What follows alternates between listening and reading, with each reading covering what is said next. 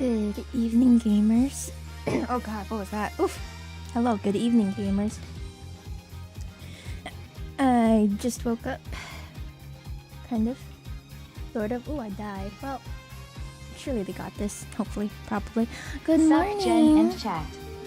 Sup, Jen and chat. Hello, Moose. Thank you for the resub for 19 months. Dang, has it been that long already? That's crazy. Good morning. Good morning. Hello, hello, hello. Hello, Thoriash. Hello, Yeti. Imp. Good morning, Imp. Hello, Virtus. Is it Virtus? I'm assuming it's Virtus. Hello, Moose. Hi.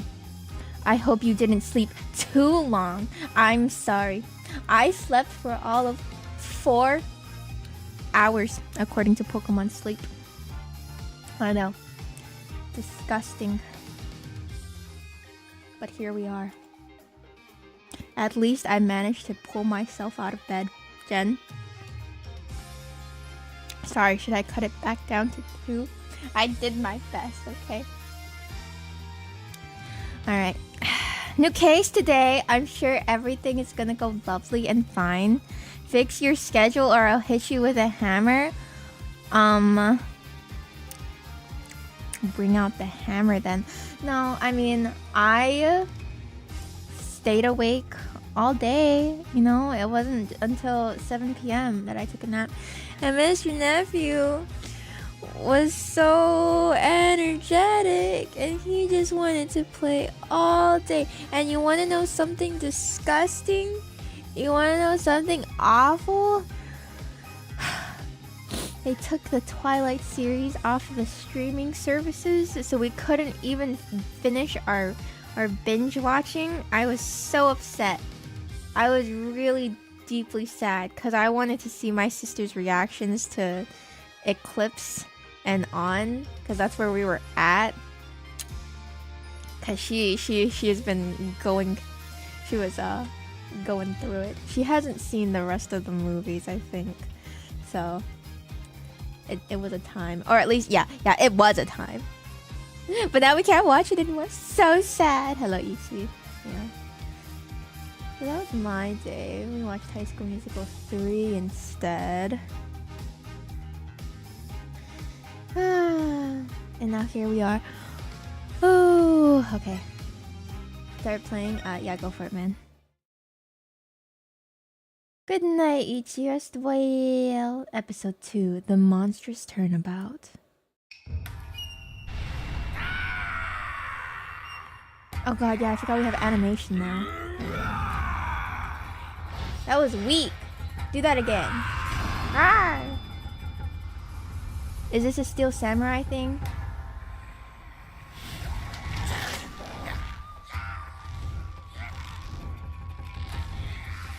Enjoy, thank you! Ah! Long, long ago, the nine-tailed fox defeated the evil Tenmataro and sealed the fallen is this demon Naruto? away. To this day, it is said that he slumbers even still within the Forbidden Chamber.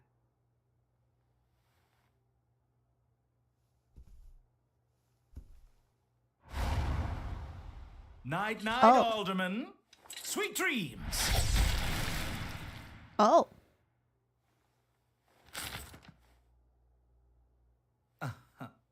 At long last. That is a Revival JoJo of character. Tenmataro, as it And I happens. haven't even seen JoJo. Hello, gamer. Well, at least we know who done it. A few months prior to the courthouse bombing. Oh, this is a prequel? So he's still in his edgy phase then. God dang it, alright. April 17th, 12:13 p.m. Write anything agency. Guess I'm a little early. Oh, hey Apollo. Oh, Trucy. Trucy, what did they do to you, Trucy? I feel like they should un-3D-fy you. There's something deeply wrong about this. I'm not. What? Who are you and what have you done with Trucy Wright? It's like the first Ace Attorney game. Didn't they also tell you who it was from the beginning? There's definitely a few cases where you know who the culprit is from the outset. And it's not our Trucy. Oh, hey, Apollo. Getting an early start today? Yeah, this is the first job I've had in a while, after all. Well, aren't we all fired up? Her eyes are soulless. They are dead inside. What did they do to you, Trucy? Well, it's not every day I get a call from Mr. Right. She gained a few dimensions, I know. Thank you, COD? I'm not. What kind of work is it anyway? Mr. Wright didn't mention any details. Work? Is that how he put it? Who hurt her, right? This poor girl. Don't tell me he just wants me to clean the toilet again. You really become a fixture around here, Apollo. Doesn't he work here? Come to think of it, it's been almost a year since I was hired. A lot's happened since then. But I've settled in nicely despite a few bumps in the road. My name is Apollo Justice. I've been practicing law for about a year, but I still have a lot to learn. This is the Right Anything agency, and it's where I work. I'll get the steamroller. We need to make her 2D again. Thanks. Is Clav gonna look okay in 3D? I don't know. We'll see. Don't let the name fool you. It's definitely a law agency. But don't forget that this place is a talent agency too, Polly. It's the law agency part of this office that's usually forgotten.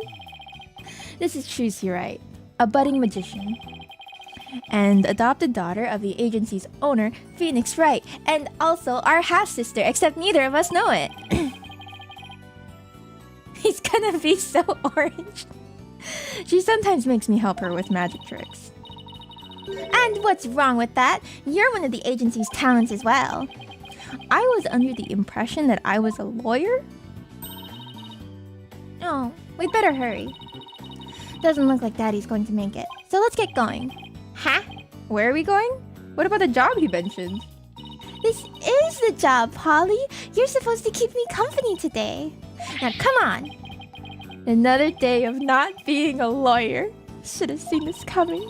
Hello, Kuma. Well, this is the Right Anything agency, you know.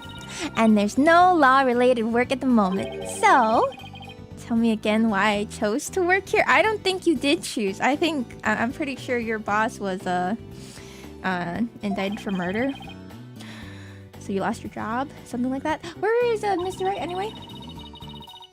Hello, Wright. It is I, anime protagonist Jen. Daddy said something about going to meet an acquaintance. Is it Edgy Boy? When are we gonna see Edgy Boy again? But don't worry, just focus on your job and I'll tell you exactly what you need to know. Well, let's go. We don't have all day. Wait a second. Murder schmurder. Yeah, murders are happening all the time. It's just another Saturday here. And another day of anything goes begins at the Right Anything agency. Nine Tails Vale, April 17th, 1:30 p.m. Nine Tails Vale, Yokai Lane. Okay. Souvenirs. Ooh. Ooh. So, what are we doing way up here in the mountains? This is Nine Tails Vale. Everyone's been talking about the yokai craze here. Yokai? Oh, you mean Japanese monsters. Guess that explains all these weird things. Speaking of which, wasn't Nine Tails Vale founded by Japanese immigrants? Yeah, they're holding a festival to boost tourism over at the Alderman's Manor. My friend who works there invited us. That's why we're here. You have friends, Trucy? Oh, congratulations. In other words, I'm your chaperone because your dad was too busy. Daddy said that with those horns of yours, you'd make a great addition to their festival.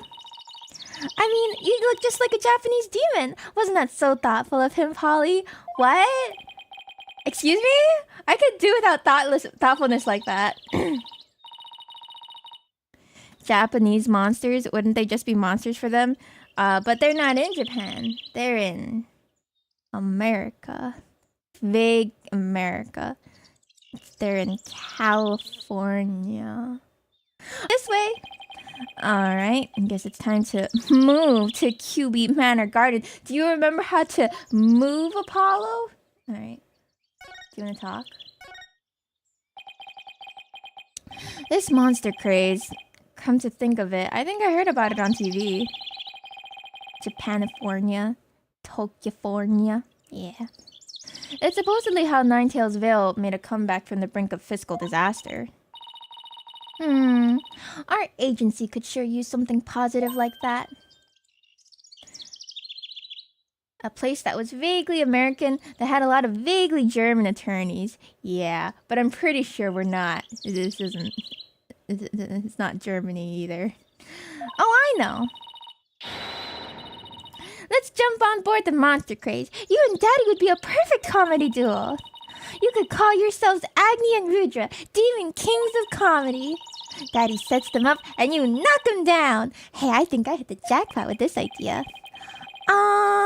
Sorry, but I plan on staying a lawyer. You do? You don't have to ask so surprised by that.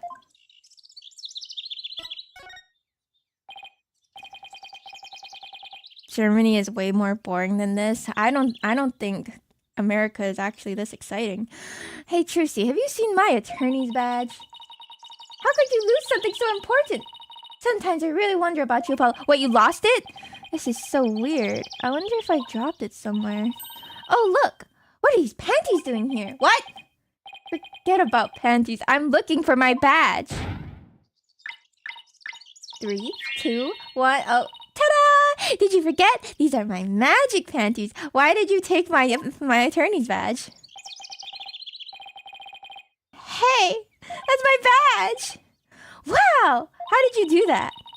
I set it all up while we were back at the office. Wow, I didn't even... Wait, you took my badge?! Girly, I swear. Can she pull $20 out of there? Can she pull 28,000? Why are they back? Yeah, now she actually gets to hold them. Oh boy. Hey. Have you seen this badge? Take a look at it. Check this out. You're so lucky, Apollo. Everyone can see what you do with just a flash of your badge. What about you, Trucy? People can tell you're a magician by the way you're dressed. Yeah, but I can't always dress like this. Like when I'm at school and stuff. Oh, do you have like a uniform? You could always show you're a magician by making things appear or disappear. You mean like this? 3, 2, 1, ta-da! Magic or no? Aren't you a little old to be showing those things in public? And maybe I'll become a lawyer too. You're abandoning your dream just like that? I don't think just because you become a lawyer you can suddenly whip out your panties, ma'am. Ooh! Oh my god, guys! There's multiple... Fast travel. Better now, you say? Oh my god. I can't believe it. There's no freaking way. What the heck? That's crazy. That's insane. April 17th, 2:05 p.m. QB Manor Garden. It's so good. Finally, we were just talking about this the other day. How it's such a hassle to travel between places. Wow, this place is really something. It definitely feels like a different world out here. Trucy? Oh, hello. Jinxie! And it's Jinxie, obviously. My friend Jinxie Tenma. She's the one who invited us. She just happens to be the maid here. 2 horns, a love of red. Are you a demon? No, haha. I'm Apologist. It's nice to meet you. He is a demon. What? Hi. Excuse me. What? Be gone, foul beast! Oh, okay. You look great, Polly. Fills in some of that space on your forehead. I think you've been talking to Clavier too much. What is this thing? It's a wording charm. Jinxie puts them on all the monsters she finds. But I'm not a monster. Maybe I should have told her you're a good demon. Or you could just say I'm human. the red demon, emissary of the underworld. I got up early to do my hair for this. God, how long does it take to do your hair, Apollo? Can I take this off now? Her forehead is a double-decker. Who's Jinxie's? I'm not going to eat you! Forgive me, oh terrible one! Tone down your cords of steel, Apollo. You're scaring her out of her wits. Don't worry, I'm already full. Please stay that way. Great, now I'm playing along too. The heck? I don't look like a demon.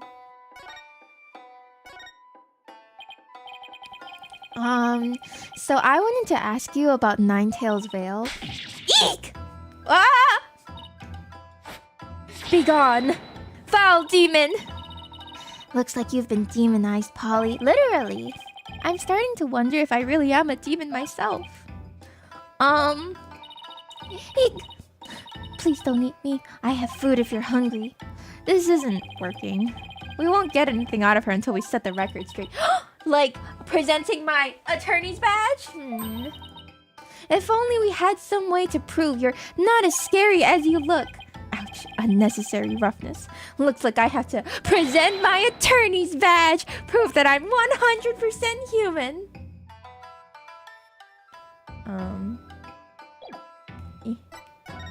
Present.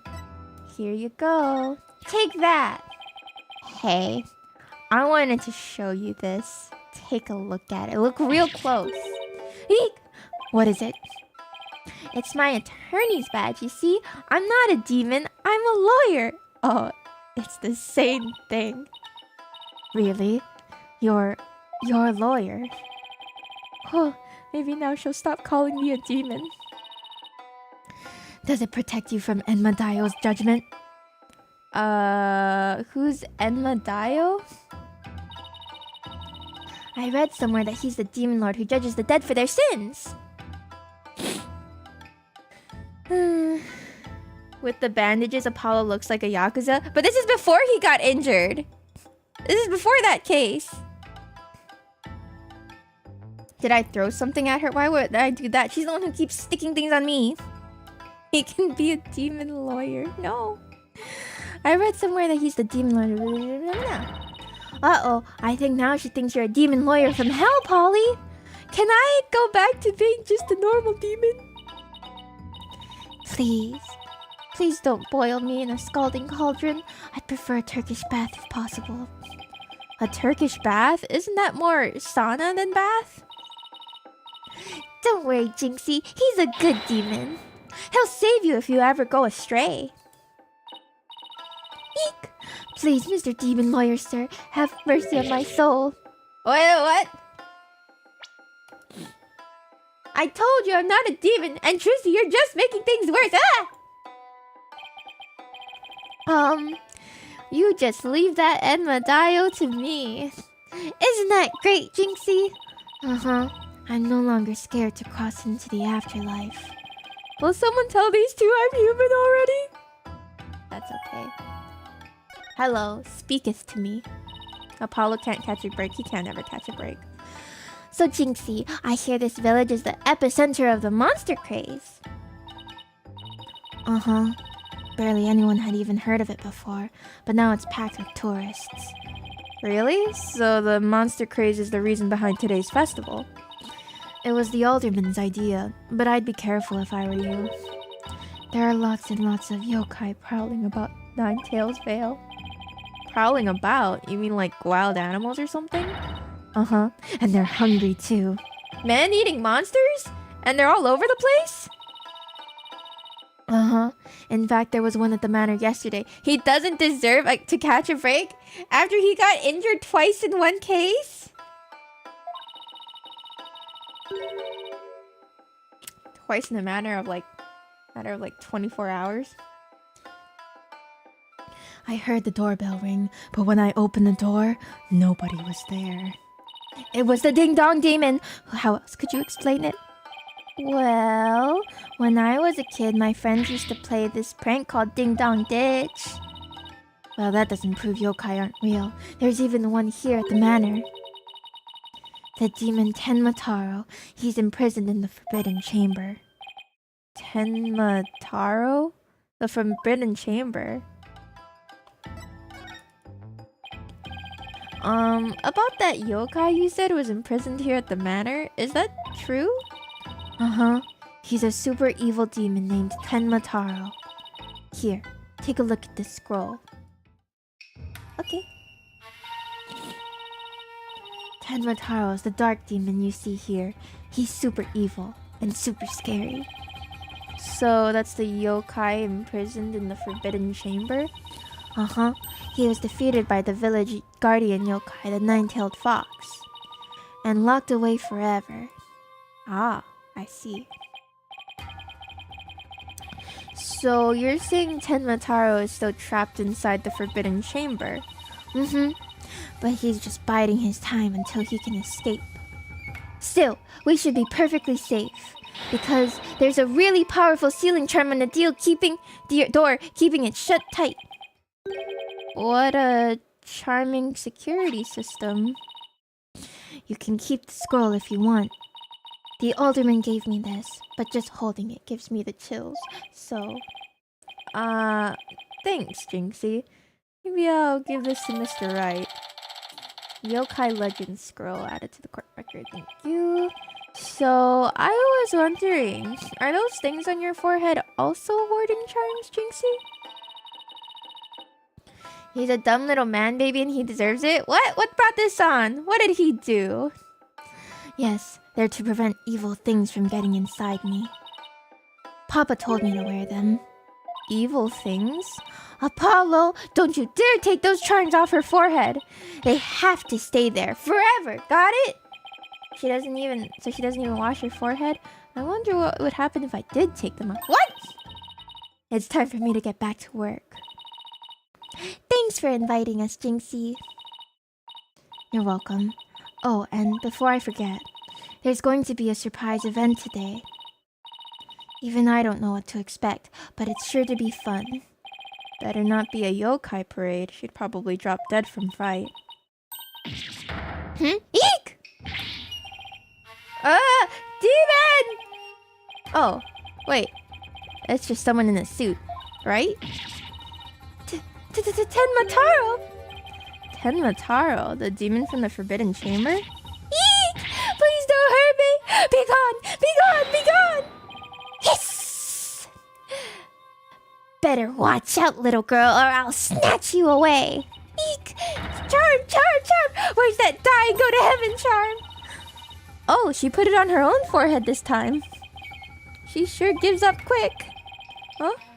Why is everyone hiding their faces? Hey, you there! You mustn't stare at Tenmataro like that! Lower your eyes! He'll steal your soul if you're not careful! Huh? Steal my soul? Seriously? Your devilry stops here and now, Tenmataro! Now what? Look, Apollo! There's somebody up on the roof! Thank you for the hydrate. Oh, that looks dangerous. Ah ha ha ha ha! That booming laugh! Could it be? Schwag, thank you for the raid! Oh my god, it's Schwag! Hello, Schwag. How was your stream? What were you up to today? My 9 golden tails are proof of my unassailable righteousness! With my band of 100 minions, I vanquish evil from the land. You were playing Buckshot into Star Rail. Ooh, did you win? Did you win in Buckshot? Did you win in Star Rail? How was Star Rail? How were the games? I hope you had fun. Good morning, Connor. I hope you had a good time. If you gotta go get some rest, get yourself something to eat, please do. We are just ace-turning right now. Waiting for somebody to die. I think somebody's probably already dead. We have an ad break in 1 minute. Hold on, let me snooze that. There we go. Fellas, make sure you guys go give Schwag a follow if you're not already. Thank you again for the raid. You want a Buckshot? Yeah? Did a few runs? Heck yeah. I saw a trailer for that. It looks fun. Star Rail bad relic drops? That's just the Star Rail experience, isn't it? It's okay. These things happen. I wish you very good relic drops soon. Oh shoot, did I miss something? I missed something, didn't I? Oh. Oh wow, he's so buff. The Golden Lord of Yokai, the amazing Ninetales is here! I am the Wrestler of Righteousness, yaha! Is what he said. Fear not, good little boys and girls, for I shall defeat Tenmataro. I wasn't expecting the Ninetales to be so buff. Hooray! Hooray! It's the amazing Ninetales! You fear Mr. Wrestler? Oh, be not afraid. He will protect us. And probably did not commit murder. Up to your no-good tricks again, eh, Tenmataro? Well, not on my watch. Ah!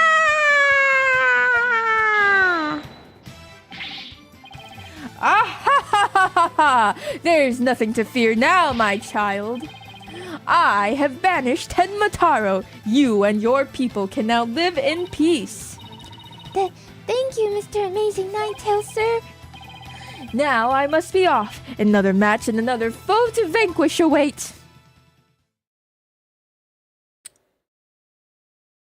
Wow, incredible. What was that all about? Did that wrestler just chase off a yokai? Looked like he came out of the Alderman's Manor. That was the amazing Ninetales! He's a pro wrestler from right here in the Ninetales Vale. But no one knows his true identity. Uh-huh. And so what you're saying is that that was not staged, is what you're trying to tell me? Are you sure you're trying to tell me that wasn't staged? Jinxie sure seems chipper all of a sudden. What was all that about him banishing Tenmataro? That was a yokai exorcism. It's an annual ritual where Tenmataro is released to remind us of his wickedness. Oh, okay. In the end, the nine-tailed fox drives Tenmataro out and purifies our village.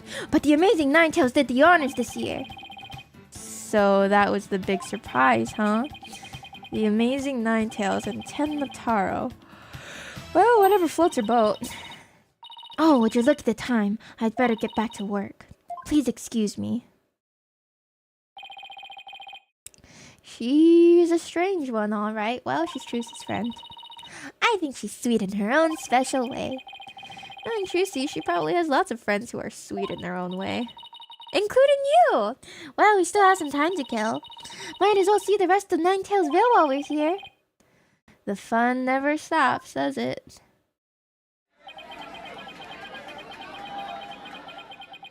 Woo! Party!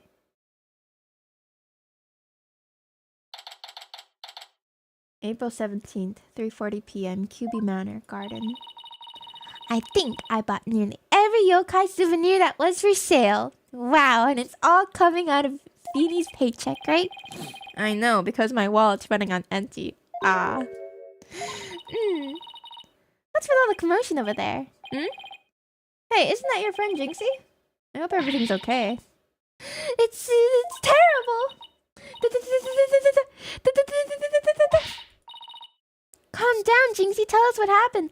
I think my mom will like her Mother's Day gift. Oh, you know, Jensis and I were talking. We're like, yeah, Mother's Day's tomorrow. I didn't get her anything. Oh, neither did I. And then she was like, oh, yeah, I'll have to call her tomorrow. And I was like, ooh. You know, I'll say a little hi. Happy Mother's Day if I'm there when she calls. And if not, she'll get a nice little text. You got her some chocolate. That's lovely. You're very filial child. Call her, huh? Yeah, she's gonna call her. That's what they usually do. And you know, if I'm there, I'll be like, hi mom, hi dad. You know, what a novel idea. I know, right? Revolutionary, really. It's never been done before, at least by me. Calm down, Jinxie. Tell us what happened. And a card? Wow, you're going all in, huh, Kuma? Oh, ad break starts in 1 minute. Okay. The demon Tenmataro. He killed Alderman QB. Oh. What? Wait. Killed as in like dead? Like really dead? Like not staged? Yes, and Tenmataro did it. Tenmataro? You stay here while I go have a look. But please wait. Huh? Oh! It's a Tenmataro warding charm. It should protect you, but please, be careful. The alderman's in the fox chamber at the top of the main staircase. Okay, got it. We bring death and despair everywhere we go. Hey. To be fair, I'm pretty sure this guy was killed before we got here. Not my fault. Okay, thank you. Oh, I forgot to look at the stuff. At our court record. April 17th, QB Manor. Fox Chamber. Animation! Hello. Wow, there's still feathers falling from the ceiling? That's crazy. Oh. Oh, they're both dead. Are they both dead? Oh, you're not dead. Are you all right? Who are you? Help! Someone call an ambulance! Murder by a bird. Good morning, Knight. What's going on with the case? Murder by a bird. The police arrived soon after that, at which point I returned to the festival grounds. Apparently, the man impaled by the spear was already dead. Yeah, I bet. Let's fix that, sir. It seems you didn't die correctly. Yeah, try again. Ad break. Okay, let me hydrate.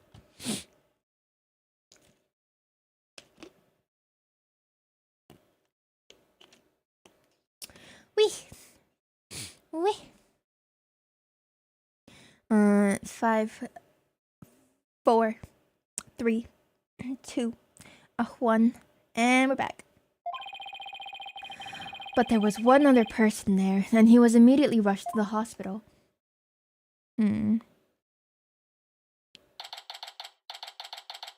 April 17th, QB Manor, the garden. Have you slept well? Define well. I slept for 4 hours. Thank goodness the other man's gonna be fine. Sounds like he'd only been unconscious. You think Jinxie's gonna be okay? I'm sure she'll be back to her old self in no time. Is he gonna be our client? At least she's calm enough for the police to question her for now. But I'd sure love to know what crazy animal left those feathers in tracks. Oh, look, here comes Jinxie. Hi, Tracy. I'm Mr. Demon Lawyer. Hey, feeling any better? I was wondering if you're up to filling us in on what happened. Jinxie's not going to be our client, is she? Oh god. So, the man with the spear in his chest was already dead? Uh-huh. It was Alderman QB. When I found him, he was already... So, the victim was the village alderman. What does alderman mean? And the one who was found alive? Who was he? Alderman. It's an elected member of a municipal council. That means nothing to me. Damien Tenma. He's the mayor of the neighboring city, Tenma Town. Huh. Town leader? Gotcha. They arrested him. So he's the killer. Ah! No, Papa didn't kill anyone. Oh. Papa? As in your father? Oh. That's right. Jinxie's dad is the mayor of Tenma Town. No way. Yes way, but he's innocent. Hello, Julimo. Good morning. Now that you're here early, I can't leave once you're here. Yeah, watch me. And I just immediately end stream. How you doing, Julimo? The victim was the alderman of Ninetails Vale, and Jinxie's father, the mayor of Tenma Town, was arrested for the crime. Sounds like we have some investigating to do. I know this is difficult, Jinxie, but you need to hang in there. I know. I'll try my best. Would you mind telling me a little more about the victim? Time to pack it up. Good night, everyone. So, the victim was the village alderman. What can you tell me about him? His name was Rex QB. They say his family has ties to the legendary nine-tailed fox. He was really kind, and he always looked out for me. He was a former pro wrestler, and I even heard he knew the amazing Ninetales. Oh, so he was the one in the mask. A former pro wrestler, huh? Something to keep in mind. With your father being mayor and all, I guess you're originally from Tenma Town, huh? Happy birthday, Jen. Thank you. What did you get me? So then why did you come work here? It was to overcome your fears, right, Jinxie? Plus, Mama was from Ninetales Vale, though she's no longer with us. She loved these flowers. I always wanted to live where Ninetales flowers grew. Wow, what a beautiful flower! And with exactly 9 petals, too. Just looking at them gives me courage, even when I'm scared of yokai. A flower found only in Ninetales Vale. It boosts Jinxie's courage because it was her mother's favorite. Jinxie, when you first told us what happened, you said the killer was a demon. The warding charm on the Forbidden Chamber's door. It's been removed. The Forbidden Chamber's door. That big door that was barred shut? There wasn't a charm on it when I checked it out, so I guess it was removed by someone. That's how Tenmataro escaped. Oh. But when I try and remember what happened, it all goes fuzzy. Remember what happened? Jinxie, you should go and get some rest. You've been through a lot today. Between the warding charm being removed and the black feathers and the weird tracks, I could see how a superstitious person might think a demon was the killer. Apollo, maybe this is your chance. Chance for what? To do the right thing and defend Jinxie's dad in court. Who, me? Wouldn't a man like Mayor Tenma have access to more experienced lawyers? You wanna know what the detectives said? They doubted there was a lawyer who could get a not guilty verdict in this one. And you think that I can? Sounds like they're expecting an open and shut case. Don't worry, Jinxie. If anyone can prove your dad's innocence, it's Polly. What?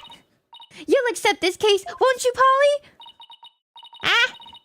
Oh, it's all over, isn't it? I'll be all alone for the rest of my life. Oh, right. Jinxie already lost her mother. Are you gonna let this happen, Polly? Kind of a man, are you? Alright. Jinxie, leave your father's defense to me. Attaboy, Polly! We're so easily manipulated. You're going to help Papa, Mr. Demon Lawyer? Yep, because that's what lawyers do. Plus, no toilet cleaning for a while. True. I'll do whatever it takes to make sure your father walks away a free man. Thank you, Mr. Demon Lawyer. I can tell you're one of the good ones. Yep. Red demons are usually so mean. It's been a while, but I'll be fine. Ready or not, here comes justice. You're so silly, Polly. I guess I ought to go and meet my client. But before I forget, I better jot this down in my notebook. You got a handy-dandy notebook? Hey, Apollo, what's the notebook for? Oh, I just thought I should jot down some stuff about the case. And so I don't misplace them, I'm putting my notes in the court record. You have notes now? I guess it's what you would call a to-do list. We have a to-do list now? Phoenix was never this organized. Oh, sounds handy. To read my notes, I just open the court record with E. Then I can switch between the tabs using Q and E. Oh, I almost forgot. That's crazy. So about Jinxie's father. No matter how scary he seems, promise me you'll resist the urge to run away. What? His angry glare can paralyze you with fear. And some claim he can even shoot laser beams from his eyes. Well, maybe Papa isn't really that scary. A paralyzing stare? Laser beams from his eyes? He sounds like some kind of monster. I think it's about time I see Jinxie off. I'll head back to the office after I'm done. Okay, thanks.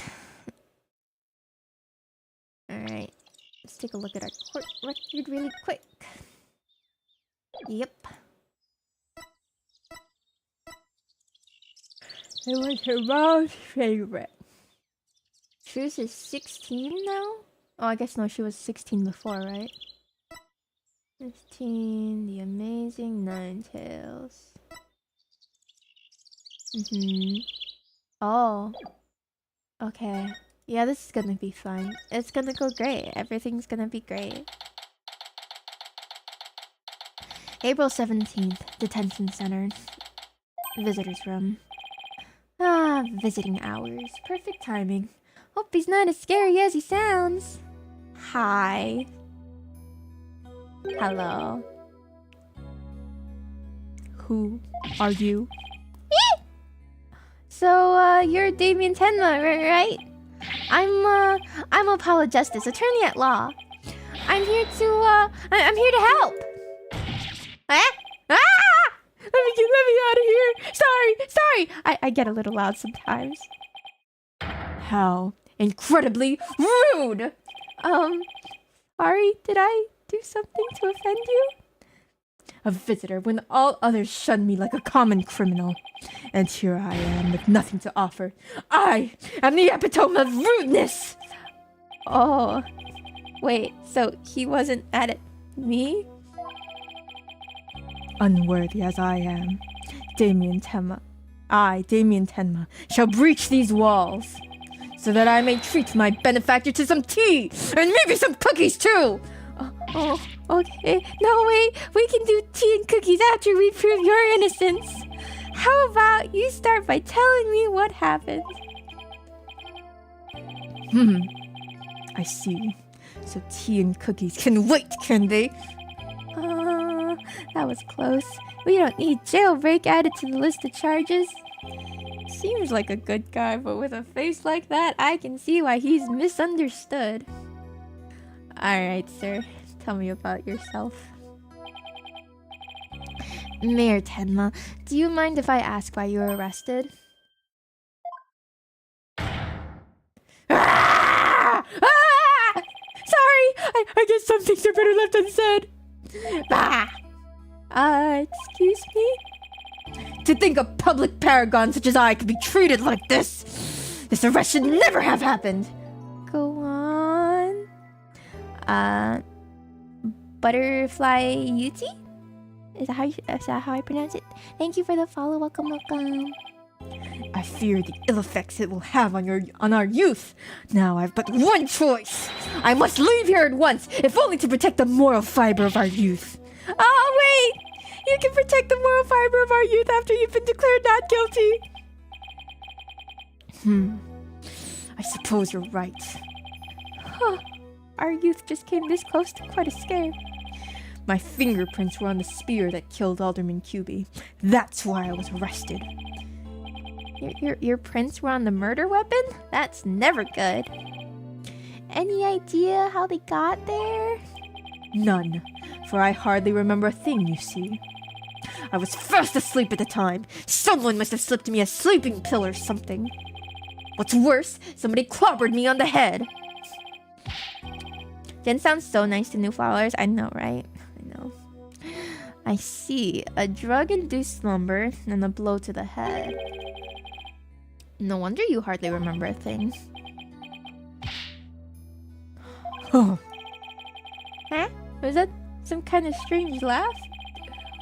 Well, I think we can safely assume your prints were planted while you were unconscious. What do the police have on you as far as a motive is concerned? Jen is always nice. Exactly. Thank you, Shirai. It's true. Truth be told, there's been a bit of trouble between the alderman and I as of late. Oh? Was it personal in nature? Nothing like that. It's a long story. But suffice to say, I've been pushing to merge Ninetales Vale with Tenma Town. Surrender Ninetales Vale to Tenma Town now! Ah! That's what I told him. I'd like to tell you to stop shouting like that, but I'm too scared. Hello, Yuti. So, that's the motive the police have established for the Alderman's murder? Indeed it is. After all, Alderman QB was dead set against the municipal merger. And that's why they think you killed him. He was in your way. Ah! Curses! Mayor Tenma, are you okay? Jinxie, forgive me! I never meant to worry you like this! It'll work out fine, just leave it to me. If only it were that easy. I don't even know where to start. Thank you for meeting with me, Mayor Tenma. Please wait! My daughter, Jinxie. Jen, your voice, I know, right? It's okay, it's okay. I'm cutting Apollo Justice down to 2 times a week. Yes? She already lost her mother. And now with me being held in here, I fear she'll be terribly lonely.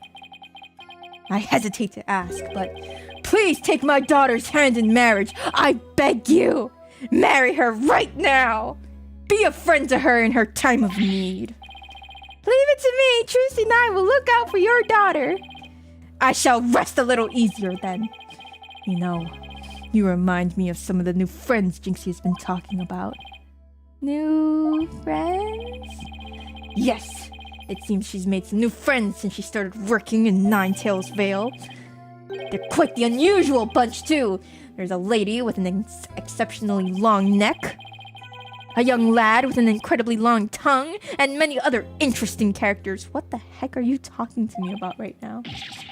Friends? Sounds more like a bunch of monsters to me. Now, if you would excuse me, it appears my time is up. Okay, bye. Why am I so tired? I don't know why you're tired. I should be tired. I must have been more tense than I thought. Still, I'm glad he didn't turn out to be as scary as he looks. A call? Is Jen starting to get a split personality? What? Who, me? I never. It's Mr. Wright. Justice here. Apollo, is that you? Hi, Mr. Wright. What can I do for you? Carlsy, thank you for the follow. Welcome, welcome. Truzy told me you've tasted... What? Starting? Starting what? What do you mean? What do you mean? What do you mean? What are you implying here, Thrash? Trucy told me you've taken on a new case. Oh, that. It was kind of spur of the moment. He's actually calling me about a case? Jen, was that a long... Yeah. I only have the one left, so I gotta take care of it. Thank you for the comfort trio. Water. Yeah. That's fine, but I have a favor to ask. Look at him. All not hobo-y anymore. I kind of miss Hobo Feeny. Now he's just normal Feeny. What's up? I'm at the airport right now. There was someone I had to meet. Was it Edgy Boy? It's Edgy Boy at the airport? Oh, okay. A new addition to the agency, actually. Alright, sure, fine. Her name's Athena Sykes, and she just passed the bar. Oh, that's right. I remember hearing about her coming to join us. Guess that was today. Where's Edgy Boy? She took off as soon as I told her you needed help with the case. It was like there was no stopping her. Wait, what? Where is she now? Probably somewhere in Ninetails Vale by now. That's where that favor I mentioned comes in? I need you to go find her. But I've never even met her before. What does she look like? She'll be the girl in the yellow suit sporting an attorney's badge. Okay, now I'll find her. A new addition to the agency. Is that why Apollo left? He's sick of her. He actually hates her guts. He just didn't want to tell anybody, so he pulled in an anime protagonist trick. Well, I'd better get back to Ninetails Vale quick. Tell Jen sis happy Mother's Day. Oh yeah, she's a mom too, huh? Forgot about that. Okay. I thought Hobo Feeny was good character progression. It felt like he knew everything and Apollo became the clutching close one, right? I liked Hobo Feeny. He was great. He was fun. April 17th, Ninetails Vale, Yokai Lane. Why are you like this? Listen, man. She's not my mom. I already told you. I'm a lawyer assigned to the case. I need to study the crime scene, so if you would please tell me where QB Manor is. You can't fool me. You're just some delinquent high school student playing hooky. You stupid, pig-headed. This attorney's badge isn't just for show, you know. Looks like I just found Miss Athena Sykes. I ma'am.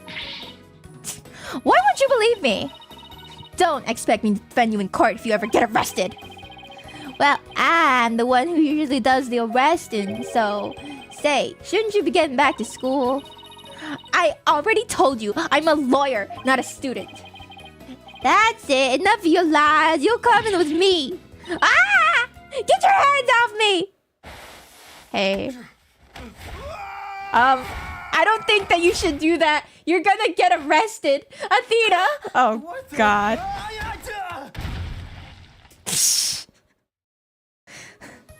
Oh. I think Apollo really was sick of it. I think that's why he's left. I'm telling you, man. Think you can watch out for the bystanders next time? Also, that's a police officer, Athena! Whoops, are you okay? No! I think so, but that police officer outcoached you. God. I am so sorry. I do that when people suddenly grab me. It's like a reflex or something.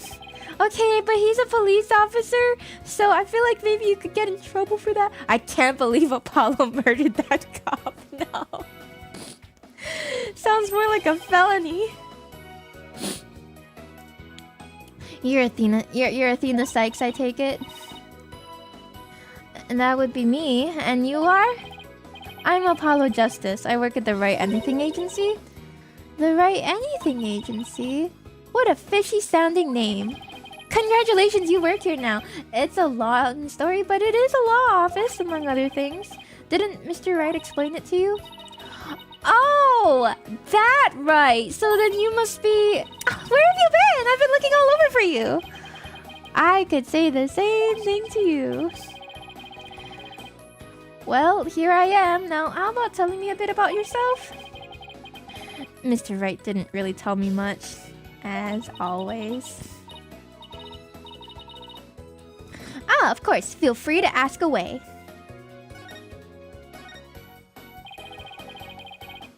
So, Athena, I hear you just passed the bar. That's right. And here's my shiny new badge to prove it. Isn't it beautiful? Oh, she's gonna fit right in, presenting her badge to everybody. Yep. So you must be a bit younger than me. A bit more than you might think, in fact. I'm only 18! Oh dear God, you're a baby. 18? How in the world did you become a lawyer at that age? I skipped a few grades while I was an exchange student in Europe. And... Wait, exchange student in Europe? Does that mean that you... No, it's fine. You don't have an accent. And I got my license to practice law while I was over there. All I can say is, wow, she must be a genius or something. I also studied analytical psychology. I thought it might help me be a better lawyer. She's a baby, that's right. Psychology helps her be a better lawyer? How exactly does that work? So, tell me about our client. What are they like? Oh, right, you haven't met him yet. Well... He sure is something. And that about sums it up. He's more worried about his daughter than himself. What a wonderful father. Are you crying? I'm not crying! There was something in my eye. They're called tears. Yeah, you like the thumbnail, yeah? I wonder which one is Francie, right? I know, who knows? Maybe Francie isn't even in that image. Moving right along, let's get down to business. Helping our client is priority number 1. Hello, Inochi. So, Athena, you mentioned studying psychology? That's right. I've always wanted to bring analytical psychology into the courtroom. The power of psychology will bring a breath of fresh air to the legal system.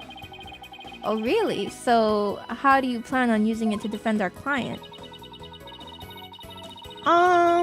Well, for example, I can try listening in on the witness's inner voice, and then analyze their psychological state with the help of my trusty partner, Widget. Widget? This device around my neck here. Say hi, Widget! Hi, Widget. It talks? Whoa, you need a volume knob. Anyway, the little guy will sometimes say what I'm feeling. Awkward. Don't worry, you'll get used to it. Now that I seriously doubt. Oh, I almost forgot. I have something you might be interested in. I got it on my way here.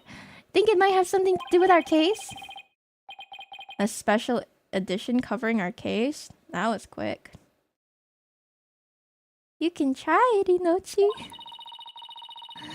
That's the whole point of special editions, isn't it? To be the first to get the scoop? Rapido! Rapido?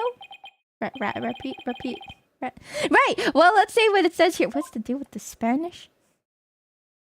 Tenmataro, real or flight of fancy? An airborne figure resembling Tenmataro was captured on camera around 3:40 p.m.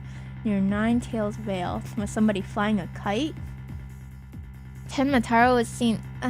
he was seen flying through the sky? Yeah, somebody happened to snap that photo near Nine Tails Vale. The article goes on to say it might be connected to our case. Apparently that photo was shot right after the murder occurred. Well, there were black feathers and strange tracks at the crime scene. I'm not surprised the locals think a yokai was involved. Wait a second, yokai is in one of those Japanese monsters? My god! My god! My god! God! You don't actually think it was a supernatural murder, do you? No, of course not. Not German? Why not plain old English? Special edition paper to the court record. Gotcha. Andale, Apollo, let's get cracking on that crime scene already. Okay, tell me about the investigation. What's next on the list? Investigating the crime scene, what else? Well, what are we waiting for? Last one there is a rotten egg. We don't have to run all the way there. Okay, then how about speed walking? Why does this have to be a competition at all? Oh boy, alright.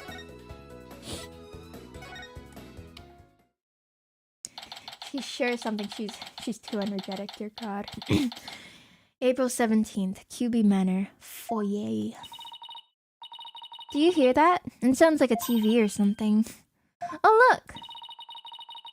There's a TV in that room in the corner. In that little room in the corner. In other news, the mysterious masked wrestler, the amazing Ninetales, has been confirmed missing according to sources close to the wrestler. It appears he disappeared sometime after the special event held in Ninetales Vale today. He also failed to appear at a match today where he was scheduled to defend his title. Local villagers say his disappearance may be connected with Tenmataro's recent escape. So that wrestler's gone missing. Hey, you two! You don't belong in here! Eat! Don't worry, there's nothing suspicious. What about their horns of yours? They look mighty suspicious if you ask me. Horns? That's my hair. Anyway, we're lawyers and we're here to... Ah! You're them lawyers come to defend Mayor Tenma, ain't you? Should have reckoned what with that expensive looking bracelet you got there. The name's Phineas Filch. Oh,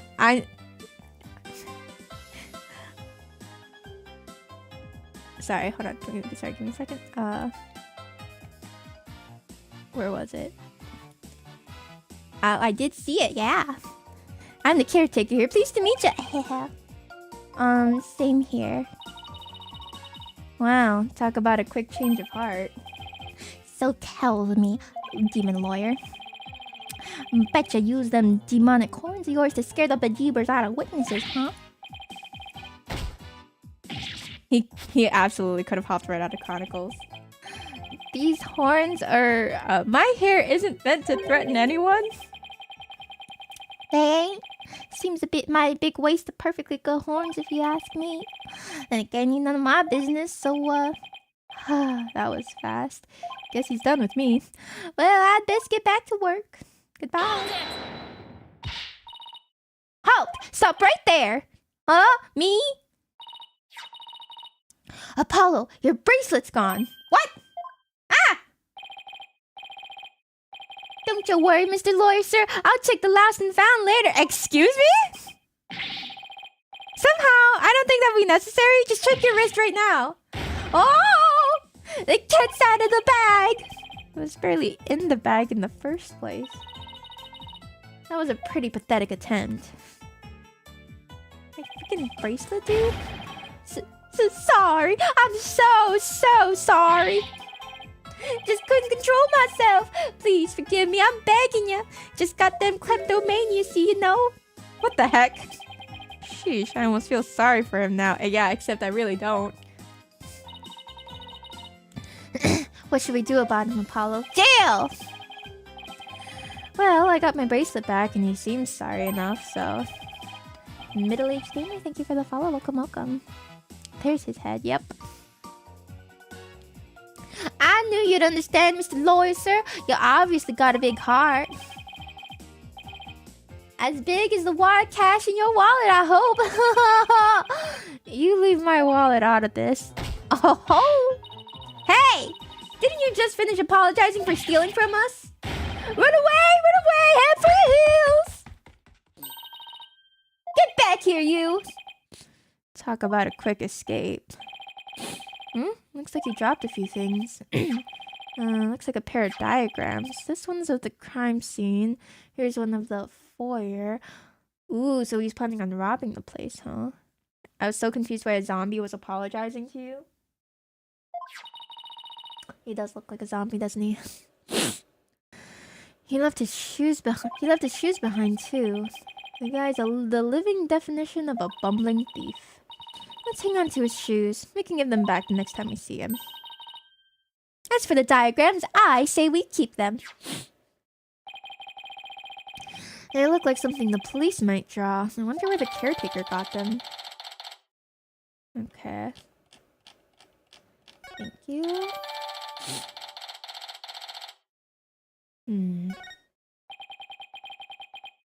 Now then, as I recall, the fox chamber should be at the top of those stairs. You got it.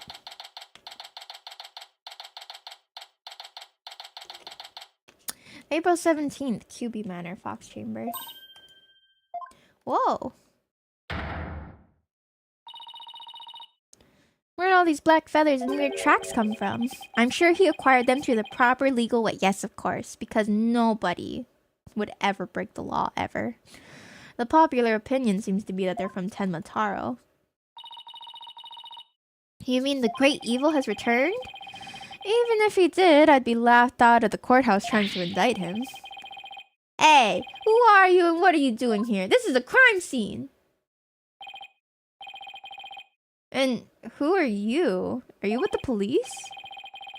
I asked first, who are you and what are you doing here? On second thought, I'm placing you under arrest for disturbing a crime scene. Under arrest? But... Save it for the boys back at HQ.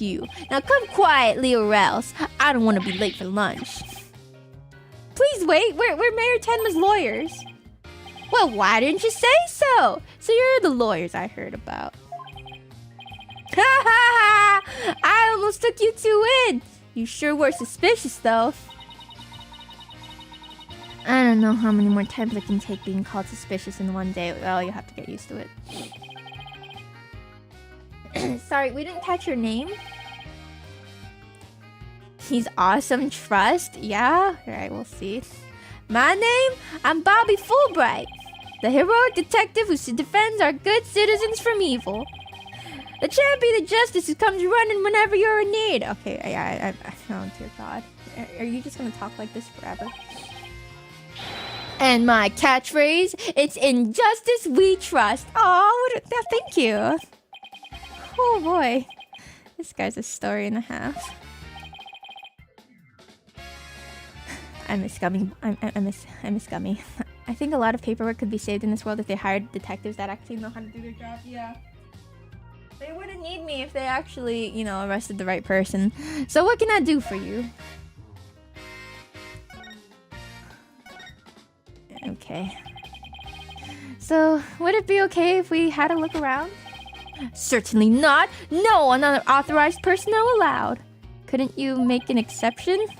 Cease and desist at once or you'll have to deal with my little friend here. Is he reaching for his... Injustice we trust! Oh. Okay. It's just his badge. You may be Mayor Tenma's attorneys, but you still need authorization to cross a police line. Apollo, let's see if we can't change his mind. Shall I hit him over the head with something? Good luck. Let me know how it goes. I bet he's as dense as heroes come. Persuasion. You're wasting your time and mine. Nobody's crossing this line without authorization. I'm a wall of justice, keeping injustice, that would be you, at bay. Actually, I'm justice. I knew it. Look, there's just us and you here, right? Justice and me, you say? That's right? Are you trying to say that Justice and I aren't enough to keep you out? I'm Justice, actually. What? No, silly. We're saying that you're an inspiration in our quest for justice. No! It can't be! You have him on the ropes now, Athena. I don't know how you did it, but... if we were on the side of justice, would you let us through? But guarding the crime scene is part of justice too. Sure. But only a bad guy would stand in the way of justice, right? Ah! Whose justice is the most just here? Well, we can't have a fair and just trial without a thorough investigation, so... Oh, Lady Justice, what would you have me do? I miss Emma so bad! I think we really got to him. Yeah, he seems pretty neurotic as far as champions of justice go. Our pleas for justice must have had a huge impact. It's tying him up in knots. Now's our chance to start looking around. After all that about authorized personnel only, this was surprisingly easy. Oh, should I stop them or let them through? Whose justice is more just? Well, let's get to work. We're supposed to be finding clues related to the crime, right? Right. A search of the crime scene should turn up some evidence we can use at the trial. Let's try viewing the crime scene from different angles. You never know what's hiding just around the corner, right? So we move the cursor with WASD and change our perspective with BUM. Bum. If there's a particular spot you want to examine, just give it a tap. Okay, let's leave no stone unturned. What did you just say to me? New Alon's commencer. Let's get started. I'm not surprised they told him to guard the crime scene. It's okay, Fulbright. We have a really important job for you. Just stand right there and stop everyone from going through in the name of justice or whatever. Yeah, it'd be so easy. Okay. What's up? There's something wedged underneath this chair. Let's see if we can't lift it up and freeze! Yikes! No disturbing the crime scene evidence, even if you are the mayor's lawyers. He does have a point there. Hey, Detective Fulbright, did you hear about that attack over at Yokai Lane? I heard an elderly woman was assaulted by a strange yokai shaped like a roll of cloth. New Alon's commencer means we will start in French. Yes, yeah, and I bet I pronounced it real good, yeah. And you waited till now to tell me? I better get over there at once. In justice we trust. So easy. That was so easy. Okay, Apollo, now's our chance to look around some more. The more I get to know her, the scarier she seems. Hope she never finds my weakness. 10 out of 10. Nice. Heck yeah, let's disturb the crime scene. Whatever this is, it's stuck on tight. It looks like a large bloodstained cloth. The blood's probably the alderman's, but it's pretty far from his body. Oh god, sorry. Trying to turn on my heater. I wonder how it got here. And why does this seem important? Green cloth, you say?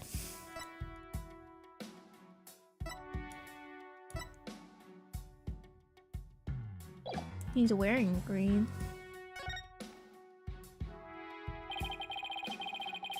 So this is where Alderman QB's body was found. Apparently, the murder weapon, a spear, had Mayor Tenma's prints on it. That's not good. Never fear, Detective Fulbright is here! Yikes! Of course, I can't offer you any information on my investigation, so... in the name of justice, I must say goodbye! What was that all about? He knows something?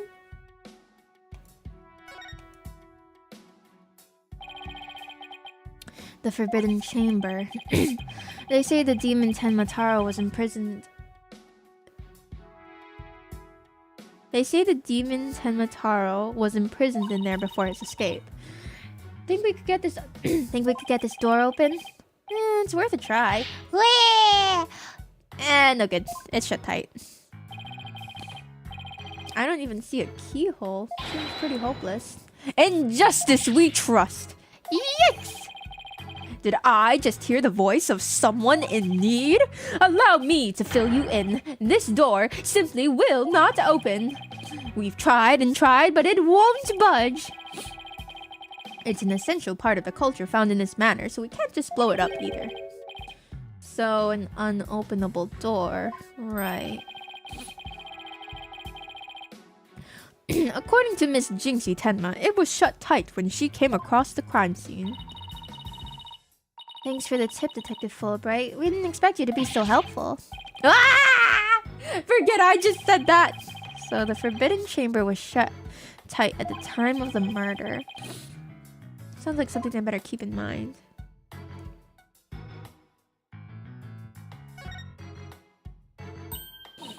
Wow, this is a pricey looking chair.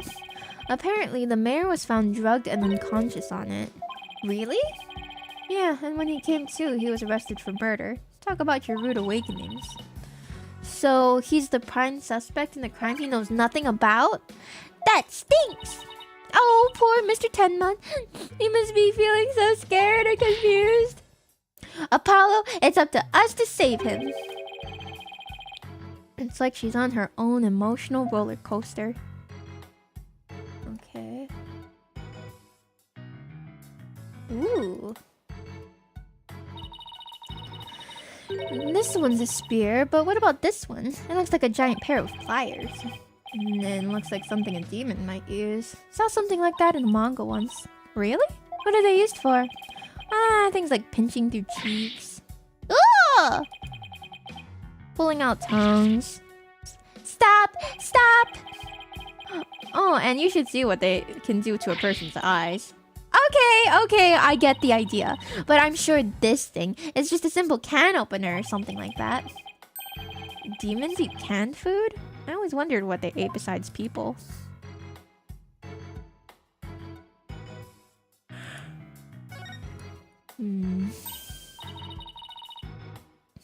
I'm not sure if you want Fulbright to help with your homework. He doesn't seem very, knowledgeable. Hang out with the demons they're down for Subway. Subway's always so... soggy, though. They use too much sauce. Look, this statue only has one tail. Maybe it's the nine-tailed fox's sidekick. I bet the number of tails represents the yokai's power. So, if you had two, Apollo, I'd only have one? Wait, what? Not that it means you're better than me. Got it? Huh?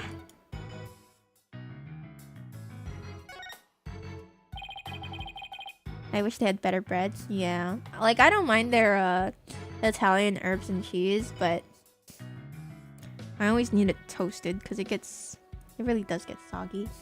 Nothing much to see on this side. And Jensis is always asking for it because she wants the freaking churro. She doesn't care about the sandwich. She just wants the dessert. Maybe I should go check on the other side. Have a good lurk, Yeti. Okay, are we all done in this then? Oh, right, bloodstain. That's important, I suppose. Those weird tracks must have been made when someone stepped in the alderman's blood. Maybe the killer inadvertently made them when they were fleeing? Did you know that in Ireland they can't call it bread anymore? What? Why? What did they call it? Have a Yeti-tastic that you want me to have a day full of Yetis? There's enough Yetis in the forest. They're pretty big tracks, almost bird-like. And the feathers also point to a bird. And it must be one big bird, and not of the friendly yellow type either. It's a Yeti bird. Maybe it's some mutant bird creature. So, your theory is a giant mutant bird murdered Alderman QB with a spear? It's more plausible than saying a monster yokai did it. Sorry to burst your bubble, but a giant spear-wielding bird is by definition a monster.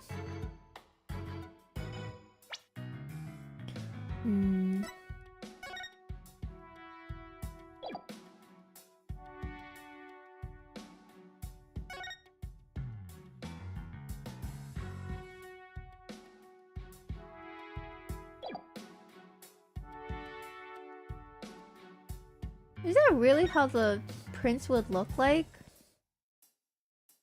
I guess so. It has too much sugar to legally be considered bread in Ireland. Oh, interesting. They need to call it a confectionery. Is it tasty?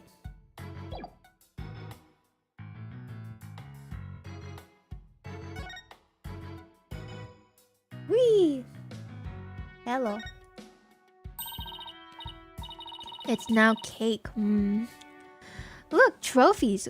Ooh, this one was awarded to Alderman QB. The Amazing Ninetales Yokai Div winner. Tenma Town Pro Wrestling Tournament.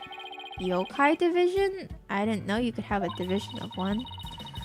Apollo, you should enter the tournament next time. And I have the perfect name for you. The Mysterious Firebrand. A mild-mannered masked lawyer by day, demonic masked wrestler by night. Here you go, sir. Your toasted herb cake with sliced pepperoni and sauce. No one's going to hire a masked lawyer, Athena. Masked. Alright, you're sparkling. Go for it. What do we have here? Looks like a statue of the nine-tailed fox and Tenmataro battling it out. Ireland has a tax cut for bread sales, so they need to legally define what bread actually is. So now, the Subway bread is considered cake, basically. Oh, wait, I did hear about that. Wait, is it just bread in general, or is it specifically Subway bread? Eek! Careful, Paulo, it's got blood on it. Really? Hey, you're right. Wonder if it's the alderman's blood. Hiring a masked wrestler as an attorney. I mean, in this world, there are all sorts of attorneys. Wasn't Zexy widely known as a as a murderer? He had like multiple counts of murder, is what everybody believed. Specifically Subway bread because of the amount of sugar. Oh, okay, gotcha. How can you remain so calm after seeing all this blood? Well, this isn't the first I've seen something like this, so... You're no fun at all. At least act surprised or grossed out or something for my first case. I'm already a lawyer. You want me to be an actor too? Okay.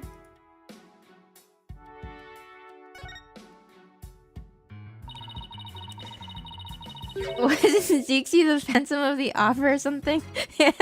Yeah, he was the Reaper of the Bailey, which, you know, same difference. Doesn't this Tanuki statue remind you of the manor's caretaker, Phineas Filch?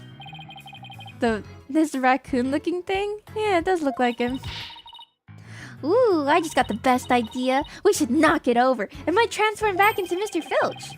Mr. Filch is mischievous, but he's not magical, you know. Way to waste a brilliant idea, Apollo.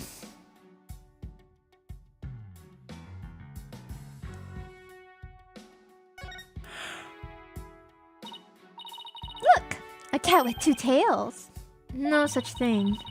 Oh, and this lady has a really long neck. How funny is that? A lady with a really long neck. There's no way a creature like that could ever exist. She'd have a tough time swallowing. Apollo, I bet you were one of those kids who didn't believe in Santa Claus. What's that got to do with anything?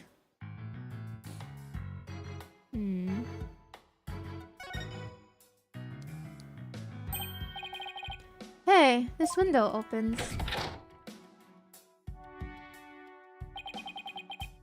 And outside, we have ourselves a steep cliff. The window only opens about 6 inches, not wide enough for anyone to get in or out. Look, Apollo, there's something caught in the window frame. It looks like gold fur. What a pretty color. Must be from some kind of animal. I wonder what it's doing here. Did Alderman QB have a pet fox? Golden fur. Long and soft. Appears to be from some sort of animal.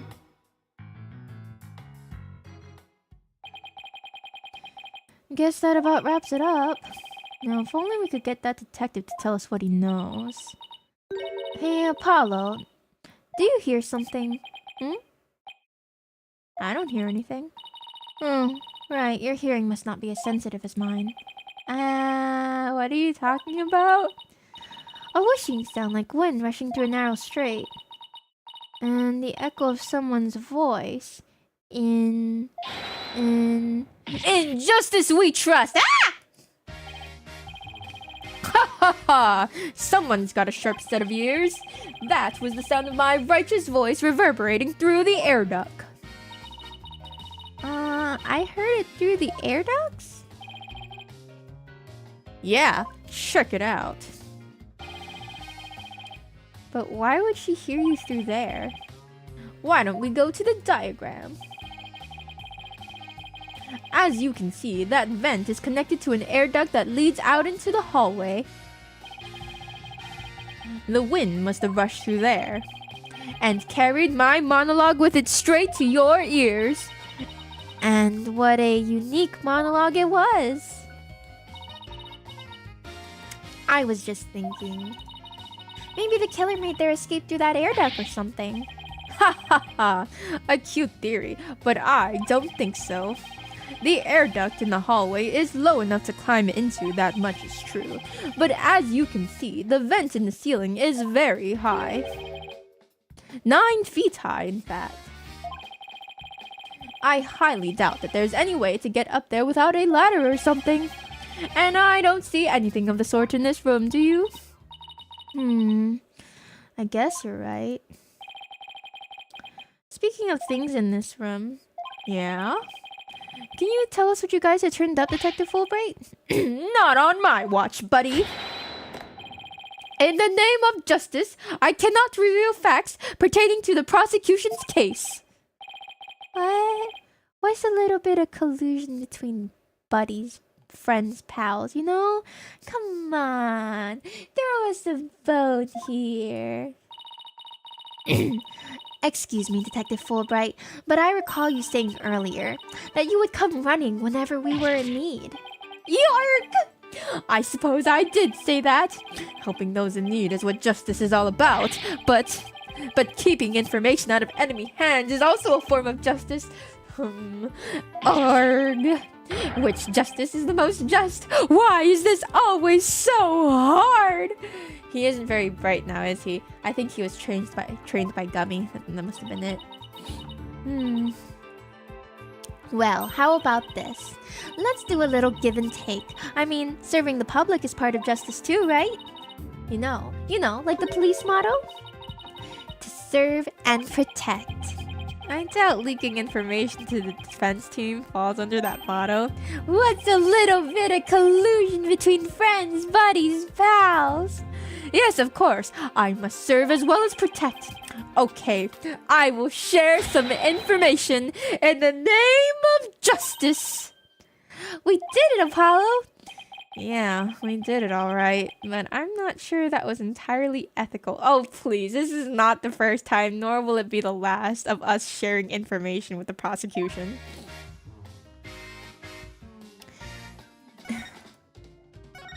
Talk to me. Making Gummy look like a genius, yeah. Was it Miss Jinxie Tenma who first discovered the crime scene? That's right. And this photo shows what she saw when she opened the door. Right.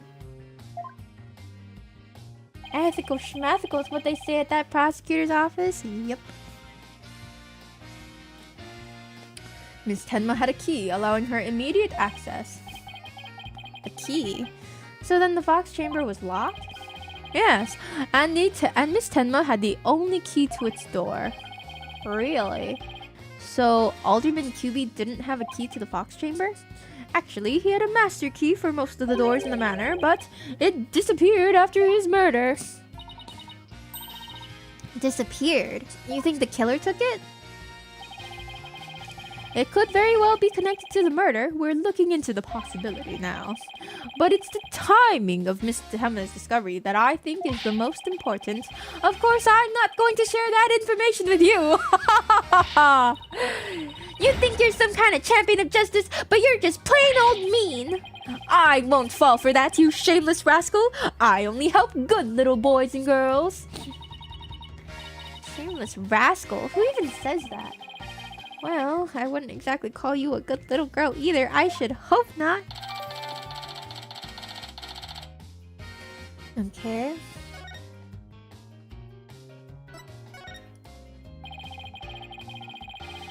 Those feather and tracks looks like something a yokai might leave behind. Who says that, right? Something deeply wrong with this man. You don't actually think the murderer was some you don't actually think the murderer was some sort of monster, do you? What's the name of that creature in the Forbidden Chamber? Tenma something? Because from the black feathers and big tracks, it looks like that creature did it. Our prime suspect would no doubt love to pin the blame on some imaginary creature. Can Tenma whatchamacallit even be made a victim of slander? I thought the mayor would do something so childish as blaming a boogeyman. So the most likely scenario so far is that Tenma guy left the feathers and tracks behind to make it look like the yokai Tenma was the killer. Wait, what? Now I'm as confused as you. At any rate, I thought Mayor Tenma would plant evidence like that.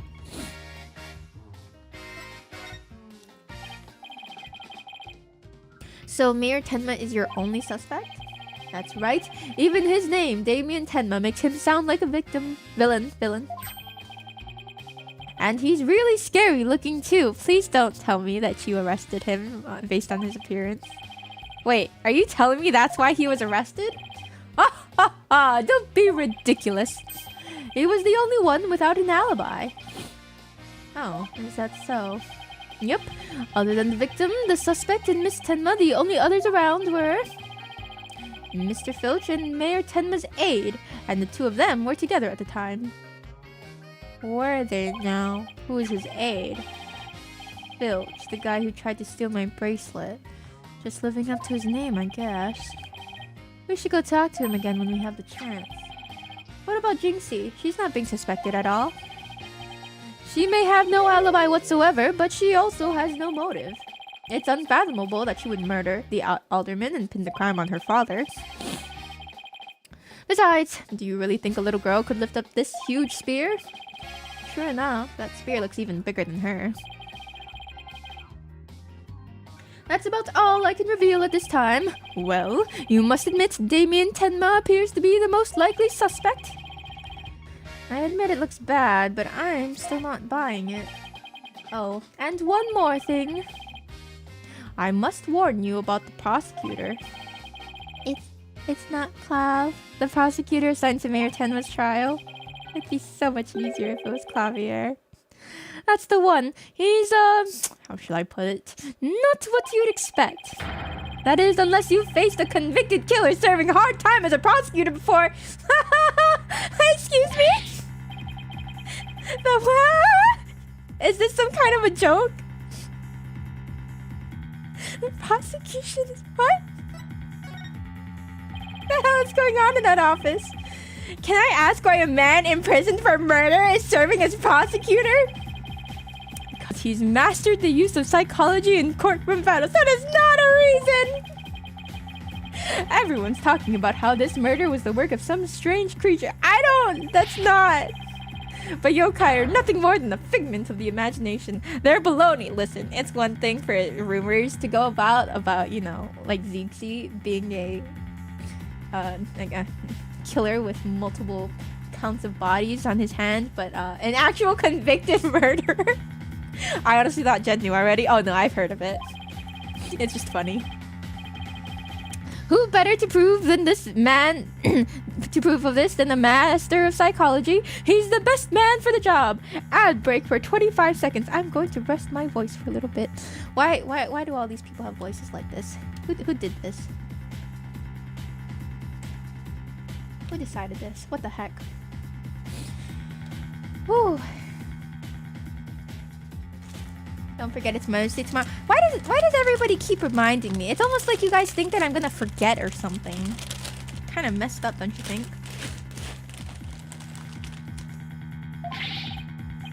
But he's a convicted murderer. No matter how you look at it, that's just insane. Well, the chief prosecutor personally assigned him, so none of us are in a position to question the matter. Aren't you a superhero, sir? This really is the dark age of the law, dear God.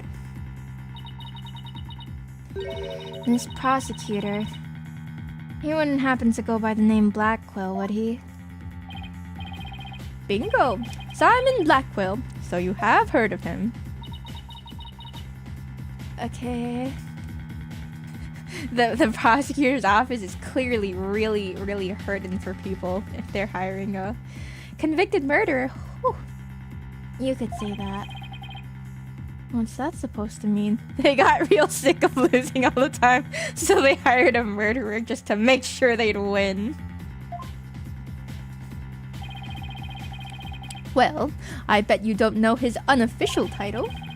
Ever heard of the Twisted Samurai? That's Prosecutor Blackwell. The Twisted Samurai? Hello, Ray. Is that because he's a criminal? Well, yes and no.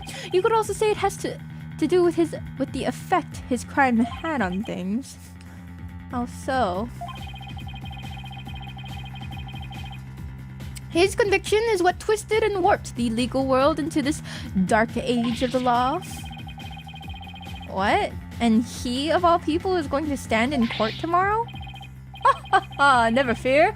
I myself will be there to protect you. That's reassuring, I guess. Well, you kids knock yourselves out. Can't wait to see how you do tomorrow. Is this the punk rock skunk guy? Yeah, I think so. Wait, Detective Fulbright. I've been meaning to ask you something. Why are you barefoot? This doesn't look like the sort of place where you need to take your shoes off. What? Hmm? Ah! I hadn't even noticed. Why am I barefoot? Oh, what's his name? Stole your shoes right out from under you? You honestly hadn't noticed until just now? Wait a second. Those shoes we found earlier. Excuse me, Detective Fulbright. These wouldn't happen to be your shoes, would they? He's gonna arrest us for theft. You have a theory? Clark Kent may be Fulbright? The Daily Planet reporter? Clark Kent? Not Superman? Just straight up Clark Kent? Yes, they are! My favorite pair, in fact! Thank you for bringing them to me. You must truly be on the side of justice. Don't tell me Mr. Filch actually stole from a detective. Stealing shoes right off of someone's feet. That's pretty amazing. I find it more amazing that Detective Fulbright didn't notice. Well, looks like we've gotten all we can out of the detective, so let's see. Maybe we should go have a word with Mr. Filch. I want to hear what his alibi is. I want to meet his alibi. Why are you barefoot? The world's most deep philosophical question. It really threw him for a loop.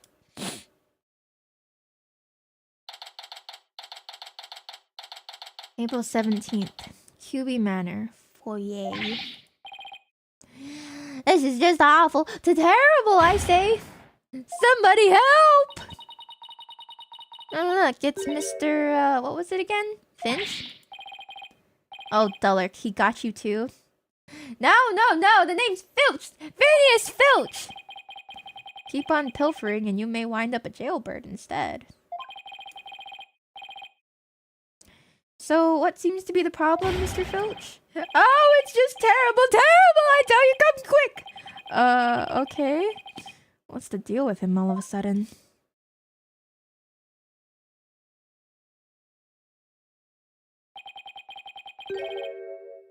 Looks like some kind of mask. It's the Amazing Ninetales mask! Okay. So, current theory is he was in cahoots with our murderer. That's how they got the alibi. And now he's planning evidence. The Amazing Ninetales. Alright, the wrestler who appeared during the festival's special event.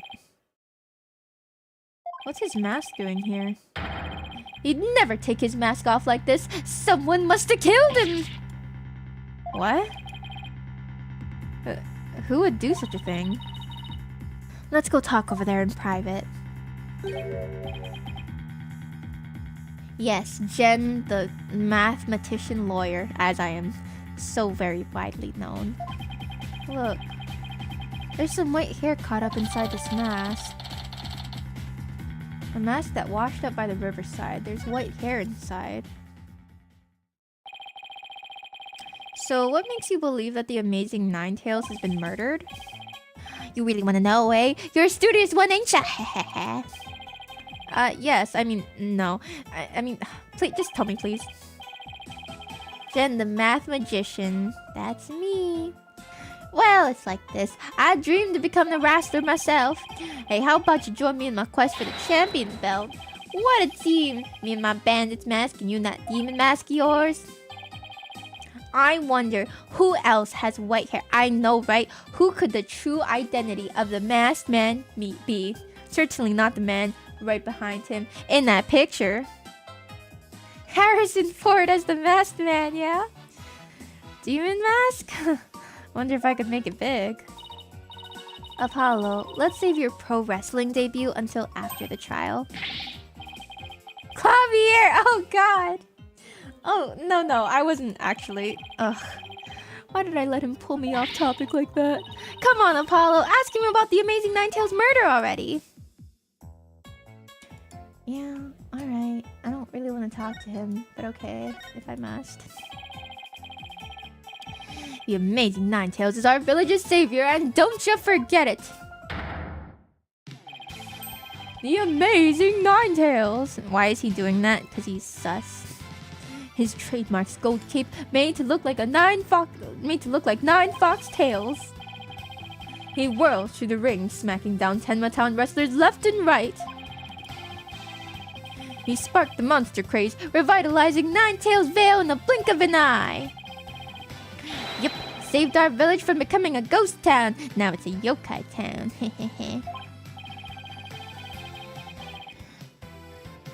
The Amazing Ninetales really does sound, well, amazing. Yeah, pretty amazing, huh? That's why he's worshipped like a hero around here.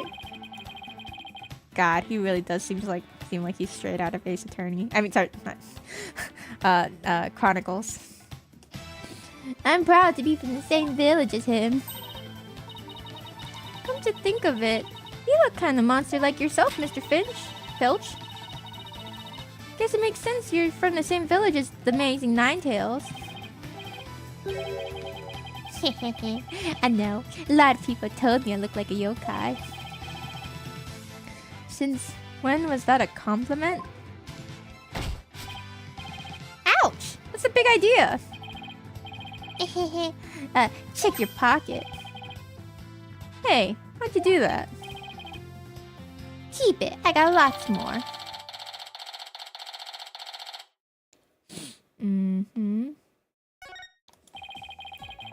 So, you keep saying that the amazing Ninetails was killed? What's the story behind that? Are you saying he was murdered because his mask washed up along the river outside?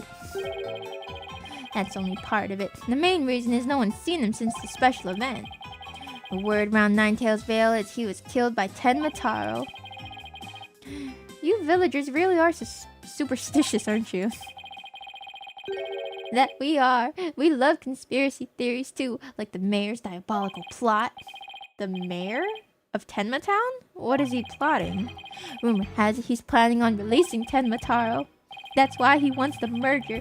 He'll open the forbidden chamber once he's in control. That's quite a tale. Ain't finished yet. There was only one person who could stop the mayor. Our hero, the amazing Ninetails. He vowed to battle the mayor of Tenmatown and stop the municipal merger. I couldn't make this stuff up if I tried. Apollo, we still have to ask him about the alderman's murder, remember? Okay. Mr. Filch, would you mind telling us what you were doing at the time of the murder? I was in the caretaker's office guarding the entrance like Mr. QB said I should. And I made doubly sure no one came in. I have a clear view of the foyer from where I work. You must be talking about this small room in the upper right. It definitely looks like you can keep track of the comings and goings from there. Sounds pretty on par for a wrestling storyline, yeah?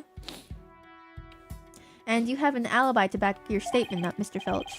Hehe, I do indeed. I was with Mayor Tenma's aide. Florent Lebel is his name. So the two of you were together. It's a pretty sound alibi, alright.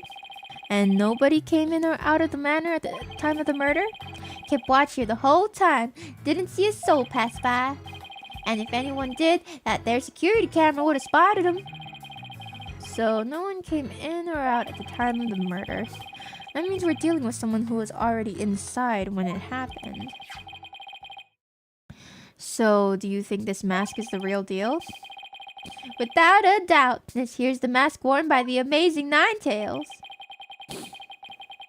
What about that white hair I found inside the mask? Wait, I just thought of something.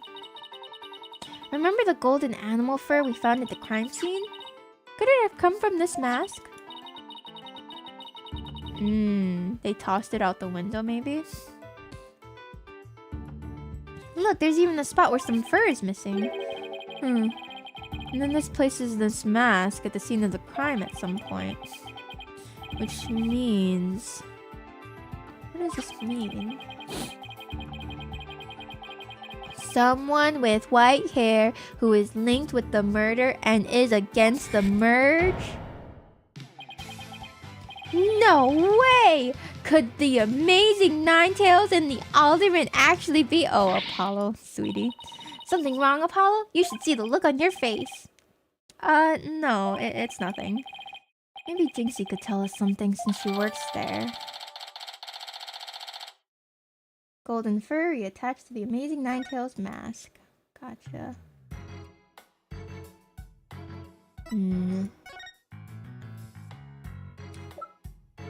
Alright. Goodbye.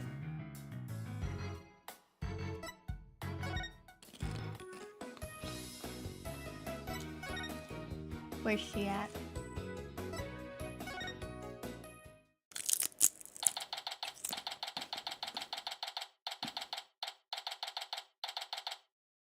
April 17th, Nine Tails Vale. Goodbye. Oh, look, there's Jinxie. Milk, cheese, yogurt, ice cream, and... Sounds like she's out grocery shopping. She must really like dairy products. A charm to make a better milkshake and another to cure my lactose intolerance. Oh, okay. Oh, I only just realized the spider was moving.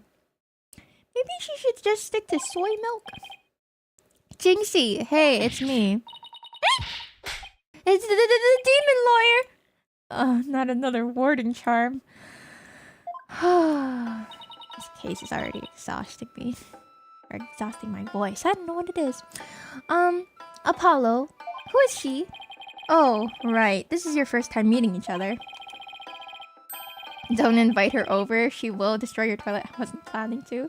This is Jinxie, Mayor Tenma's daughter. She was the first to discover the crime scene. Oh, so she's the one who... Hello. My name's Athena Sykes. I'll be helping Apollo defend your father at this trial. Pleased to meet you. Pleased to meet you too. Where's Juicy? Neko boy, thank you for the follow. Welcome, welcome. She went back to the office ahead of us. But don't worry, Athena and I are on the case. Wait, how do I know you didn't... That you didn't gobble her up alive? Relax, I didn't eat her up, and I wouldn't do that in the first place. Oh, poor little Juicy. I'm about ready for some tears of frustration myself. She's quite a, interesting character, huh, Apollo? Hey, man. Let's talk again. Jinxie, do you remember any more of what happened? Not much. At least, not yet. But you do think that Tenmataro was the killer, right? That yokai we saw at the festival? I don't know anything about that. Huh? But you said Tenmataro murdered the alderman. It's okay, Jinxie. You can tell me. Okay. What was that for? People see things when they don't get enough sleep. There's no such thing as monsters. Okay. Huh?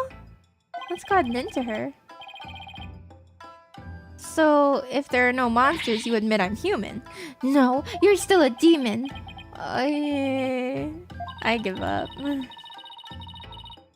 It seems like Jinxie doesn't want to talk about Tenmataro for no reason. That's precisely what we need to know more about. Besides, she definitely thought there was a yokai there in the fox chamber. Jinxie, about this charm... You gave me this when I was heading off to the scene of the crime. You thought Tenmataro was the murderer. That's why you gave this to me, right? That's true, but... If there's anything else you could tell us, it would really help. And it will help your father, too. Alright then. Why do you think Tenmataro's the killer? I saw him with my own eyes. Tenmataro was right there in the manor. He escaped his prison. And ran right by me. What? Jinxie, tell us everything you saw. I called the police after I stumbled on the scene. I was just about to head back to the festival grounds when... I saw Tenmataro. It was right around here. He was running right at me. I was paralyzed with fear, but there was no one around to help me. The foul beast raced right by me toward the foyer. Toward the foyer? Mr. Filch and Mr. LaBelle were supposedly in the foyer at the time. That means they would have seen Tenmataro too. Sounds like we'd better get their statements. Considering Jinxie's mental state, her eyes could have been playing tricks on her. It's a big trick to play. Apollo. Remember the picture in this paper? Someone caught Tenmataro flying through the air. I wonder if it's the same Tenmataro Jinxie says she saw. Don't be ridiculous. Oh, Tenmataro is the killer, and he can fly too. Right.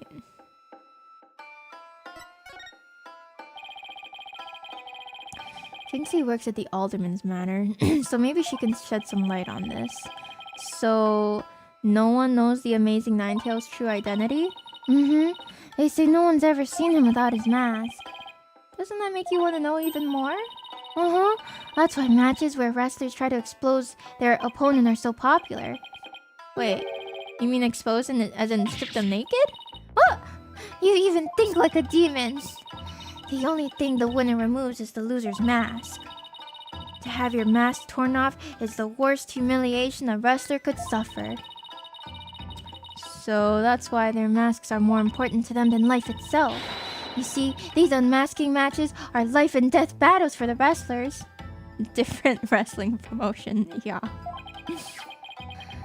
That means this mask didn't just happen to wash up along the riverbank.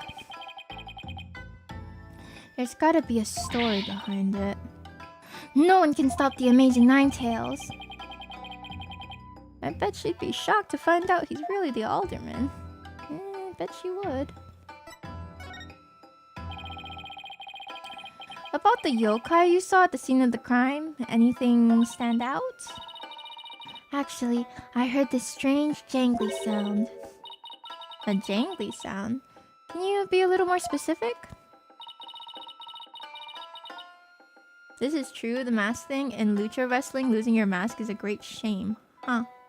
Can you still... I mean, I'm assuming you can still win, even if you lose your mask, right? Surely it's not like an automatic loss. My memory's kind of fuzzy. But I vaguely recall seeing Tenmataro holding a staff or something like that.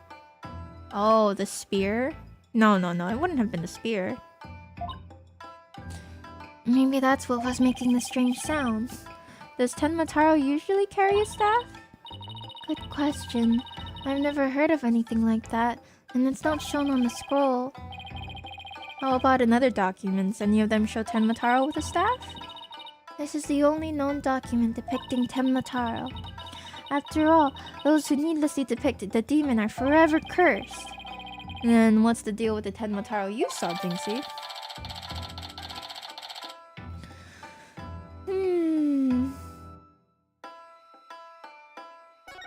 Okay. It's a mask versus mask type deal, so the loser of the mask match has to unmask publicly. Interesting. Says she saw it flee toward the foyer. Why didn't you tell me you saw Tenmataro earlier? Actually, Mr. LaBelle told me not to tell. Mr. LaBelle? Papa's aide. Right. The other guy who was supposedly in the foyer at the time of the crime. And what exactly did he tell you? Keep the village superstitions in mind before you go talking about seeing Tenmataro at the scene of the crime. Does he talk in rhymes? Oh boy. Village superstitions. They say you must not gaze upon Tenmataro, but in the event that you do look, and then tell anyone what you saw, Tenmataro will claim your soul. And that's something everyone here knows? Sounds like a bunch of baloney to me. Except for the one time the WCW unmasked Rey Mysterio and we all pretended it never happened because they did him dirty. Ah, I see. I will nod like I know who that is. Everyone from babies to the village elders knows about it. But I didn't because I'm not from around here. Hello, Hair Soul. Hey, come to think of it. Why is everyone hiding their faces? Hey, you there! You mustn't stay in your head Tenmataro like that. He'll steal your soul if you're not careful. Wait, my soul? Seriously? The guy at the special event thing said almost the exact same thing. Happy Mother's Day, Jet! Thank you! Oh my god! Jorba B! I'm waiting for Jorba. Jorba's Mother's Day present. Apollo, do you think this LaBelle guy actually believes in Tenmataro? Wrestling is one of the few things I have encyclopedic knowledge of. Let me have this. You can have it. But I'll just nod along pretending like I understand. When am I feeding my children? Children? Oh, you mean Nikki? I already fed her. That's why she is happily eating. I seriously doubt it. He's not even from Ninetales Vale. Then why would he try to keep Jinxie from talking? Good question. I think we'd better go have a word with him. Time to unmask this monster of a mystery. The last time I saw Mr. LaBelle, he was relaxing in the foyer. Bueno. Next stop, the Manor Foyer. With any luck, he'll be there waiting for us. Okay. April 17th, QB Manor. Foyer. There's no one here. Guess our luck isn't so good when it comes to Mr. LaBelle. Mother's Day? Jen? Yeah, I am the mother of two. Nikki and Jorby. Did you miss an announcement? Nikki and Jorby. Maybe he's out for a walk or something. Somebody left something on the sill of the caretaker's office window. Oh, it's a TV program guide. Tenmatown Pro Wrestler Howlin' Wolf versus Pretty Boy Vampire? Blow by blow commentary by Timothy Twilight. Yeah? What does the Pretty Boy Vampire look like? Looks like somebody circled a pro wrestling match. I would never have a child. That would get in the way of me streaming. Hey, what do you think you're doing? Eek! It's a... Pretty Boy Vampire, yeah? Oh no, it's Twilight. Mr. Filch, what can we do for you? I bet she was going to scream monster, which really isn't much of a stretch. Ain't nothing I need you to do for me, but what business do you got with my TV listings? You already have Mr. Nephew, no? I feel like carrying a child would make streaming a little rough, especially in your first trimester when you're all bleh. Ain't nothing I need you. Oh, no, it just caught my eye. Can I ask if you watched this pro wrestling program today? Yep, 'twas a match between a couple of rank amateurs, though. It was a complete disaster. I reckon even I could have done better than that. How are both of your blessings now? Oh, well, Jorby is fine as always. You know, she's chilling in the closet. And Nikki's sleeping right now in her bed, so... Jen's missing a very important ingredient in having a child, but I won't say what it is. Oh yeah? Sugar and spice and everything nice? Seriously doubt that. Okay. Almost forgot. There's something I wanted to ask him. Mr. Filch, did you see anything unusual around the time of the murder? For example, Tenmataro or something like that? Wait? Tenmataro? So you did see him? Wait! My, how clean and shiny your forehead is again today, Mr. Lawyer, sir. But shining up every day real pretty like. The ladies must really love it. Don't change the subject. And FYI, that was a seriously bad attempt at flattery. Jinxie said she saw Tenmataro flee toward the foyer. So you must have seen them too if you were here. Huh. I really pushed the button there. Well, did you see anything or not? Hold it! Oh, hello. That is quite enough.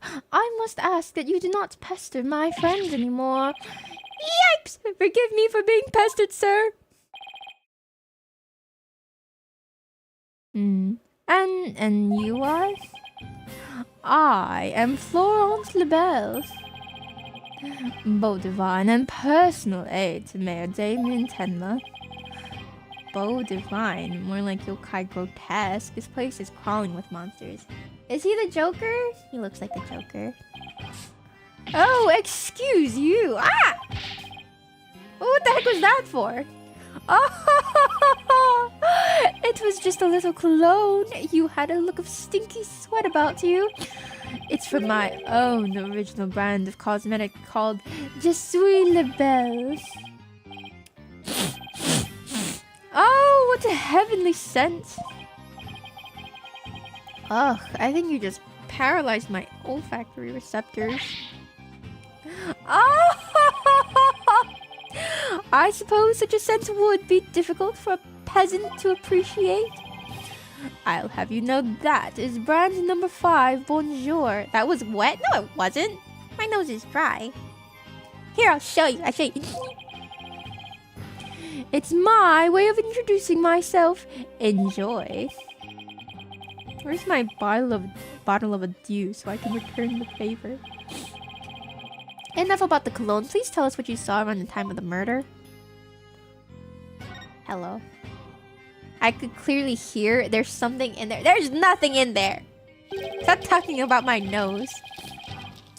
I heard you're the one who told Jinxie not to mention that she saw Tenmataro. Why, that's little... So, she told you she saw the little demon, did she? Mr. LaBelle, do you mind if I ask whether you believe in the village superstitions? Blow your nose? There's not... What? There's nothing in my nose. It's just my nose. Oh! Oh, please! I was merely trying to keep with the traditions. Nevertheless, I will say this. I wouldn't stick my nose into this whole Tenmataro business if I were you. Bad things happen to those who do. That much is true.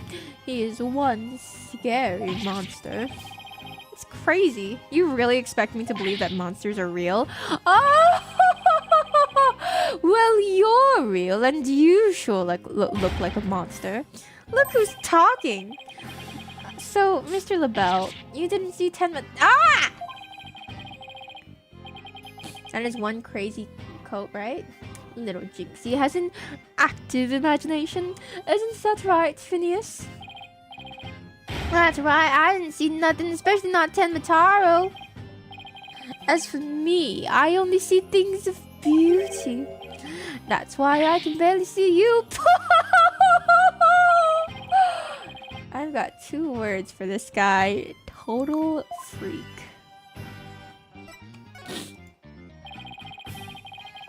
Could I ask what you were doing at the time of the crime? Is that the Joker? Yes. In other words, you'd like to hear my alibi? Tisk tisk, to think you'd suspect me of all people. Oh, no, it's just a formality. We ask everyone these questions. How dare you doubt me? That's an affront to beauty itself. You obviously can't see straight. Like that spritz really helped. What were we doing, you ask? Go ahead, Filchi. Answer the question. At the time of the crime, we were, in this here foyer. Exactly. Good answer, Filchi. Good answer. Okay, just repeat what you do. I said quite enough. You have. What is with these two? Great, now he's got me talking like that. Are we quite through here? I'm a very busy man, you know. Right, well, thanks for your help. So these two were in the foyer, but didn't see Tenmataro. Come along, Filchi. Where are we going? Oh, right, gotta practice with my eyes! And then statements for tomorrow, yeah. You're going to dig your own grave with that big mouth of yours someday? What does he mean, practice statements? Now, if you would excuse me, it's time to touch up my makeup. Apollo, I know this sounds strange, but Mr. LaBelle seems unusually preoccupied with Tenmataro. Really? How can you tell? Well, it's kind of hard to explain. You see, I can read people's emotions from the tone of their voice. You mean you have good ears? Something like that. People's emotions are expressed in the tone of their voice, and my ears can pick up on even the subtlest of tones for some reason. That's an interesting skill. Hey, you got an interesting skill too, but what do you mean he's preoccupied with Tenmataro? I'm not exactly sure, but it was like he was obsessed with the thought of Tenmataro. That's what I picked up from his voice anyway. And Everywhere we turn, it's Tenmataro this, Tenmataro that. We should go talk to the mayor too. Sounds like a plan. We need to get to the bottom of that rumor about him wanting to release Tenmataro. April 17th, detention center. Visitor's room. Something wrong, Apollo? Where did your enthusiasm go? What am I doing asking the mayor if he ever thought about releasing Tenmataro? At best, he'll think I'm an idiot. At worst... Oh, he's here. Oh boy, okay. Hello. It's so nice to finally meet you. I'm Mr. Justice's partner, Athena Sykes. I'm looking forward to working with you, Mr. Tenma. Taro? Yes. I look forward to working with you too.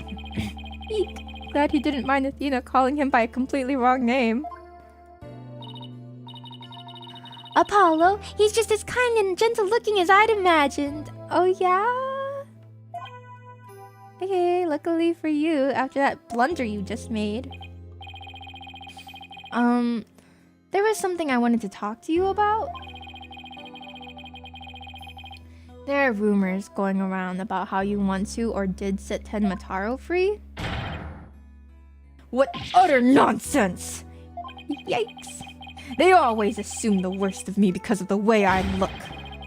But those rumors don't have a shred of truth, I tell you! Okay.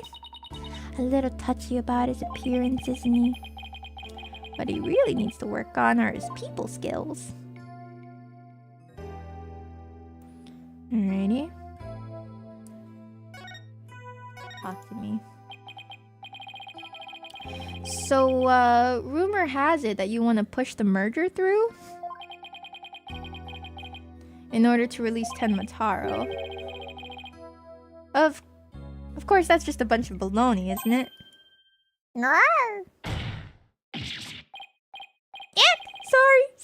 Sorry, I'm sorry if I offended you.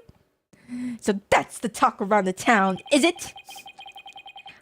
I can see how that would make you angry.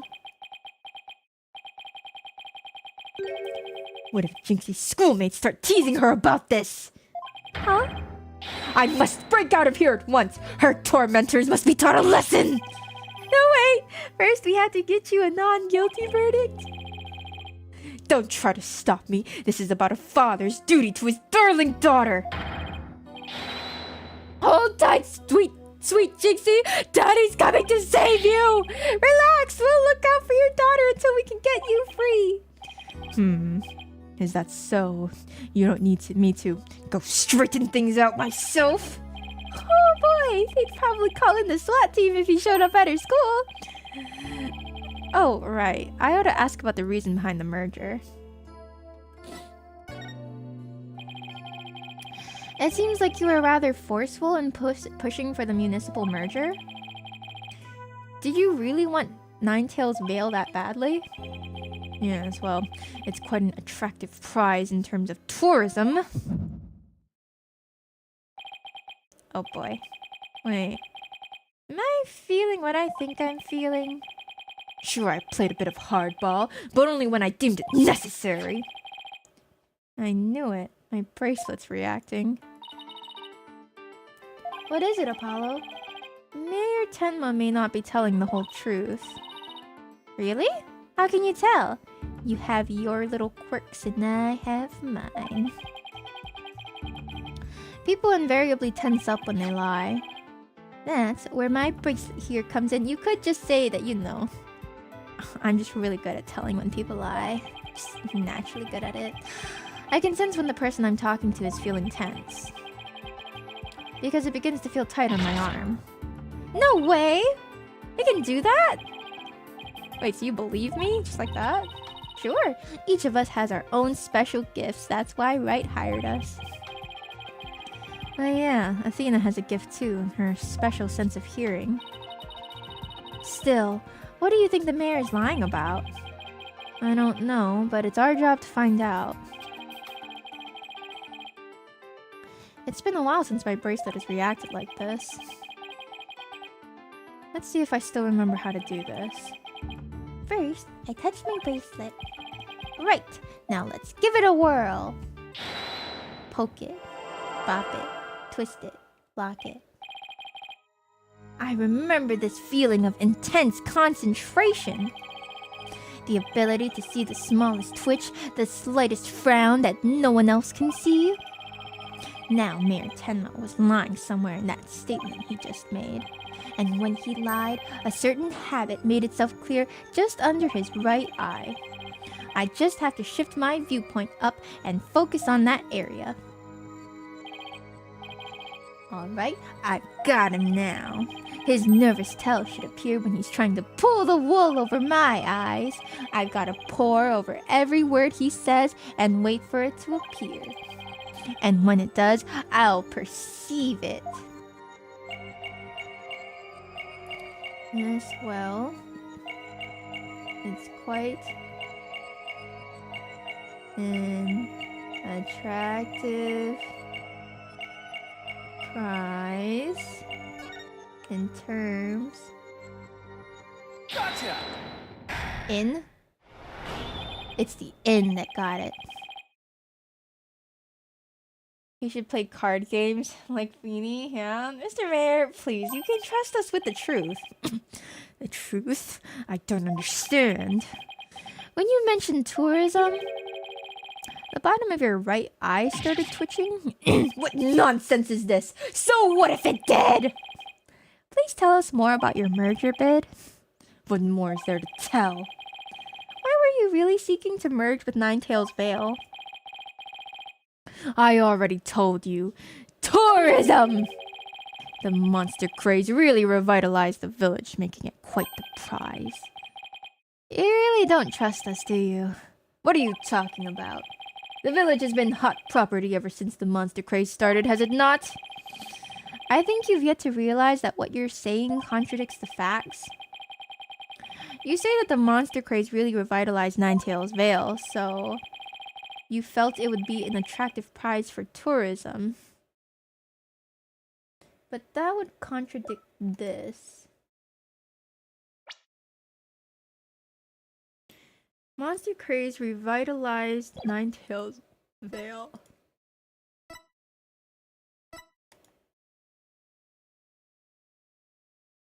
You know how weird it would be if someone yelled, "Take that!" and hold it in a normal conversation? Yeah, but they're not normal people, they're lawyers.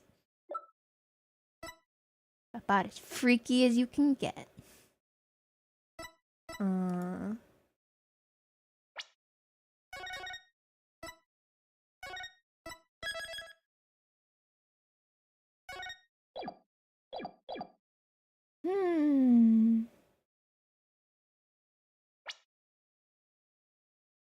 Revitalized Ninetails Vale. You felt it would be an attractive prize for tourism.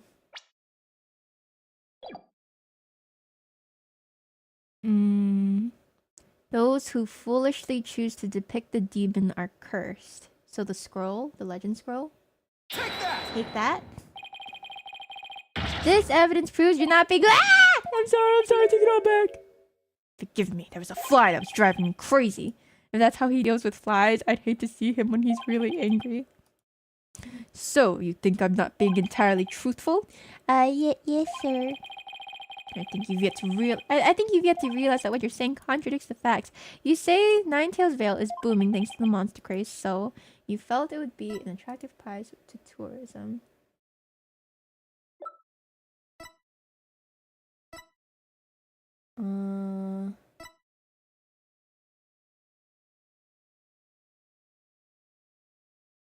Tenma Town Pro Wrestling Howling Wolf. It was a disaster. The listings? This one? This evidence proves you're not right. Take it back! I'm sorry! It's a good thing he's not gonna kill me for this. Real or flight of fancy? Attractive prize for tourism.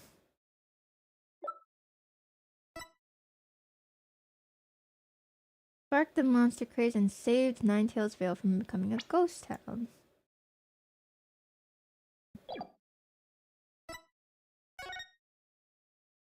Do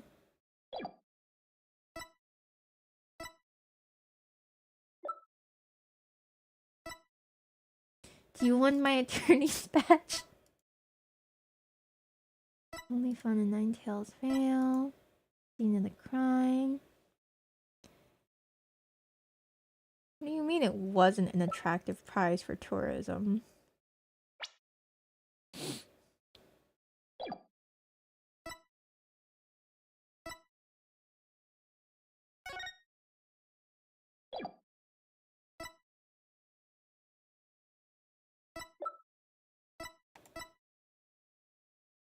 The newspaper! I take it all back! Freaky as a VTuber, what are you trying to say, huh? What are you saying?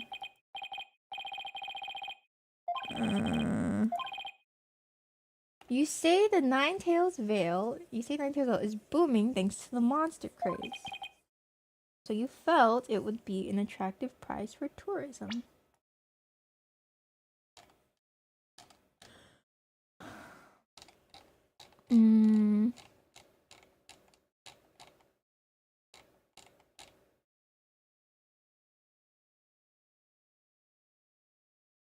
Why were you seeking to merge with Ninetales Vale?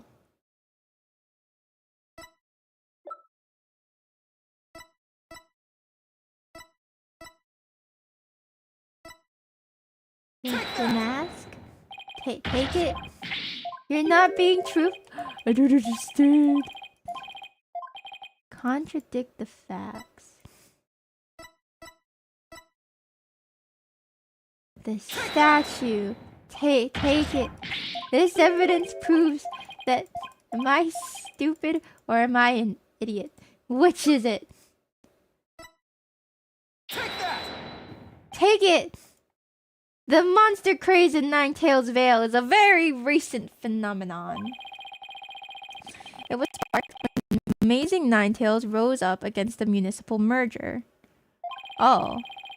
Really? Legally, no one can answer that? Legally and not legally. Oopsie.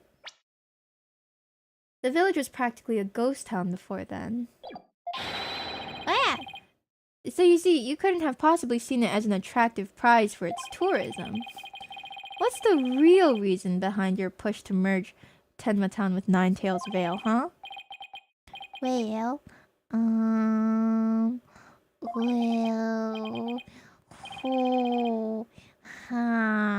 Lord.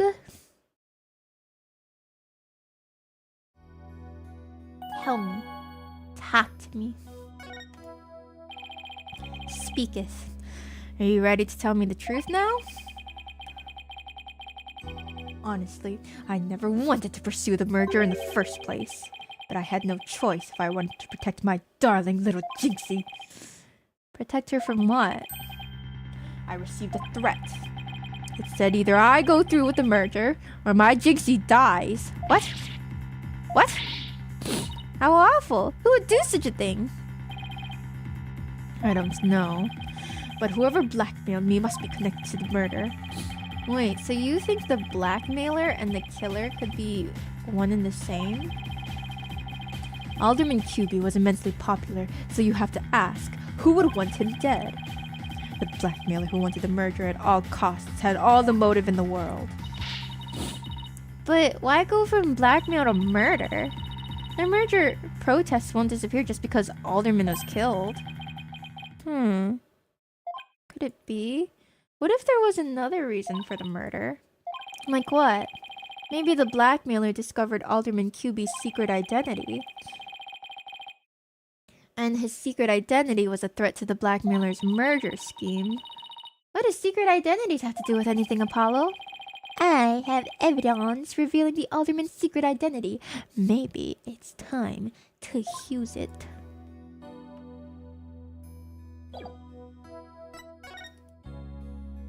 Take that! Mayor Tenma, please take a look at this if you would. That's the amazing Nine-Tails mask. What is the meaning of this? This mask was almost definitely at the crime scene. Don't dox him, but he's dead! And there was some white hair inside. White hair, you say? There was but one person with white hair in the manor that day. What are you saying? You know which man I'm talking about, right? I'm talking about Rex Cuby, the amazing Nine-Tails himself. No way! The Alderman was impossible! Wait, come to think of it, Alderman Cuby was a former pro wrestler. So the blackmailer turned killer when he discovered the Alderman's secret identity. Didn't I just say that? But yeah, the amazing Nine-Tails was a threat to the blackmailer's scheme. He opposed the merger and, as a result, single-handedly sparked the monster craze. Even so, what was the mask doing at the crime scene? There had been an event at the manor, and maybe Alderman Cuby had taken part of it. In it, if you catch my drift. This is absurd! Mr. Mayor, do you have proof of the threat that was made against you? Yes, a blackmail letter. Unfortunately, it disappeared after the murder. How convenient. I've been carrying it around in my briefcase, but now it's suddenly vanished. The blackmailer must have taken it with them after they killed the alderman. Well, at least we've clearly established the killer's motive. Mayor Tenma, visiting hours are over. It would appear this meeting is adjourned.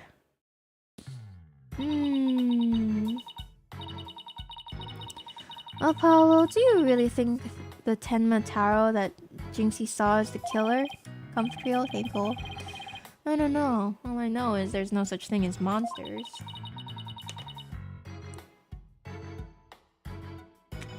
What about that newspaper article? Could the killer have purposefully freed Tenma Taro to do their dirty work? Oh, come on. There wasn't any Tenma Taro to release in the first place. Yeah, but the only suspects the police have right now are the mayor and the yokai. We'll probably be arguing about whether there was a yokai involved in court tomorrow. I can already see that look of disbelief on the judge's face. Apollo, are you alright? Plenty of monsters on trial, of course. I'm fine. I'll think of something. I'd better, because I can't very well say a flying demon was the killer. At this point, the only thing I know for sure is tomorrow is going to be one doozy of a trial. Whew. Let's take a few minute break really quick before we continue on to the first part of the trial. I'm going to get some more water. You know, so my voice could use a little bit of rest. Just a little bit. Just a nitty bitty. Oh, I haven't been able to do the fishing. Let me pull up the farming thing instead. Let's see. That's not the program. That's OBS. Rusty. Okay. BRB.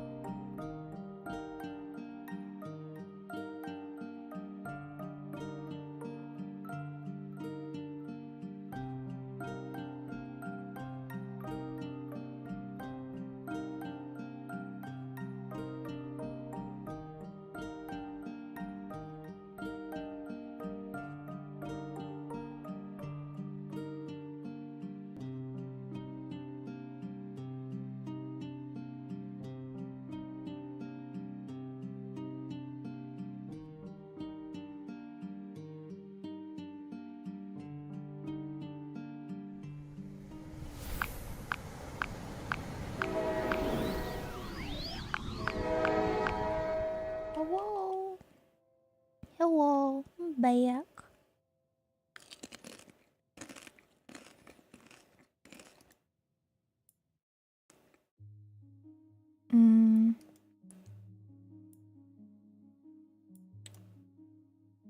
Disconnect that. Save you. Hello. Hello. Welcome back, Dingle. Snacking. Got some chips.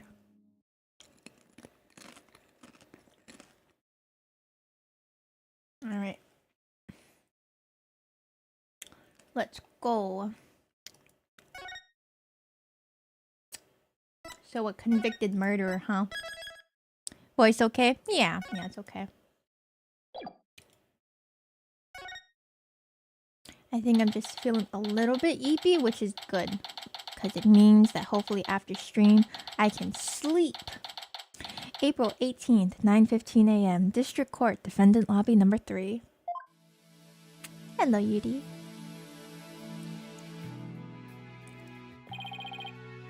You okay, Athena? You've been really antsy ever since we got here. I'm just excited. This is my first real court case after all. Yeah, a real ball of excitement she is. What? An ad break? Now fine. I will eat more chips while we ad break.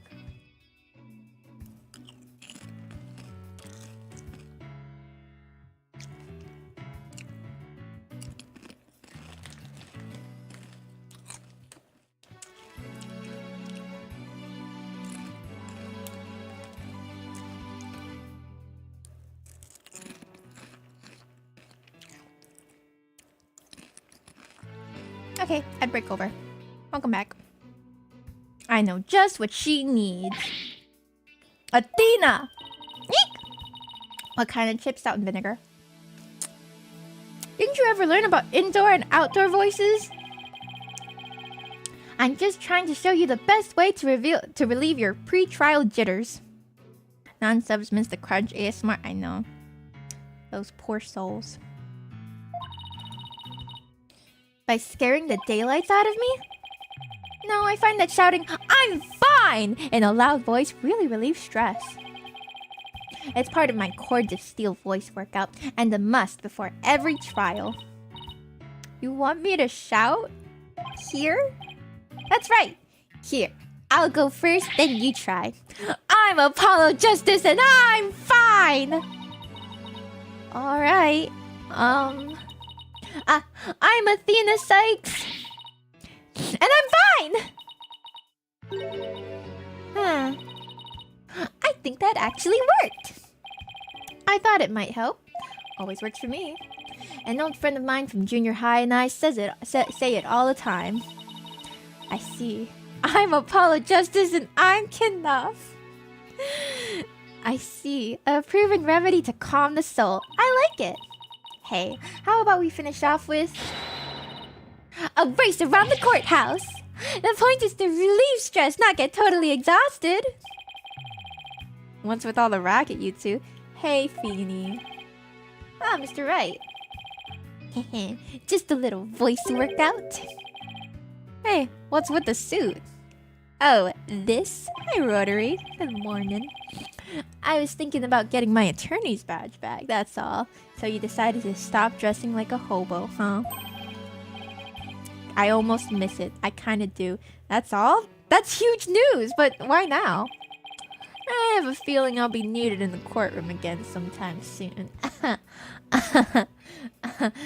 Look at me, knowing more than everybody else as usual. But we can talk about that another time.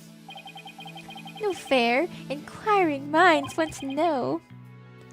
But, wow. I'm so used to him in his usual laid-back clothes. Aw. Hobo Feeny in 3D.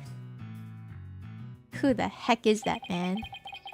That suit makes him look like $1 million. By the way, have you heard about the prosecutor assigned to this case? Yep, it's not Clavier, and it's not Edgy Boy. It's a convicted murder. Hobie 3D is too much. Yeah, he's serving time, but before that he was a prosecutor. He also uses psychology. Is this gonna be psychological warfare on me? Is that what's going on? That's right. I've heard the rumors about how he was back before his conviction. Using the power of suggestion, he could make even the most stalwart defendants confess. That doesn't seem... Huh. Psychology in the courtroom. Been hearing a lot about that lately. Is that alright? So he must be a pretty scary guy, considering he's a prison inmate and all.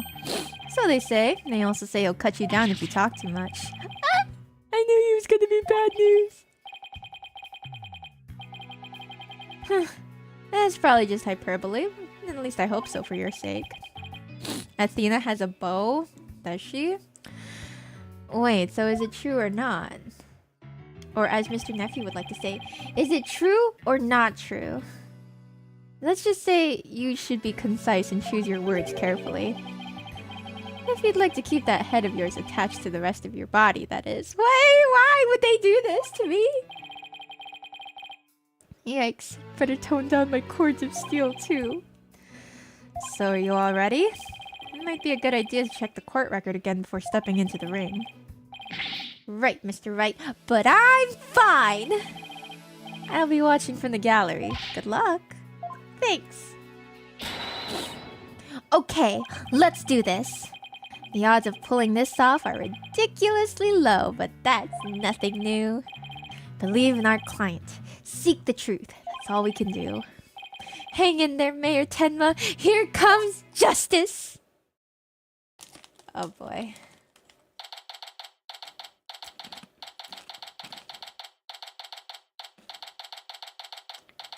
April 18th, 9:30 a.m. District Court, courtroom number 4. Whew. Day 1. Court is now in session. All rise. That means you chat. You better all be standing up. Court is now in session for the trial of Damien Tenma. Apollo Justice, defense team leader, is ready, Your Honor. I'd know that big booming voice anywhere. As chipper as ever, eh, Mr. Justice? But who is the young lady next to you? I'm Athena Sykes, Mr. Justice's junior partner, and fresh out of law school. Well now, full of beans too, eh? Excellent. Makes an old man feel young again. Now for the prosecution. It appears the prosecution is not ready yet. Never fear, for I shall explain. It's just a minor procedural complication, Your Honor. The prosecutor for this case is being escorted from prison as we speak. Okay. Prison? Ah, yes, of course. I almost forgot that he is currently serving time, because that's a thing now. Right. It's a thing that they can just do. Yup, Prosecutor Blackwell's an inmate. Uh-huh.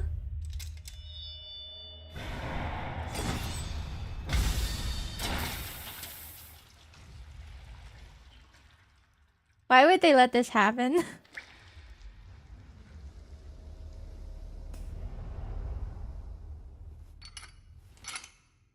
But even a convicted murderer still got a job to do and duties to perform. Is that a fact? Hello.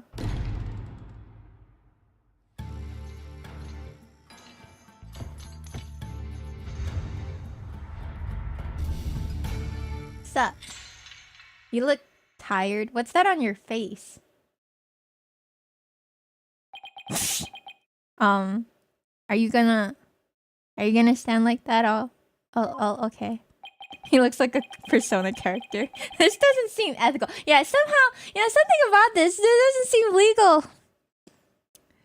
So he can kill people and still work for the state. But when Phoenix gets tricked, he loses his badge, right? Where's the justice, man? Hecked up. Who's that with his back to us over there? Oh yeah, Thrash, is that your type? That's him. I'm sure of it. Prosecutor Blackwell. Is the prosecution ready? Okay. Oh, that's just dirt on your face. Is that what it is?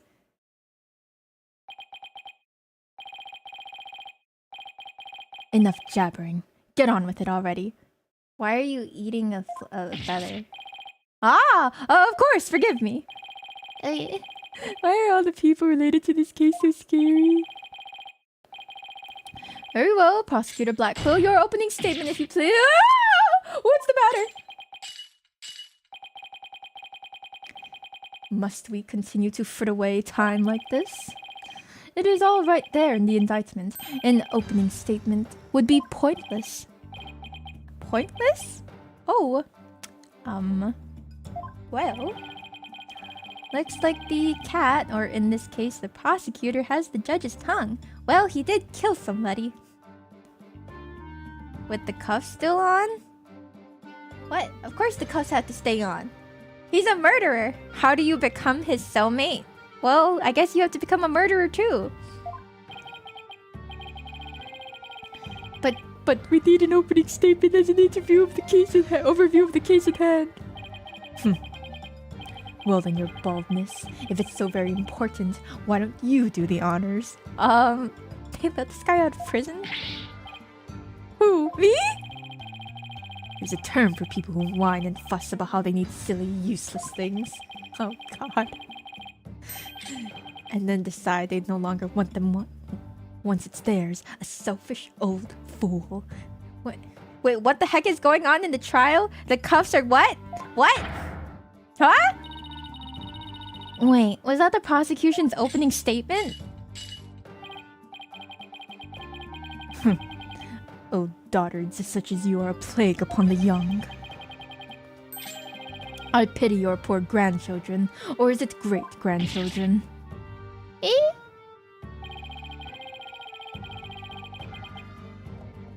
All these years, I thought the opening statement was the prosecutor's job. Why are they all down bad? I don't know. He's not my type personally. But I suppose I could give it a try. Might be a nice change of pace. I guess people just like the criminals, you know. What? He actually fell for that? You went into what? That must have been the power suggestion Mr. Wright was talking about. Is that how that works? Man, I am learning so much about psychology today. Jen Thrash is being Thrash again. Well, I have to let him. Sometimes you just gotta let it happen. Otherwise, it'll get worse down the road, you know. The opening statement, huh? Let's see here. The victim was one Rex Cuby, alderman of Nine Tails Vale. And the defendant, Damien Tenma, mayor of Tenma Town, is accused of his murder. And why, pray tell, was the mayor arrested? His prints were on the murder weapon. They saying they allowed a convicted murderer access to sensitive personal information, allowing them to make phone calls and conduct interviews and access to outside resources like the internet to conduct these proceedings. Is the local DA really this underfunded? No, he just comes in here straight from the prison. He doesn't have access to any of the information at all. He's just, you know, doing this all offhand. Ophelia isn't here to see trash like this, yeah? Jen lets you be down bad with monsters, so I don't want to hear it from you already. That's true. You have class when you're down bad. Well, some people don't have as much class as you know. I mean, Khan is like that too.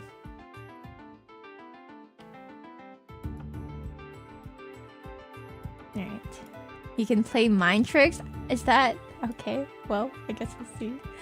Plus, he had a motive, the elimination of the biggest roadblock to the municipal murder. The caretaker and the secretaries, other potential suspects, both have alibis. And his daughter, who was also in the vicinity at the time of the incident, has no motive. So, in a nutshell, I'd have to say the charges against the defendant are incontrovertible. Bravo, your baldness. Your years of experience shine bright like your head. Flattery will get you everywhere. He's playing Simon Says with the judge. Moving right along now, let's hear from our first witness for today, Detective Fulbright. Detective Fulbright. Witness, please state your name and occupation. I am the detective assigned to this case, Bobby Fulbright. Oh, and I'll also be keeping tabs on our Black Quill here. She's very, expressive, yes. I also heard you would provide protection if it ever came to that. It would seem that I have been sorely underestimated. Are you trying to say that you're gonna break out? Wait, who's protecting who from what? What? Still, I truly believe that anyone can turn their... Woo!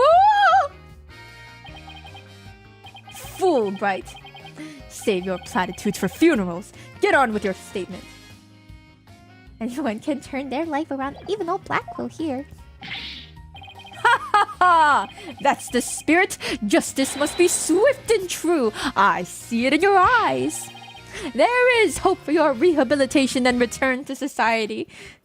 Even after his murder conviction, I will never give up on you. Never gonna give you up. Wait, why are you auto dancing? What the heck?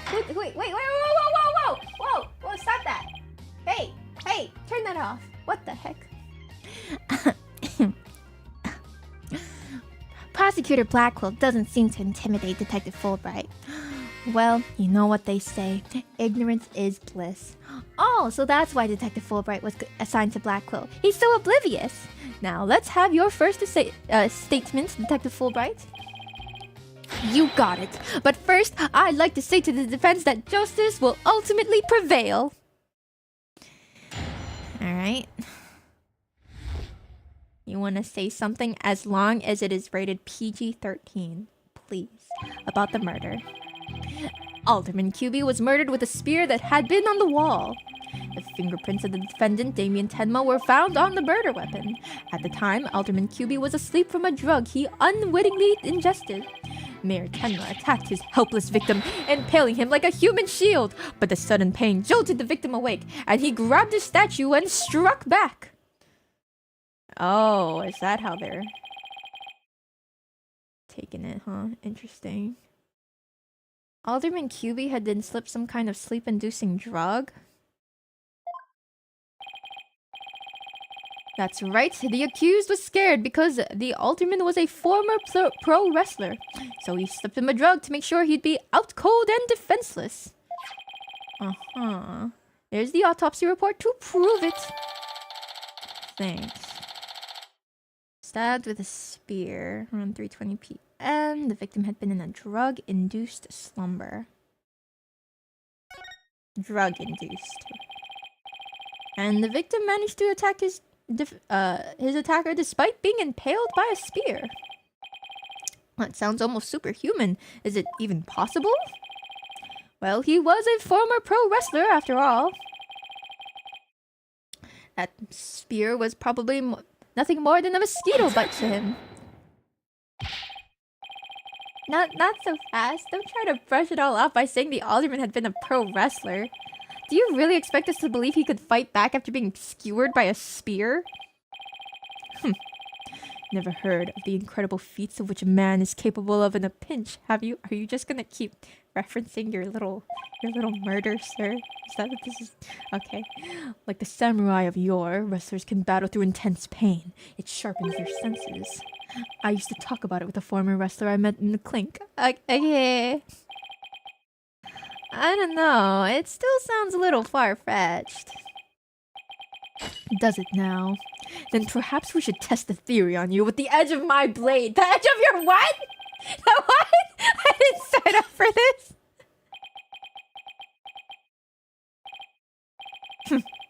And so your life is spared for now. Okay. Please let those shackles be made of titanium. I don't want to die. Yes, Blackwell, you want me dead? Edgy boy? That's not edgy boy. Edgy boy is edgy boy. He's somebody else. Haha! My investigations are as thorough as they are foolproof, or my name isn't Fulbright. They can't both be edgy boy. I vow to resign immediately if I ever make a false arrest. Oh yeah, I'll hold you to that. The accused's prints were on the weapon, and he's the one person without an alibi. Quite decisive evidence, wouldn't you agree, your baldness? The defendant is sounding guiltier by the minute. He has the judge leaning toward a guilty verdict and the trial's barely begun. That's the usual for us, though. It's fine. What's more, a curious rumor about the accused is making the rounds. We can't convict him based on rumors. They say he seeks the merger for the purpose of freeing Tenmataro from his imprisonment. Truth be told, I can think of no real reason to show interest in that backwards burg. Perhaps he's a complete nutter and really does seek to release an imaginary demon. Either way, he is raving mad and more than capable of murdering the alderman. That mayor's a strange one, alright. I heard he went to a blood drive, but instead of donating, he tried to make a withdrawal. A withdrawal? From a blood drive? Order! There will be no gossiping in my court! Your baldness, please take a gander at those charms plastered across his cranium. I hear they're meant to keep him safe from possession by the demon Tenmataro. And then again, perhaps he's already under the demon's spell. Can we please? If I mentioned something like this, the court would tear me apart. Behold, the lunatic appears poised to lunge at you at any moment. Yeep! I'm sorry, he's not the murderer, the convicted murderer in this courtroom. The rumors and quirks of Mayor Tenma have no relevance to this case. Pot kettle, right? Besides, those charms on his head, they're just a fashion statement, I think.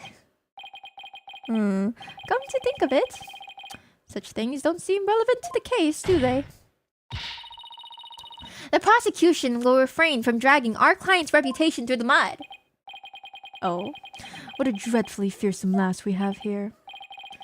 Oh, thanks for that lifeline, Athena. Careful, Apollo. He is the judge dancing in the palm of his hand. The power of suggestion is one of the more powerful tools in Simon Blackwell's arsenal. He's trying to manipulate everyone's impressions to suit his objectives. I miss Javier. Can he come back, please? Oh, this guy really is bad news. He has a lot of concerning lines if you remove the context. I think even with context, some of his lines are concerning. In any case, it seems the victim did manage to defend himself despite being impaled. What sort of weapon did he use against his attacker? None other than this statue right here. It appears to be a statue of two strange creatures locked in battle. That's his hair? Yeah, of course. Two yokai, to be exact. On the one side is the nine-tailed fox, and on the other is Tenmataro. Maybe a Furby? Quite interesting if you think about it. It's as though this very case were rendered in art. The mayor's blood was found on it, but no prints could be lifted. Yeah. A bird? He's the Tenmataro. Mr. Justice, you may proceed with your cross-examination. Must I? Okay. About the murder. Alderman QB was murdered with a spear that had been on the wall. The fingerprints of the defendant, Damien Tenma, were found on the murder weapon. Alderman QB was soundly asleep from a drug he unwittingly ingested. Mayor Tenma attacked his helpless victim, impaling him like a human shish kebab. The sudden pain jolted the victim awake, and he grabbed the statue and struck back. Detective Fulbright's testimony sounds airtight. No wonder he's so confident. No, he only thinks it's airtight. It's up to us to poke some holes in it. That part about the alderman fighting back sounds like a big hole waiting to be poked. Yep.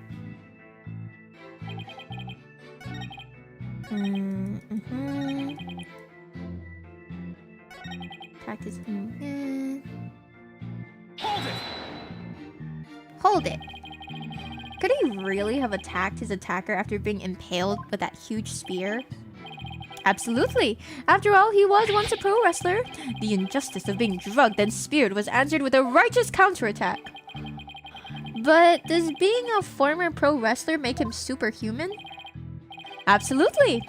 After all, he was one of the good guys, like a superhero on the side of justice. Even though he was retired, he could still don his superhero guise in times of need. Objection. You need to lay off the comic books, detective. We're talking about real life here.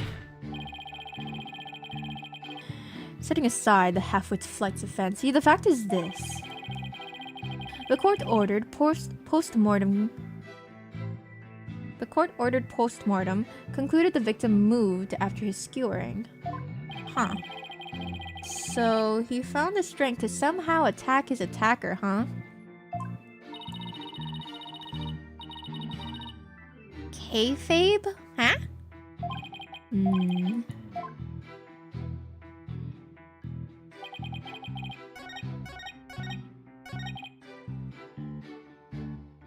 He jolted the victim awake. No prints were found. Autopsy report. The victim was in a drug-induced slumber.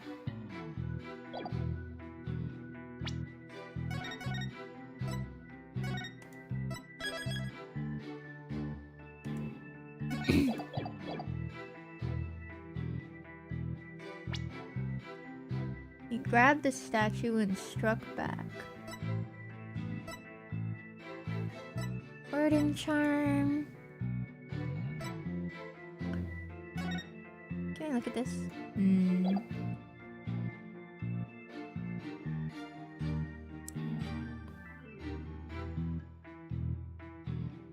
In story for wrestling, so he doesn't separate real from story?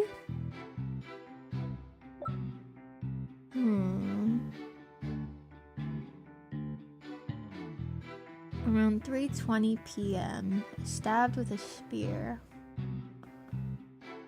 The victim was in a drug-induced slumber. If he was in a drug-induced slumber, how could he wake up on top of being stabbed with a spear? I don't know if that's enough for a contradiction, though. Head to the foyer. Ghost town. Struck back.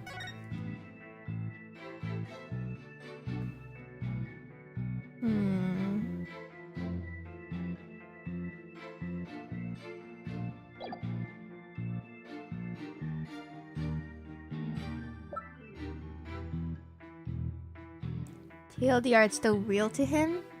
Real to who?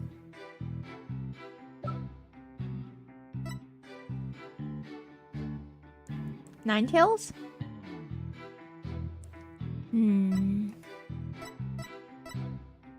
I could try the autopsy report. That's all I got. The detective? It's real to the detective? What were they talking about?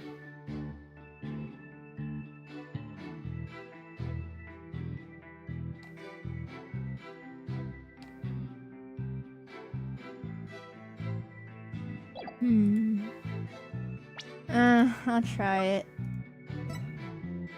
He couldn't have gotten up because he was in a drug-induced slumber while he was also, stabbed? Please? Objection? Consider the evidence. There's obviously something wrong with that statement. You're gone, who's the damn right off the bat. It's shocking, really. What's that supposed to mean? You stand there brazenly objecting to perfectly factual statements. One does not see such shameless behavior that often. A penalty for our shameless attorney now! He's turning the judge against me. Okay, let's try pressing things from the beginning. He looks like a skunk, yeah.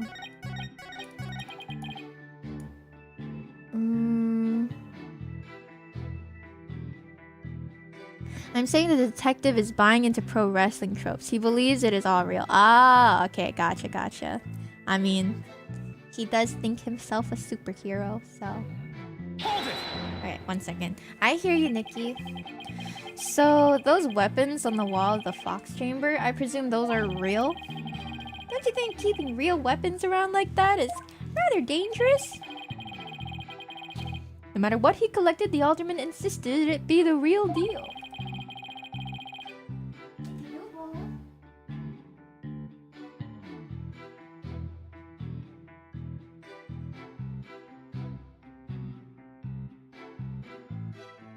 For instance, he had a real demon's club in his possession. Okay. Apparently, one of his ancestors claimed it after defeating a demon in battle. Oh, okay. There are people who collect weapons, Apollo. Not everybody is only into law. They have other hobbies. He looks like what? I got him. What? That's gotta be an old wives' tale. The alderman had pure, unadulterated justice flowing in his veins. Whatever he did it right. We've lost a real champion of justice in his death. Nothing but claptrap and balderdash, if you ask me. Now stop your bleeding and tell us about the weapon. Your wish is my command. The fingerprints of the defendant, Damien Tenma, were found on the murder weapon. It doesn't make sense if you think about it. Prints could be easily wiped off. You do have a point there. I'd venture to say he did not wipe off the prints because he could not. What do you mean?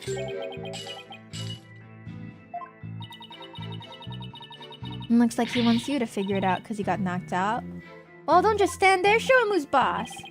I'm totally lost. What are you talking about, Apollo? So why don't you just tell me the answer already? Apollo, there's a lot of things you can be lost about, but not this one.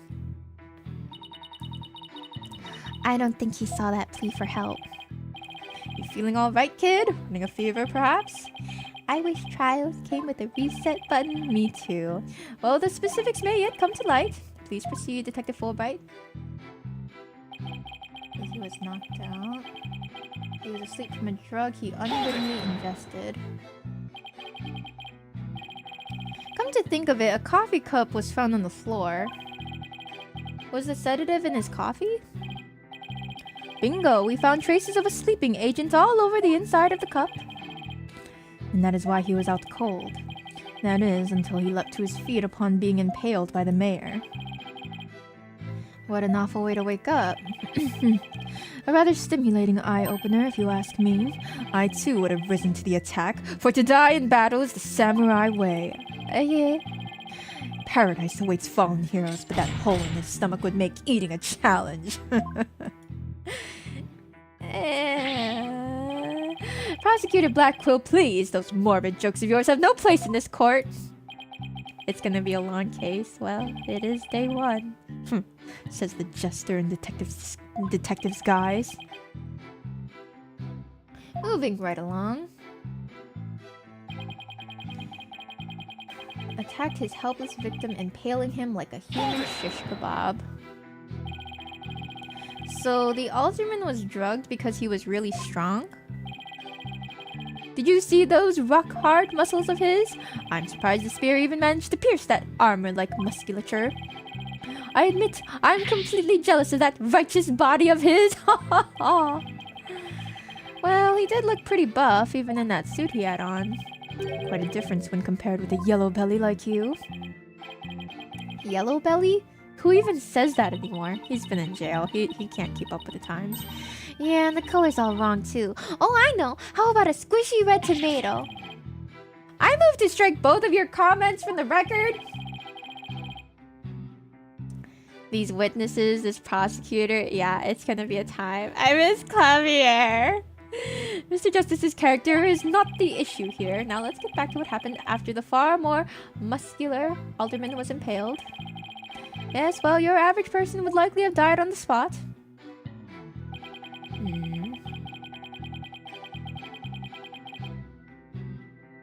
But the sudden pain jolted the victim awake, and he grabbed the statue and struck back. He grabbed the statue, but there wasn't any prints.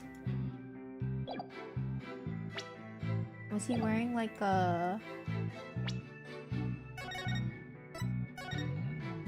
gloves or something?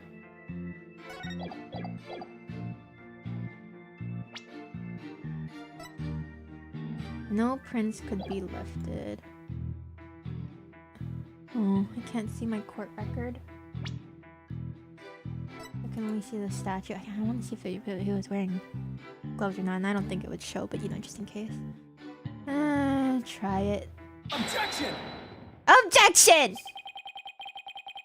Did the alderman really strike the mayor? What? Are you questioning my sense of justice? Yeah. Yes. Your so-called justice needs to find itself a pair of legs to stand on. You claim the alderman struck back after the mayor put a spear through him. But the statue he supposedly used to defend himself creates a major hole in your theory. It would appear that the defense has a counter-argument. Very well. Let's hear what the defense thinks is odd about the detective's statue theory. QB fought unarmed. It's not broken. There are no fingerprints. Rest in peace, your Wi-Fi, Ray. I hope you get it back soon. There are no fingerprints on this supposedly crucial piece of evidence. And if you look at the crime scene photo, you'll notice that the alderman isn't wearing gloves. Yes, I believe he is quite gloveless indeed. If he touched the statue with his bare hands, he should have left some fingerprints. Detective Fulbright, you did take that into account during your investigation, didn't you? Oh! This can't be happening! Did I arrest the wrong man? Yes, you did. I'm glad he's questioning it so soon. You did it, Apollo! You knocked Detective Fulbright off his high horse. Well, it's just 1 point in our favor. Who do you suppose clubbed the mayor if it wasn't alderman? Well, if it wasn't the alderman, that means someone else must have clubbed the mayor. You mean there was a third party in the Fox chamber? Exactly. And this could be the big break we've been looking for. There does seem to be a hole in the prosecution's argument. What the judge is thinking about Blackwell, he probably thinks that he needs to tread carefully or he's gonna be his next victim. Prosecutor Blackwell, would you care to respond to the defense's assertion? The least you could do is look at me while being dismissive. Is it the cloth thing? Was it wrapped in the cloth? Your mind is as dull as an unhoned blade, Justice Tono. Excuse me? Justice Tono? He's been watching too many samurai flicks. It will take far more than that to cut down Simon Blackwell. Okay. A whelp such as you has no hope against my superior swordsmanship. This is a court battle. It is a trial, not a sword fight, Prosecutor Blackwell. Oh, he's a weeb? I don't want him anymore? I mean, he was a samurai or something. There's a perfectly good explanation for the lack of prints on the statue. Yep. You might recall that blood-stained cloth you found at the scene of the crime. Yep. I'm safe here? The voices can't reach me here? What? What do you mean, Kuma? Well, it just so happens that the blood was the mayor's. So, what are you getting at? Hone your mind, boy. Why was there blood on that cloth? Solve that riddle and you shall see that the hole you thought you found is but an illusion. Now, let's see. How was that cloth used? Was it used by QB as a head covering to wipe up the blood or to wrap the statue? Swings a sword around Thrash. Next thing you know, you're on a date and he's wearing a fedora. I could see it. Maybe the alderman wrapped the statue in cloth. In short, he wasn't touching the statue directly when he used it to strike back the mayor. What? That doesn't make sense from where the bodies are placed, though. Why are so many prosecutors and Ace Attorney downright lunatics? They do have a pretty bad record, huh? The only two I can think of are... I mean, Edgy Boy and Clavier aren't crazy. That's kind of it, though, huh? He's just chuny? This man is chuny? Maybe a little bit. Precisely. Bully for you, boy. Excuse me? Ah, it was nothing. Apollo! Don't let him start manipulating you too! You just closed the hole for the prosecution! I did? I did! Yes, you did! I did! Why did you do that? Right. Now the statue wrapped in cloth would leave no fingerprints is plain as day. But this also proves there are no holes in our theory of the alderman striking back. Oh, the Star Wars movie. Oui! Oh, wrapped in a large cloth. Now do you see how dull your mind is? I'll make sure to sharpen it next time. A particularly frightening inmate once told me that... Please stop telling me about your time in jail, which is still ongoing. He always tenderly honed his blades before he went to work, like the samurai of yore. Samurai? Sounds more like a homicidal maniac to me. Actually, he was working in the prison kitchen at the time. Wait, so the inmate was a murdering samurai prison chef? It would seem that the victim and his killer were the only ones there after all. I was kinda attached to that hole. Now what? Polly, you can't just say things like that in court, okay? Apollo, I just thought of something. If they didn't find anyone's fingerprints of the statue, who's to say someone other than the alderman didn't hit the mayor with it? Why didn't I think of that? Maybe it's because I kind of suck. Anybody could have not left fingerprints on it. Then who, pray tell, struck the mayor with the statue? Please, illuminate us with your wisdom, young lady. There's only one answer. The real killer. Prove the existence of this real killer, then. What evidence have you? Oh, I'll give you evidence, alright. Athena, are you sure about this? To borrow your words, Apollo, I'm fine. Take a look at this. Black feathers and tracks allegedly from a yokai were found at the scene. I believe they're from the third party who struck the mayor with that statue. Is the defense actually suggesting some sort of monster killed that alderman? No, but some sort of monster must have planted it there. That's exactly what I'm suggesting. Objection! No, Athena! You just lost what little credibility we had left! Ah! What are you doing? Sorry, guess I got carried away. Please, not that argument. You just had to say that somebody else put the feathers and stuff there. Please. And the tracks. Mr. Justice, we've no time to deal with objections between members of the defense. Sorry, Your Honor. It's just, this kid's still, well, a kid. Ouch, you meanie! I'm reporting this to Mr. Wright! He's in the gallery!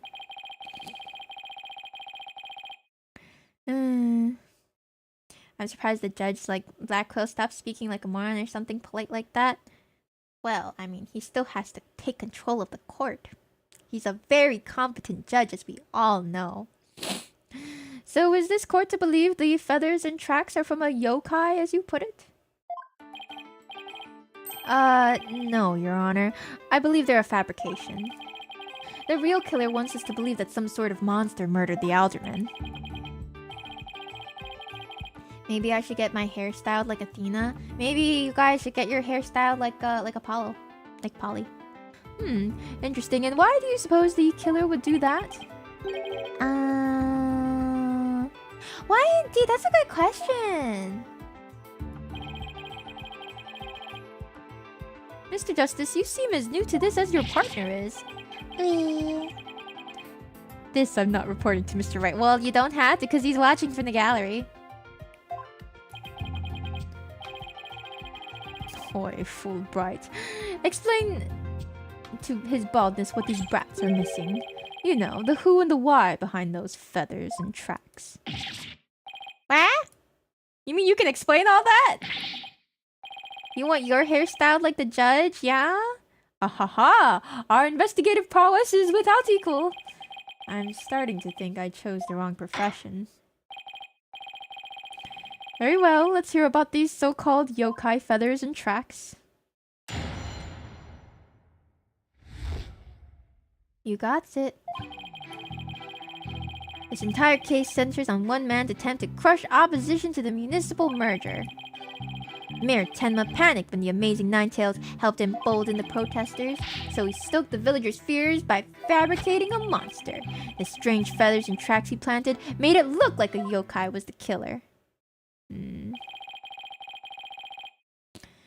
Those feathers and tracks stoked the villagers' fears? Absolutely! He knew exactly how to prey on their superstitious minds. Those feathers only gave weight to the idea that the alderman was slain by a demon. The accursed demon Tenmataro, that is. But how could he have planted it when he was knocked unconscious? Tenma who? Tenmataro, the legendary demon locked away in the village's forbidden chamber. From a young age, the villagers are taught to fear the great black-feathered demon, and thus were they blinded to other, more plausible explanations. Hold it! Hold it for a second, before we start letting our imaginations run wild. Isn't there someone else that could be considered a suspect? Mr. Justice, please explain yourself. On the day of the incident, there was a special event held in Kyubi Manor. And as part of this event, there was someone dressed in the likeness of Tenmataro. Obviously, this person is a much more likely suspect than any legendary demon. Objection!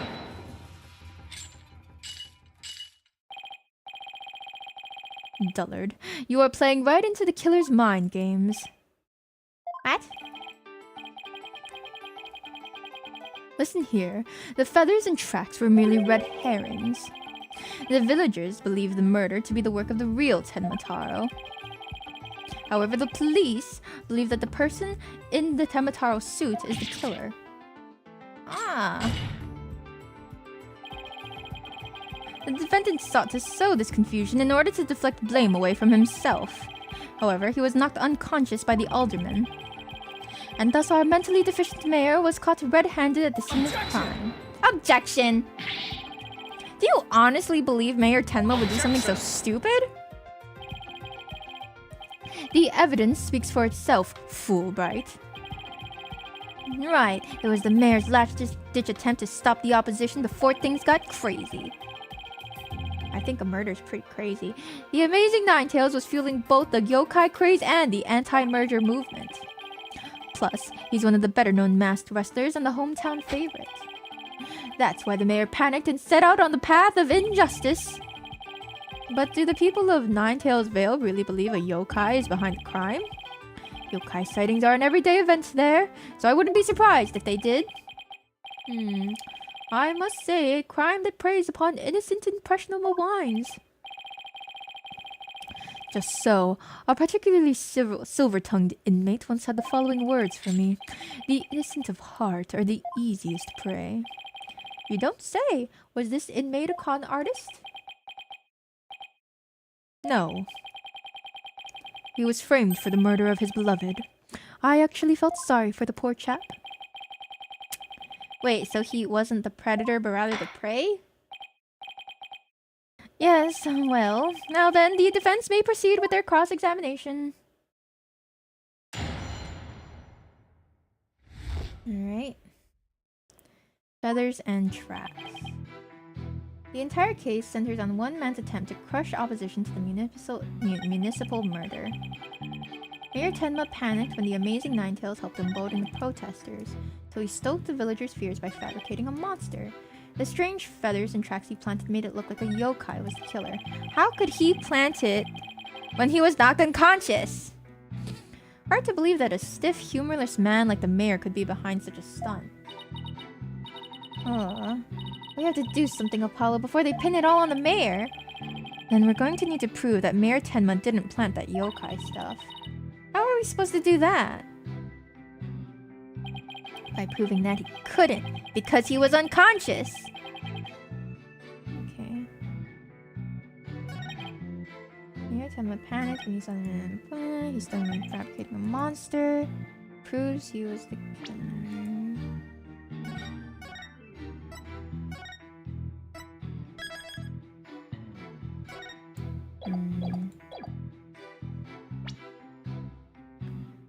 Strange feathers and tracks he planted made it look like the yokai was the killer. But he was knocked unconscious. But I don't know if I can just present the crime photo.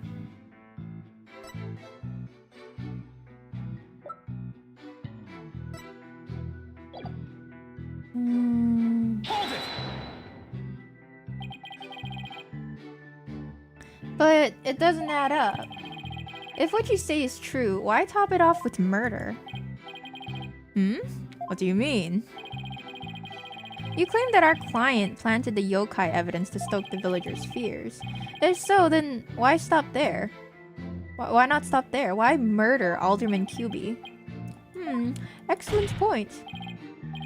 It is, isn't it? Your Honor agrees there was no reason for the murder, correct? Oh, Apollo. Perhaps the killing was on the spur of the moment. You're saying it wasn't premeditated? From the outset, I had no intention of paying heed to any of your babble. However, the fact is, the mayor made a startling discovery. A startling discovery? Why don't I like the sound of that? Alderman QB's secret identity. Apollo. I think Prosecutor Blackwell has figured out the Alderman's secret identity. But even if he has, why would it be a motive for the mayor to commit murder? This is not good. This patch of fur was discovered at the crime scene. Oh, he's more thorough than Clavier, isn't he? It's from the mask worn by the amazing Ninetails. Therefore, we can conclude that this mask was at the crime scene. Oh my, but why would it have been there? Hello, Lo. How's the game going? Terribly. The victim, a former pro wrestler and a member of the anti-murder movement, we're losing our case. Already? Need I say more? Well, could it really be? Your baldness has had an epiphany, I see. Our victim, Rex QB, was the amazing Ninetails. Why couldn't I be the one to say this when I knew? And the mayor's discovery for this fact was his motive for murder. No! Jerks, how can you do this to me? Almost forgot about this game. We're Ace Attorney. Order! Order! What a shocking development. A motive clearer than crystal clear. What do we do now, Apollo? I didn't think they'd tie the Alderman's secret identity to the mayor's motive for murder. At last, we've reached my final point. Why did the Alderman have to forge a secret identity? Does it not pique your interest, your baldness? I admit it does. It is odd that he had to create this other persona, just to secretly participate in the anti-merger movement. Very astute of you, your baldness. Right, now take a look at this. Blackmail letter. If you value your dearest life, you will merge Ninetails Vale with Tenma Town. Do not tell anyone about this threat. If you do, consider your dearest as good as dead. Right. That blackmail letter was found in Alderman QB's pocket. What? What? What? At present, the Alderman's wife is in the hospital. Are you freaking kidding me right now? And that letter is clear evidence the mayor was blackmailing him by threatening her like, God damn it, you're freaking joking. Wait, didn't the blackmail letter sent to Mayor Tenma go missing? Right after the alderman's murder? God, I hate everybody in this case. I hate this case already. Take me back to the first game. You think maybe the killer took the letter from the mayor after the murder and planted it into the alderman's pocket? It's possible, but we don't have any proof that that's what happened. Talk about being up the creek without a paddle. God damn it. Mayor Tenma would have made a clean getaway if he just left after planting the yokai things, but he was knocked out cold by his sudden decision to kill the amazing Ninetails. So it was the amazing Ninetails counterattack that brought the entire crime to light. Wait a sec. Fulbright's claiming that the mayor killed the alderman after planting the yokai evidence. That doesn't make any sense. And that the mayor was knocked out cold immediately after that? Detective Fulbright, please add your previous statement to your testimony. Mayor Tenma killed the sleeping alderman after planting the feathers and tracks.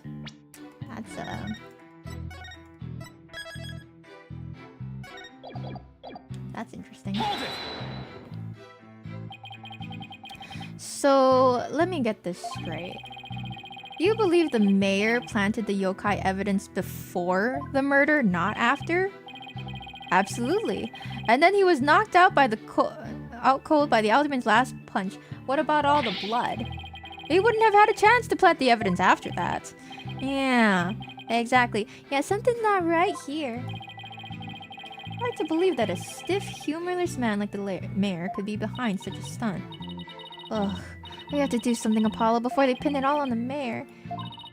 Prove he didn't plant it. Where's the photo?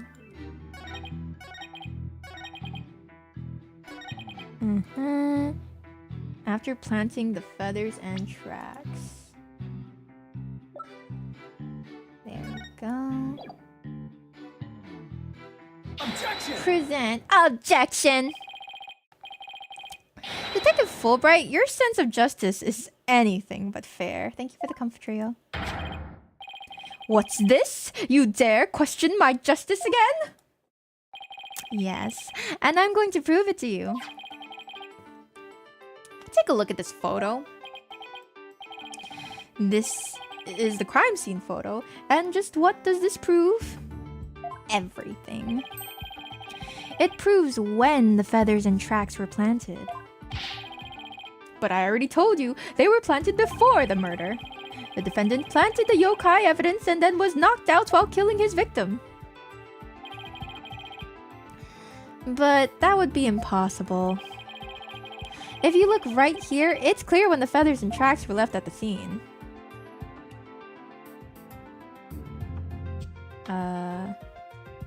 Do I point at this one? Or do I... What proves the items were only there after the crime?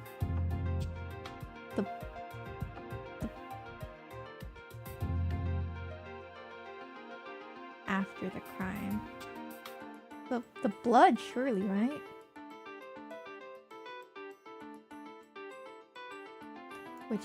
Which part of the blood?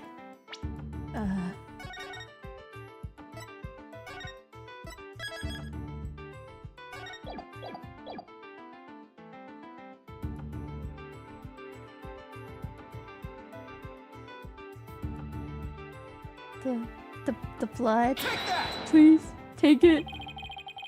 Aren't you just pointing to the yokai feathers and tracks, Mr. Justice? Thank God. Yes. See how the feathers are on top of the blood and the tracks were made in blood? In other words, the yokai evidence could have only resulted after the murder. Then the mayor must have planted the evidence after killing the alderman, but you just said that he was knocked unconscious. But you said it yourself. The mayor had been knocked unconscious thereafter. There would have been no time for him to plant any evidence at all. Therefore, there must have been someone else beside the mayor and the alderman at the crime scene. Oh yeah! There must It's a mistake! Oh yeah? You made a mistake? Is that what you're saying?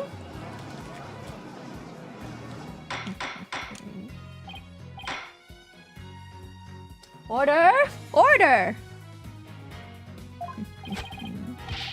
Where's your evidence? You can't possibly have any, can you? Ha ha ha ha.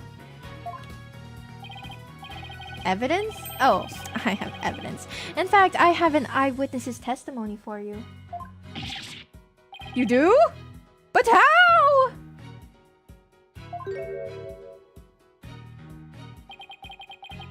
Was my vaunted sense of justice really just half-baked? Yeah. He's taking this really hard. Well, that's too bad.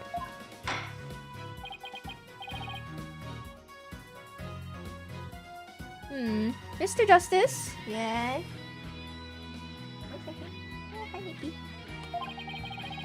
What is this testimony regarding a third party that you claim to have? I have it right here, Your Honor. It's the sworn testimony of Mr. Tenma's daughter. The witness, Jinxie Tenma, saw a yokai in the hallway after stumbling upon the scene. It was the demon Tenma Taro. He's the source of those feathers and tracks. Yep. I did it. Easy win. Thank you. Thank you. Thank you. Thank you. No, I know. I know. I'm too good. Would somebody please say something?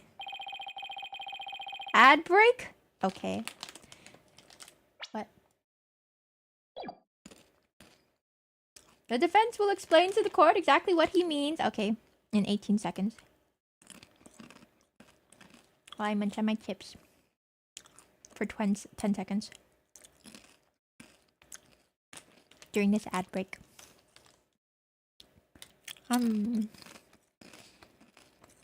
Sub only mukbang. Okay, there we go.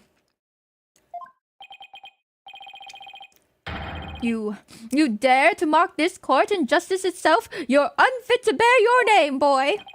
Bro, it's not my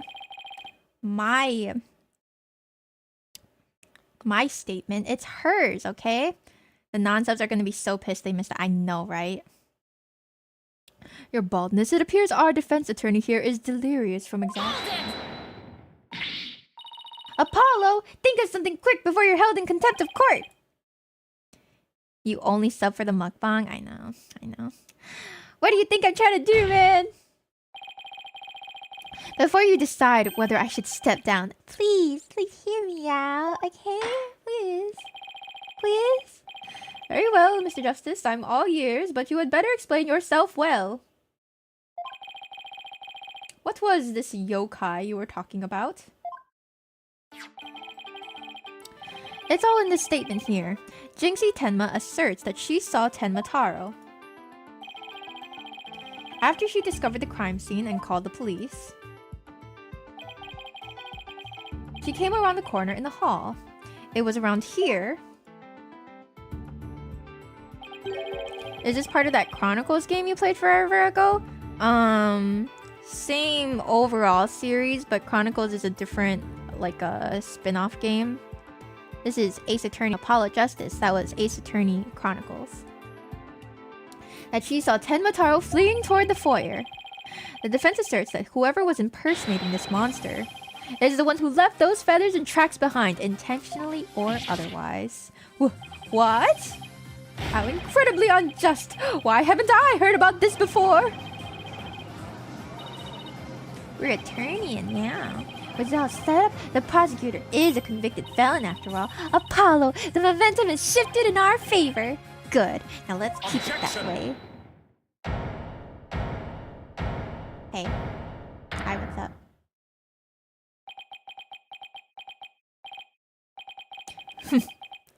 Little do you realize that though you are in the midst of a fray, your sword is broken. My sword? I didn't know I had one to break. Are you implying there's a problem with my claim? consider this. If that yokai impersonator had indeed fled toward the foyer, that fool and that fop would have seen him. Oh, we have two foppish characters now? Yeah? Fool and fop. Oh, you mean Filch and LaBelle. Now that you mention it.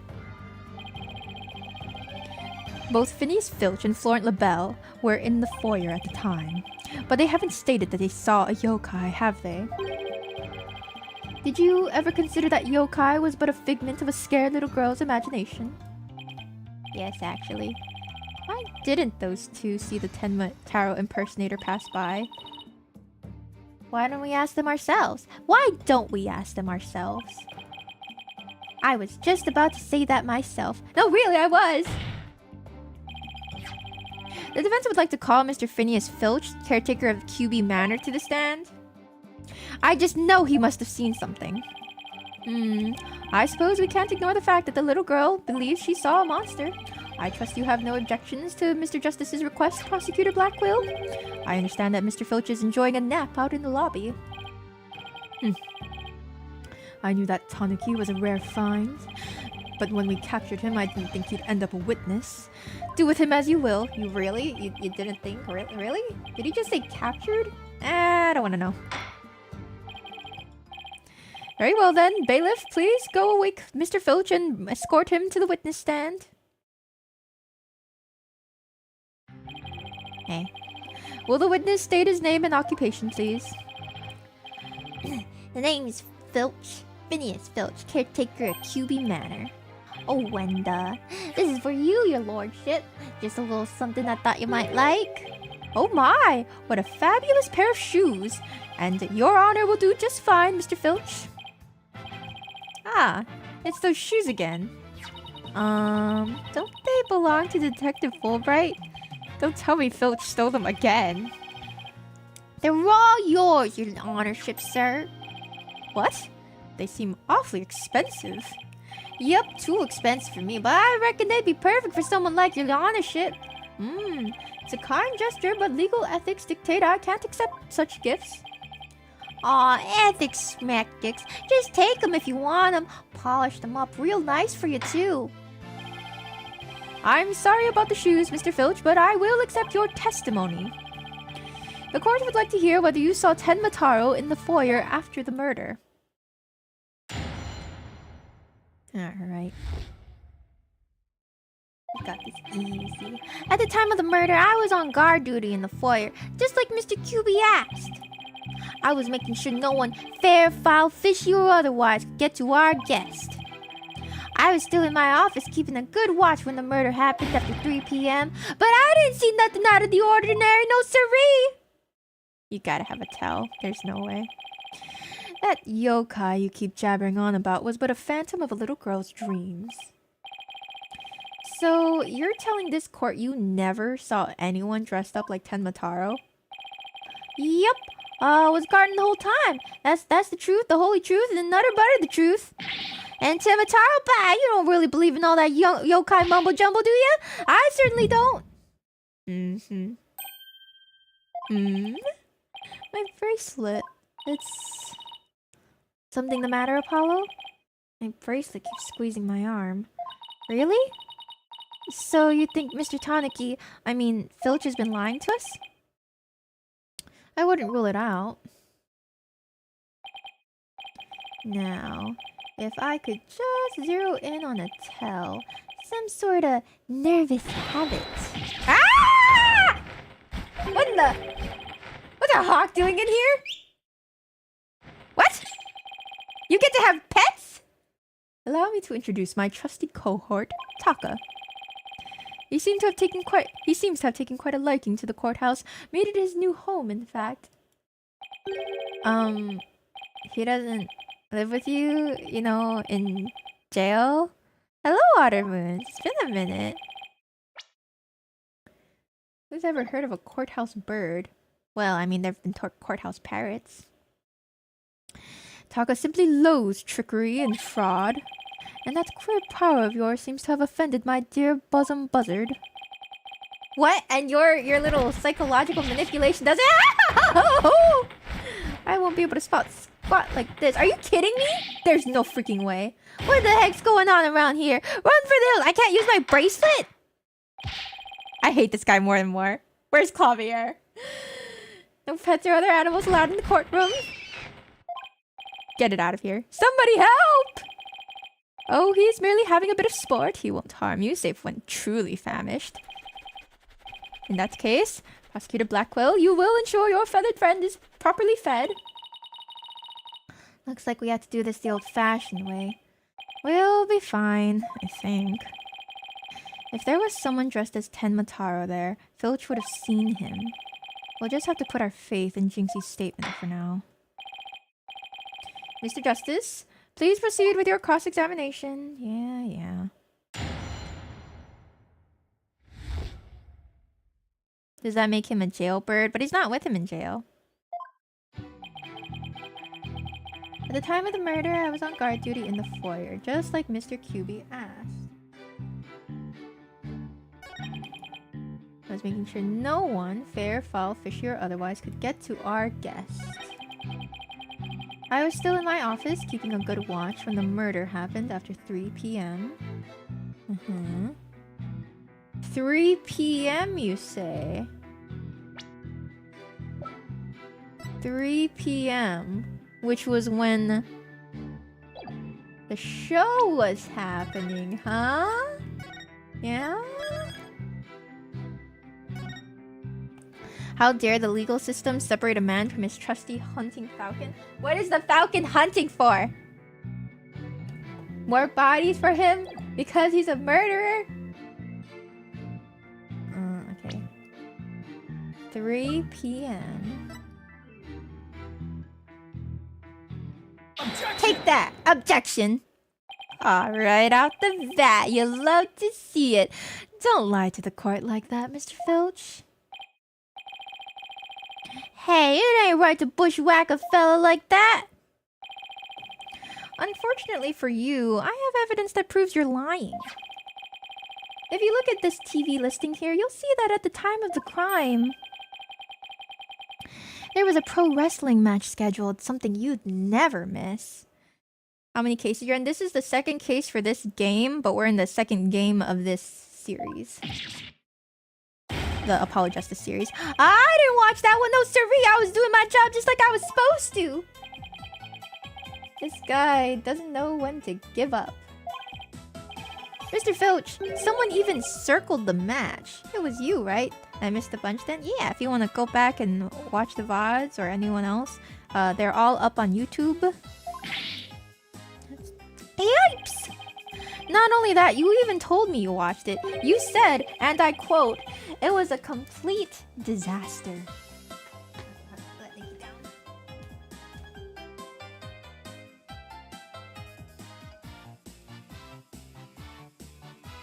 There we go. Ooh, 出表.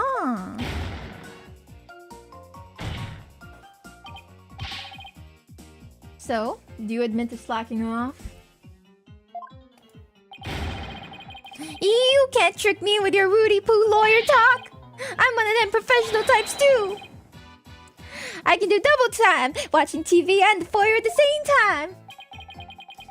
The only thing Filch can claim to be is to be a professional of is a professional thief.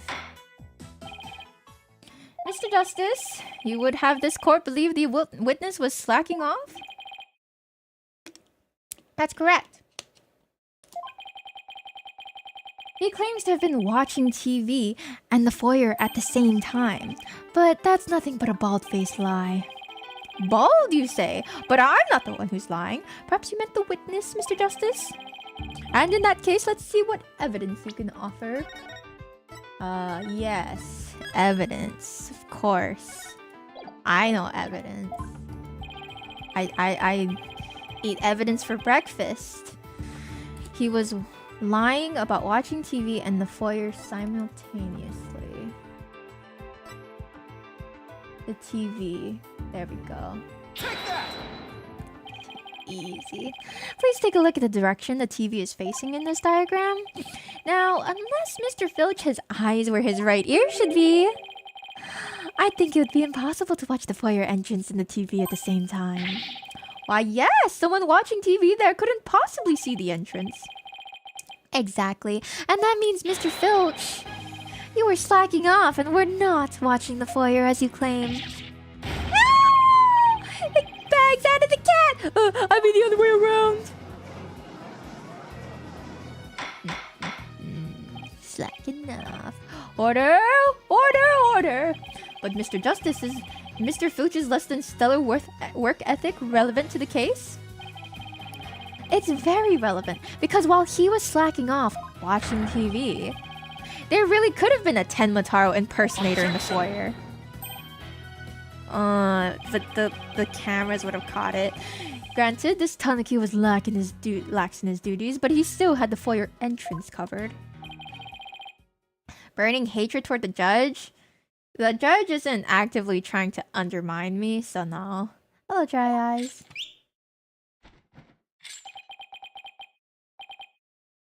This. Your bird? I'm not a mind reader. Hey! Auditory sense. His eyes may have been slacking off, but his ears were still hard at work, right, Tanuki? That's the angle you're playing? Oh my god. Apollo Justice Ace Attorney Objection Part 1. Yeah! I separated it between games. So this one is the second in the series, Dual Destinies, I believe. But Apollo Justice is the first one. They were? Oh, I mean, yes, they were! But you already admitted to slacking off. Now you say you weren't? My eyes might be lazy, but my ears ain't. I would have heard anyone in the foyer. You see, the foyer floor and stairway get all creaky squeaky when someone walks on them. Creak, creak, creak. Loud enough to wake the dead, I reckon. So you're saying you didn't hear anybody walk by? Yep, my ears were working full time. So who's the liar now, you know, good shyster? You have them saved in a playlist? Uh-huh. There should be an Ace Attorney playlist. A lying thief calling me a shyster? This has to be the low point of my fledgling career. Is it shyster? We have a playlist for most, if not all, of our games. Gotta hand it to you, Mr. Blackwell, sir. You really are something else. I mean, you don't miss a thing. And then bags under your eyes, they're darker than mine. Oh, okay. Fair warning, Mr. Filch. Taka is particularly fond of Tanuki. Should you lie to this court again, you may suddenly find yourself on the menu. Please don't eat me, Mr. Taka, sir! You see the playlist now? Heck yeah. The witness will henceforth testify truthfully under penalty of painful bird attacks. And with that in mind, the court requests that the witness revise his testimony accordingly. Okay.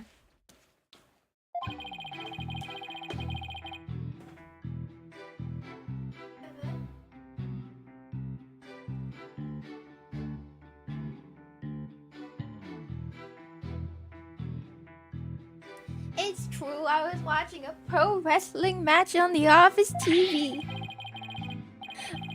My eyes might have been slacking off, but my ears, they were working overtime. The floor there is all creaky squeaky like. No way I would have missed someone walking by. So you see, there weren't no Tenmataro in the foyer. Superstition is the religion of feeble minds. Understand? A simple, rational explanation is best. Forget yokai, demons, and such. We must use common sense, for lacking that our entire world would be but upside down.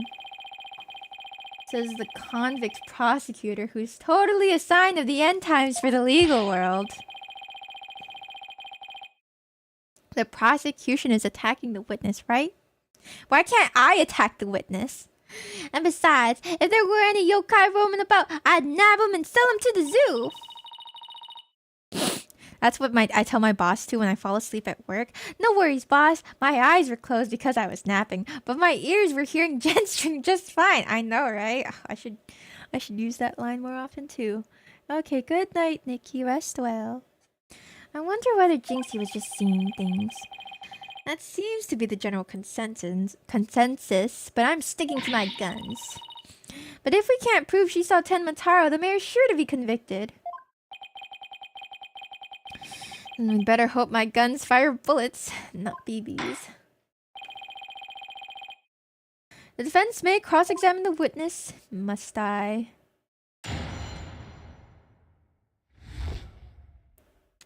Hello, Axel. It's true, I was watching a pro wrestling match on the office TV. My eyes might have been slacking off, my ears were working overtime. Before there's a cream. There was no Tenmataro in the foyer. Eventually they're gonna pull the camera thing on me.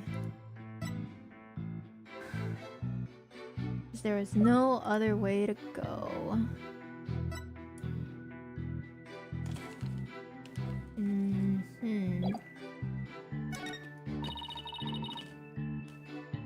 Ooh, Assassination Classroom was great. I love that one. That was fun. Apollo, what could this mean? Do you think Jinxie was just seeing things? Well, if that's the case, the details she provided were pretty impressive. But if we're to continue believing Jinxie's statement, we'll have to uncover Filch's lie. Right, or find out why he can't tell the truth. That he was an accomplice.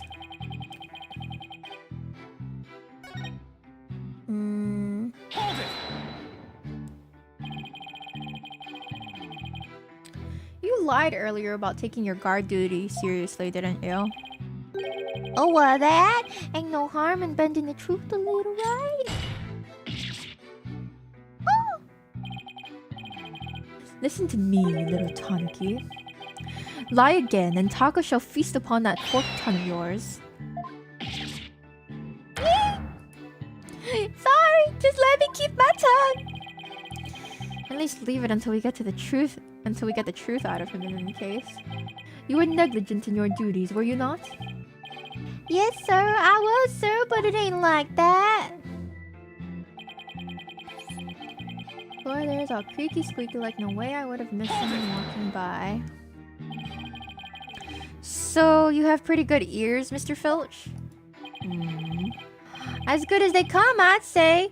Ain't nothing, to hear a creaky floor. Plus, that Tenmataro makes a sound when he goes by. It's like a jingle jangle. Jingle jangle? How does he do that? Is that staff of his? The staff, you say? That's what jingle jangles. What's he talking about, Apollo? Beats me, but I guess Tenmataro has a staff that makes noise. But no, he does not.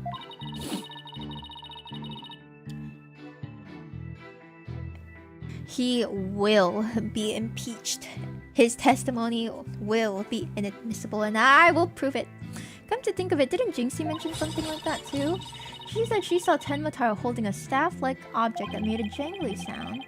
I guess that's the source of the noise then. Well, Mr. Justice, it's very important, please. Thank you so much.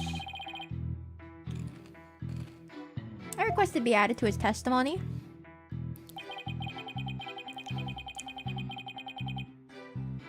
His staff would have gone jingle jangle, you say. So, Tenmataro's staff makes a distinctive sound? Yep, just like a jingle and a jangle. Wait, Jinxie said something like that? Making a jangly sound. Yep. Okay, I just wanted to double check that it wasn't something we could press there. A staff. The staff that he has, you say?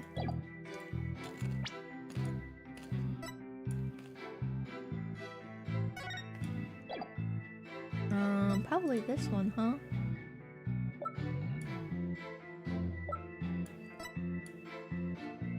Objection! Objection! Tenmataro's staff would make a jangly sound, you say? Well, I'm going to say that your story doesn't add up. Is there something the defense would like to share with the court? Mr. Filch, you say that you didn't see Tenmataro on the day of the incident. Why then did you assume just now that Tenmataro would be holding a staff? Huh? You see, the Tenmataro Jinxie saw held a staff in his hands. And she described it sound just like you did, as a kind of jangly sound. Yeah, so he was holding the staff. What's your point? Objection. The point is that Tenmataro doesn't use a staff, not normally. What are you talking about? You see, this is the only known document depicting Tenmataro. Is there a staff in that picture, Mr. Filch? You're right, there's no staff, not even a cane or a walking stick. Ah! So the question is, why does the witness think Tenmataro uses a staff? This guy, alright, we got him. I believe the answer will overturn the prosecution's case on the most basic level. Well now, this is getting interesting. Alright, Mr. Justice, it's time to show the court where you're going with this. Please tell the court why Mr. Filch believes Tenmataro carries a staff. He actually saw Tenmataro, and he's a scatterbrain, and the scroll is wrong. All of the above.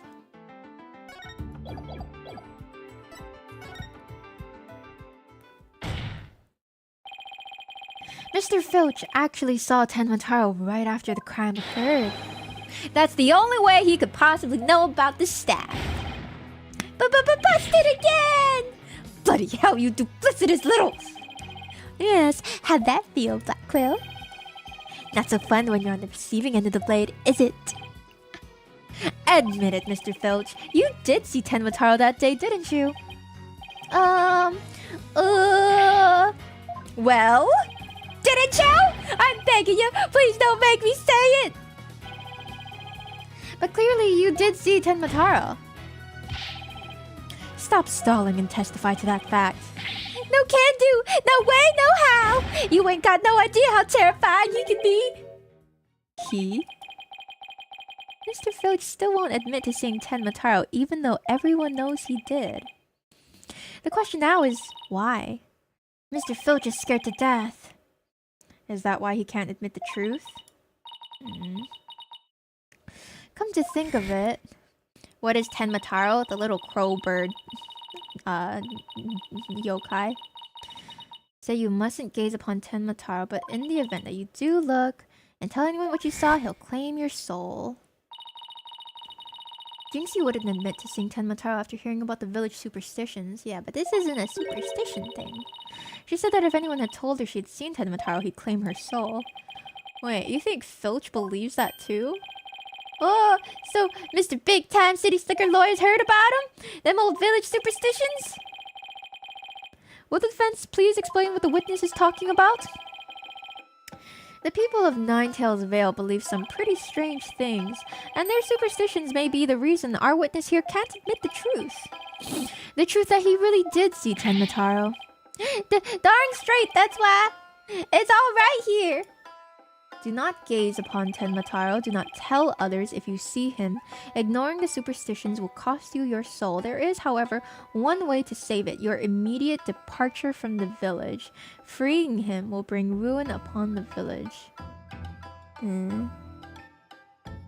Ignoring the superstitions will cost you your soul? See? That's why us folk in Ninetailsville can't talk about seeing Tenmataro. Thank you. That clears up one mystery. The killer took advantage of the superstitions by wearing a Tenmataro costume. They knew that way no one could talk about him, so it was as if he never existed. The defense holds that this Tenmataro impersonator is the true killer. What? Objection! Superstitions, you say? What kind of a fool would actually believe such rubbish? And would that using some silly fairy tale could so easily expose the culprit? You need to come up with a more rational, common sense explanation than that. Objection! Your common sense seems awfully narrow-minded to me, Prosecutor Glasswell. Try living in my world of narrow cells, mortal danger, and dark, sleepless nights. Please stop reminding me that you're a convicted murderer. There is no lack of superstitions in the clink, but few are those who truly believe in them. Objection! Well, the village superstitions are real enough to the people of Nine-Tailed Vale. A life or death superstition might make even you a believer.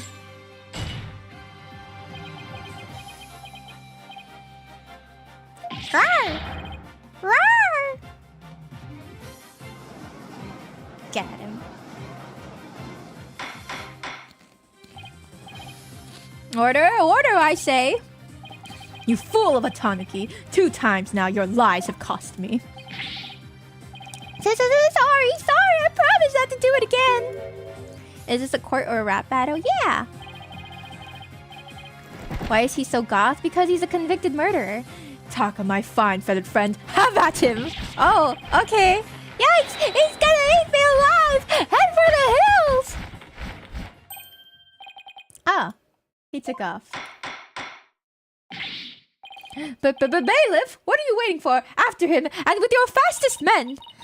That's certainly not something you see every day. Oh boy. Well, it would seem a new and important fact has come to light. A third party disguised as the yokai Tenmataro was at the scene. And now we have 2 witnesses who can attest to that fact. Any objections, Prosecutor Blackwell? Got you now. Got you now. You gonna stay silent this long, buddy? Yeah? Yeah? What? Ooh! Ah! His shackles. Hey, you can't do that. I'm too young to die. Magic cards at the Moa today. Congratulations, Axel. Don't hurt me. Justice Dono, long has it been since I've been forced to draw my blade. No, please don't do that. You had best say your prayers. No, thank you. Eek! What are you doing? Where's Superman?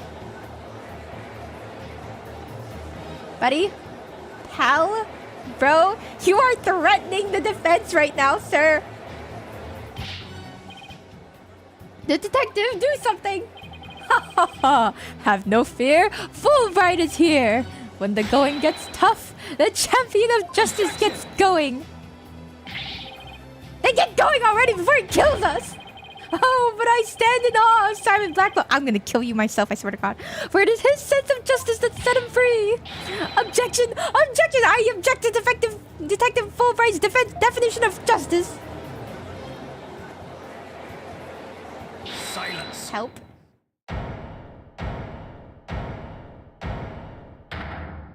Hey.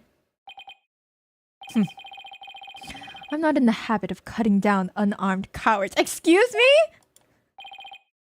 Oh, well, in that case, Prosecutor Blackquill, can I ask you to, put your shackles back on? I think the judge forgot he's in charge here. So, Justice Dono's assertion is this. Tenmataro is the real killer, not Mayor Tenma. According to him, there was a yokai at the scene of the crime. Right. And that yokai, or rather whoever was impersonating him, killed Alderman Kyubi. It's supposed to be objection. Can you stop doing that? Care to explain why Jingxi, being the first to discover the murder, did not see your alleged killer there in the Fox Chamber? What? He's right. She said nothing about Tenmataro being in the Fox Chamber. It's a good question. Good question indeed. Let me enlighten you. He got impaled, yeah, with a spear. That little scamp heard a dying scream right before she opened the chamber door. And your point is? Hold on.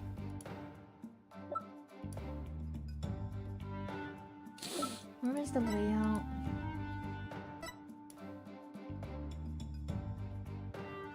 Maybe he was hiding in the air duct first?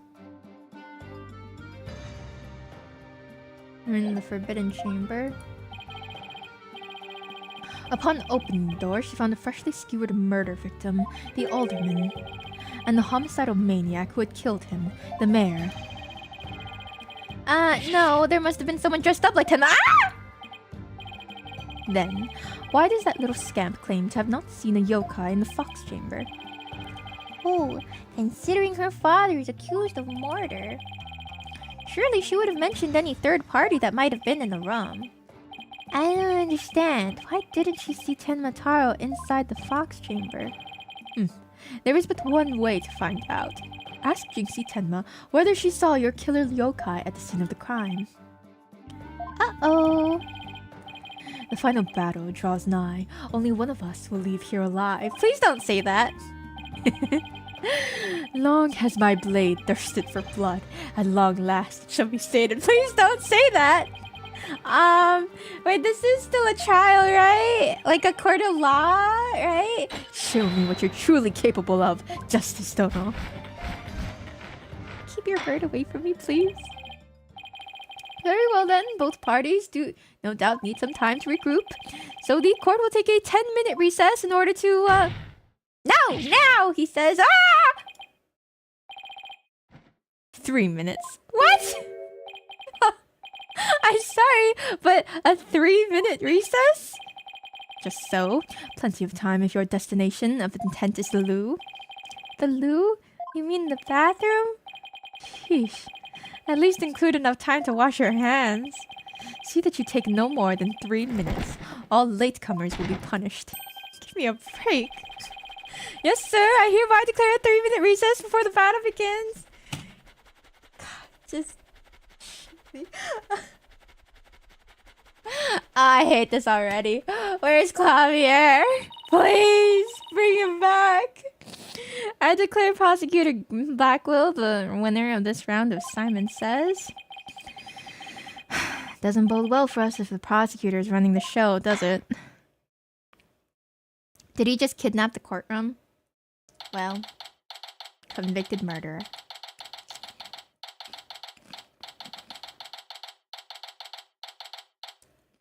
April 18th, 10:40 a.m. District Court, Defendant Lobby number 3. He busted out of his shackles. Yeah, what was all that about? Guess they don't make shackles like they used to. Better be careful, Apollo. You've really brought out the samurai in him. Especially after you proved there was a Tenmataro impersonator at the manor. What's with that guy and his whole samurai act anyway? Such fine swordsmanship. It is no mere act. Mr. Justice, it's high time I challenge this jailhouse prosecutor to a duel. No, wait! Let's save the dueling until after we prove your innocence. I suppose it could wait until later. Does anyone remember we're conducting a trial here? Athena, I'm gonna go wash up. Remember what Blackwell said, Paulo. Don't be late! Okay.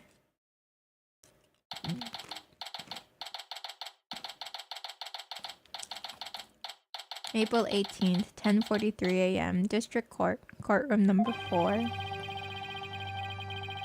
Now then, I believe our next witness is Miss Jinxie Tenma, a mayor at QB Manor. I believe we can proceed now if the witness is ready, that is. Narayon, leader of 100 demons, he really does exist! What? Wow, that is one well-polished tray. The witness will show her face while in court or her testimony will be inadmissible. Eek. What is it, my child? Begone, Narayon, leader of the 100 demons! Oh, you think I'm a yokai? Well, I was once known as a judicial monster of sorts. The beast of the bar, the demon of due process, if you will. Eek! My charm has no effect. The demon of due process? I'm not sure I can see that one. Now, you little scamp. Yes? I trust you know why you're here. You didn't get the chance to, like, tell her? Bags. Bags? Oh, that tricksy tanuki. Try the noodle stand, and go enjoy a big bowl of tanuki tail noodles while you're at it. she's afraid of the judge and not Black Quill? That's crazy. Everyone's a comedian. No, I meant your bags. The ones under your eyes. You must have trouble sleeping. Here, this charm will keep Azuki Arai away. Azuki Arai? The yokai that washes Azuki beans. Ooh, Azuki beans. The only thing needing washing will be your father's neck before I take his head clean off. Why would you say that to her? And she's so calm. Okay. Azuki Arai often keeps people up at night with the noise he makes washing beans. But if you stick this charm on your forehead, you won't hear him anymore. That wasn't her voice. It's okay, she's scared. Is that so? Well, thank you. Are they friends now? What is going on here? Looks like Prosecutor Blackquill got more than he bargained for. How loud can bean washing possibly be? You know, when a mom is angry, but she's washing the dishes, and so she's doing it as passive aggressively as she can. You know, when she's in the kitchen, she's putting away plates and she's slamming the cupboards, things like that. Yeah, they can be loud. They're bad enough alone, but together those two are just plain creepy. Your testimony, if you please, Miss Tenma. Specifically, whether or not you saw Tenma Taro when you discovered the crime scene. Can be loud.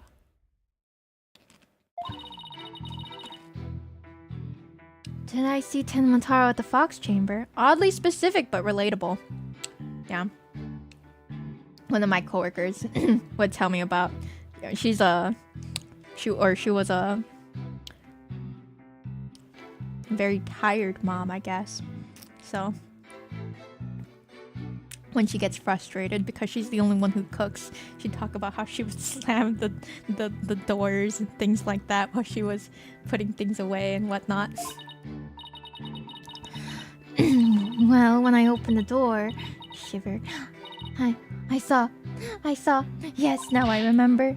Yokai, right there in that room.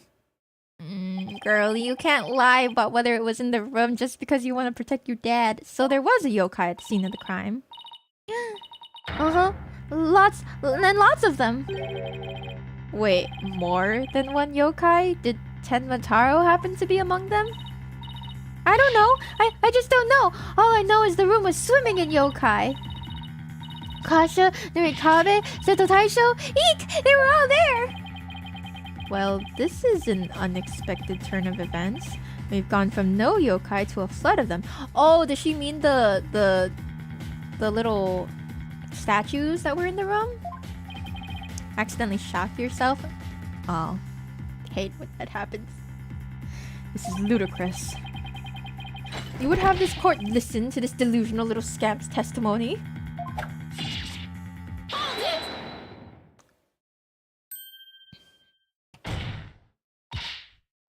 Your Honor, I believe her memory is simply clouded by fear, but a quick therapy session should ease her mind.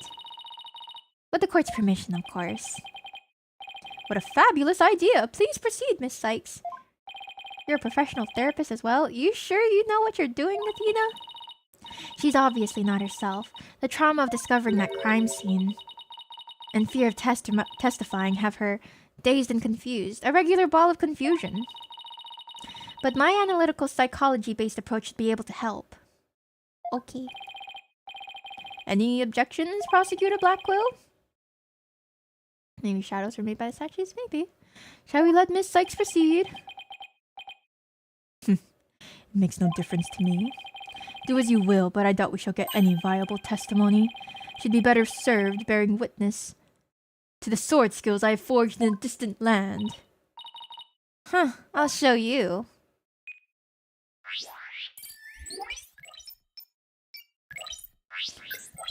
Okay.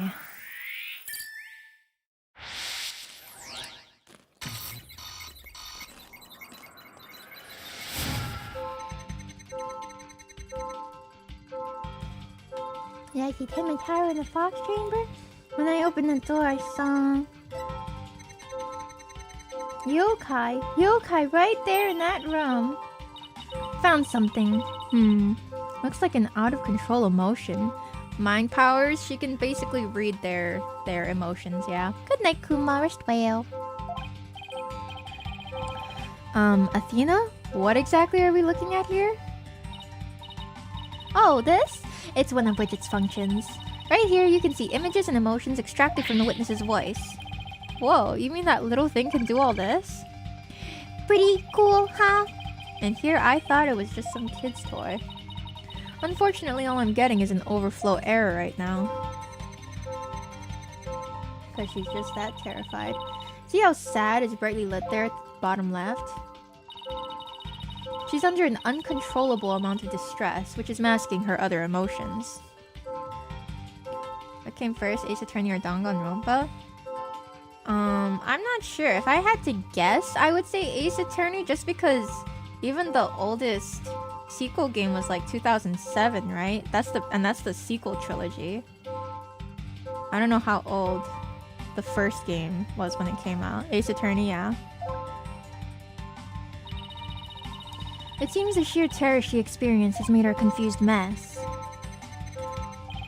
So all those yokai she thinks she saw were a product of rampant emotions? Ace Attorney was like 2001. Ooh, 23 years.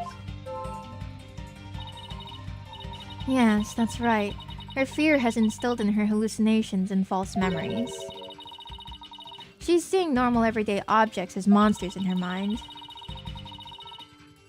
It's a form of schizophrenic hallucination brought on by emotional trauma, and the trauma in Jinxie's case is fear.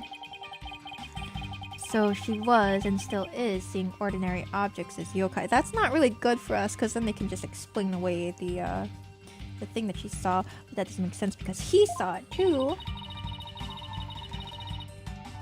We'll have to find the root cause of her extreme fear before I can treat it. Now let's see. On Game Boy? Apollo, can you point out the yokai on the Wheel of Fire? Sure. She seems particularly terrified of that one. The cat? Start by pressing probe. Next, point to what's causing Jinxie's out-of-control emotion. Finally, hit probe again to try and get to the heart of the matter. Alright, let's give this a try. Shouldn't you do this because you're the professional? Probe. Firefall ghosts. Cat monster on the Wheel of Fire. Got it! Got it. Jinxie, what's the name for that yokai on the Wheel of Fire? That's Akasha. A yokai that steals the bodies of the recently deceased. I bet it came to steal the aldermans. It's almost creepy how well that fits the actual situation. Exactly. It's a form of hallucination where the patient can't see things for what they are. Harper, thank you for the raid! Hello, raiders! How was your stream? What were you guys up to today? Welcome, welcome. We are currently in the middle of a case in Apollo Justice Ace Attorneys. If you are trying to avoid spoilers or anything like that, please feel free to look away. Hello, hello. I hope you had a lovely stream. You did smash or pass? Yeah? What were you smashing or passing? And then you played Monster Hunter Rise? Heck yeah. How did it go? I hope you won. I hope you had fun. Ghost Pupper, thank you for the follow. Welcome, welcome. Fellas, make sure you guys go give Harper a follow if you're not already. Harper is very, very cool. If you have to go get some sleep, something to eat, please feel free. We are just vibing and trying to calm down our witness. Welcome, welcome, readers. It's a form of hallucination where the patient can't see things for what they are. Gotcha. That bodes well for a witness. There was a VTuber OC Smasher Pass as part of a subathon incentive. Nice! It's good. Hit rank 100. Defeated the last monster in the base game. Heck yeah! Congratulations! Oh, I hope your subathon went well. Glad your stream was fun. Thank you again for the raid. Thank you. Once again, fellas, make sure you guys go give Harper a follow. But yeah, don't feel like you need to stick around or anything if it's late. I know it's like 5 a.m. for me already. There must be something at the scene of the crime that she's mistaking for Akasha. A cat? Have good lurk! First wheel! Mistaking for A cat? I don't see a cat. Apollo, you need to point out what she thought was a yokai on a wheel of fire. I think I know the answer now, do I? Jinxie, that wasn't Akasha you saw. Could you have possibly mistaken this for Akasha? Oh. The fox? This is what you mistook for Akasha. What? That thing? No? I'd never mistake that for Akasha. Really? You have to consider what Akasha looks like. Think brightly blazing wheel near the ceiling. Yeah, but shouldn't have... oh, okay, you just mean the general wheel, not the actual cat. Okay, fine, go for it. The light fixture? This one right here. It has a flame design and is up there on the ceiling. There was never a yokai on a wheel of fire. The Akasha you saw was just a light fixture. Eek! There we go. Nice. That's one memory back to normal. Nice job. Now that you've got the hang of it, it should be a cinch to point out the rest. Jinxie, what about this white wall-like monster? That's Nurikabe. It's a wall monster that blocks your way or leads you astray. That's no yokai, Jinxie. It's a folding screen. Eek! And this raccoon dog isn't a Tanuki monster, it's just a statue of one. Eek! And look, these are just coffee cups. And this right here, it's nothing more than a fox statue. Eek! I don't know what I was thinking, doing. See? There we go. You did it, Apollo. Her extreme fear is under control now. It was all just my eyes playing tricks on me. There weren't any yokai after all. See? A clear-cut statement. That's the power of my psychology and your intuition, Apollo. And just like we thought, there never really were any yokai in the Fox Chamber. That's not good for us. That's really bad for us, actually. Why do we keep digging our own graves? Right. There never really were any yokai there. So the defense is asserting the exact opposite of their original assertion. Can I go back to the first game, please? I don't like this one. Wait, Jinxie, what about Tenmataro? There wasn't anyone there dressed up as Tenmataro or any other yokai either. I remember it clearly now. You gotta be kidding! Apollo's getting worse at this, right? What is going on?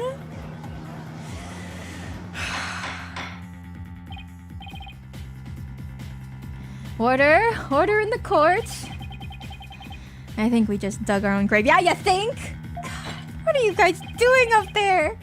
Allow me to push you on in. It's the least I can do. Shut up. Why is it always the second game that has, like, prosecutors that freaking suck? Apollo, can I interrupt your freak out for just a minute? I'm still picking up on some noise. It's an unexpected emotion. Does that mean Jinxie hasn't remembered everything yet? Exactly. We should be able to get something else out of her. I'll enter the new information we have and run an update. Bailiff, just shoot me now. You hated Francisca. Yeah. I didn't like the whole whip thing. Did I see Timothar in the Fox Chamber? So you were happy. Oh, I'm surprised, rather. You were so scared when you entered the room. My legs gave out and I fell to the floor. There in the Fox Chamber I saw... the alderman dead on the table and Papa collapsed in a chair. You can't handle a little physical abuse in your law game? Well, I mean, even besides that, I just didn't really care for her. I didn't care for her or her dad or something, was it? Honestly, I didn't really care for the visor guy 2 and 3. Nobody else was there, and that includes Tenmataro. Is it just a surprise that's unexpected? Wait, what am I supposed to do? Try to find the emotions that contradict her statement. So if I find the contradictory emotion, I should point it out? That's right, but it's not just contradictory emotions you should look out for. You should also keep an eye out for sudden changes in an emotion's intensity. Her emotions might get stronger or weaker as you move from statement to statement. Gotcha. Yeah, the investigation games. I don't know if we'll ever get to it though, we'll see. It's important to compare how the same emotion changes throughout the testimony. Contradictory emotions and changes in intensity. Gotcha, so when she's more shocked. Okay.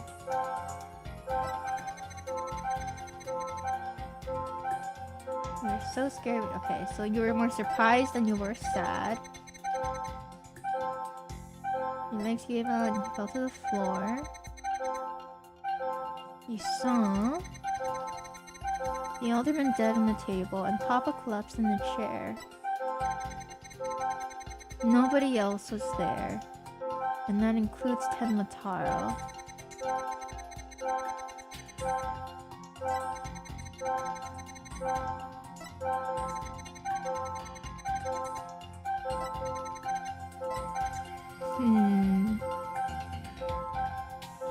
Did I see Tenmataro in the fox chamber? I mean, you're extra sad here. I don't think that's necessarily suspicious, though.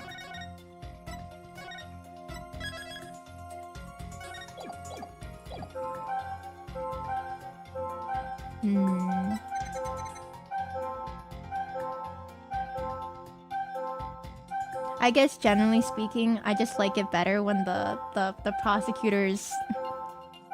when we have better banter with them. And all those other prosecutors are just trying to tear us down all the time. I hate it. So scared when I entered the room. Surprised, my legs gave out and I fell on the floor. I saw the alderman dead on the table and Papa collapsed in the chair.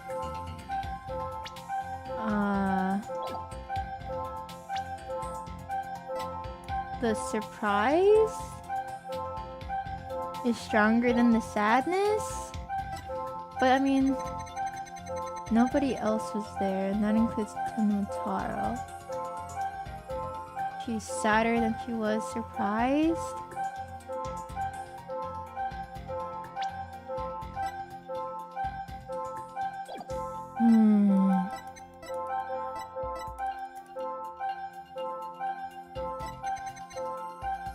You were so scared when you entered the room. Your legs gave out and you fell on the floor.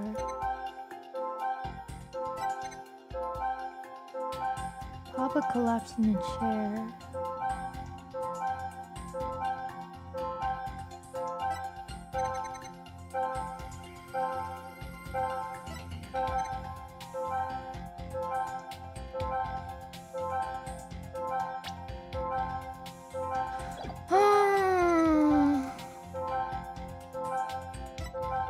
Your shock was greater, which makes sense.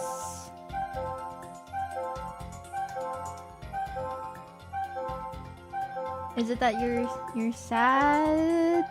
Unexpected that you'd be sad to see Tenmataro in the fox chambers? That makes sense. Your legs gave out and you fell on the floor.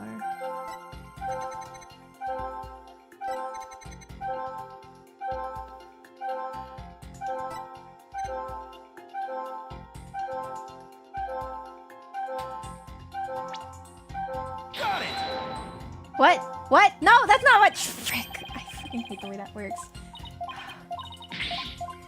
I meant to click on the happiness. Or I didn't mean to click on the happiness.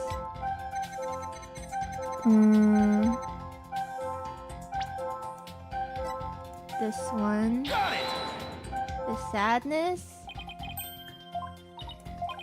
Unnatural. There's somebody home and somebody's gonna try again. Did I see Tenmataro in that fox chamber? I was so scared when I entered the room. You were surprised, that makes sense. Your legs gave out and you fell on the floor. You saw... the surprise? Got it! There's no way that's right.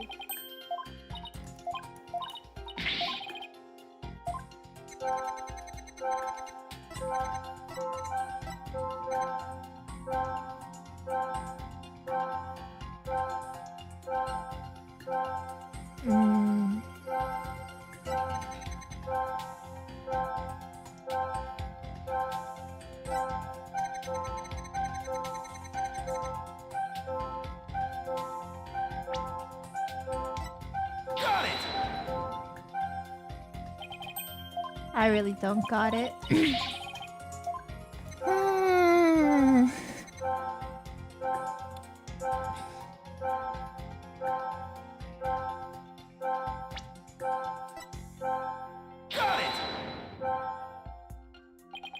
I'm definitely not guessing wildly. I would never do that because I'm a professional.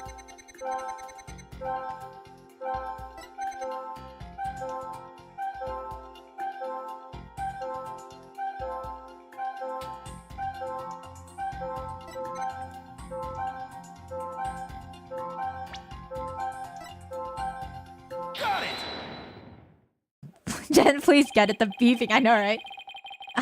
The amount of fear you felt is rather low despite your legs having given out from fright. Could something have lessened your fear? Right? Why is that beeping so loud? What the heck? Actually, I did experience a sudden burst of courage at that moment. You did? Where did it come from?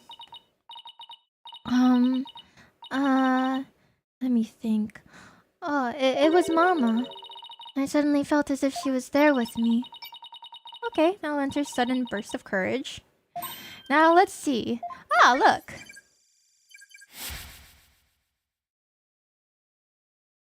"30-second ad break." Ah yeah, more chip mukbang.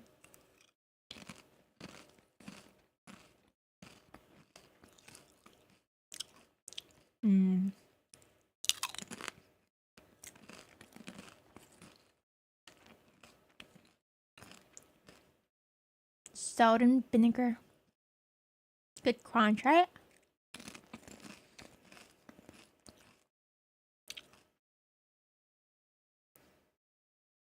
There we go. Tipsy Canoe, thank you for the follow. Welcome, welcome. Apollo, the noise is all gone. Jinxie seems... Sorry, wrong voice. That's Trucy's voice. Jinxie seems to have remembered everything now. Bye-bye. A sudden burst of courage. Now, where could that have come from? Jinxie, was there something that gave you a sudden burst of courage?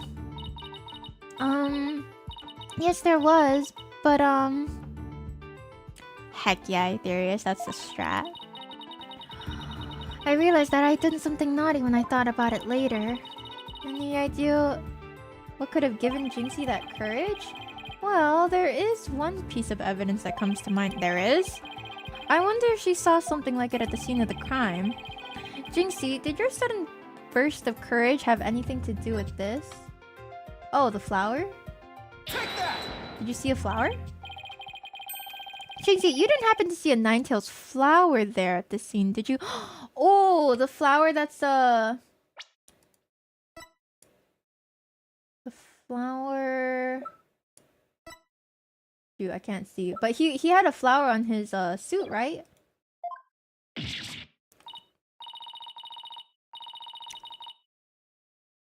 There's now an ad at the top of the chat box. It's gone after a bit, though. Do they do that instead of the 30-second ad? Because that would be so much nicer. So that you guys wouldn't be blocked from seeing stream. The demon lawyer strikes again. I can't hide anything from you. I found a small case with a picture of a Ninetales flower on it. I liked it so much I kept it. You what? You can't remove evidence from a crime scene? Like a banner ad? Yeah. You haven't been getting ads? Nice. That's right, young lady. Removing evidence is a big no-no. Now, the witness will produce said evidence this instant. Sorry. It does seem to be some sort of case. Ooh, look, something stood out. It appears to be a key. Might I have a look, your baldness? Thank you.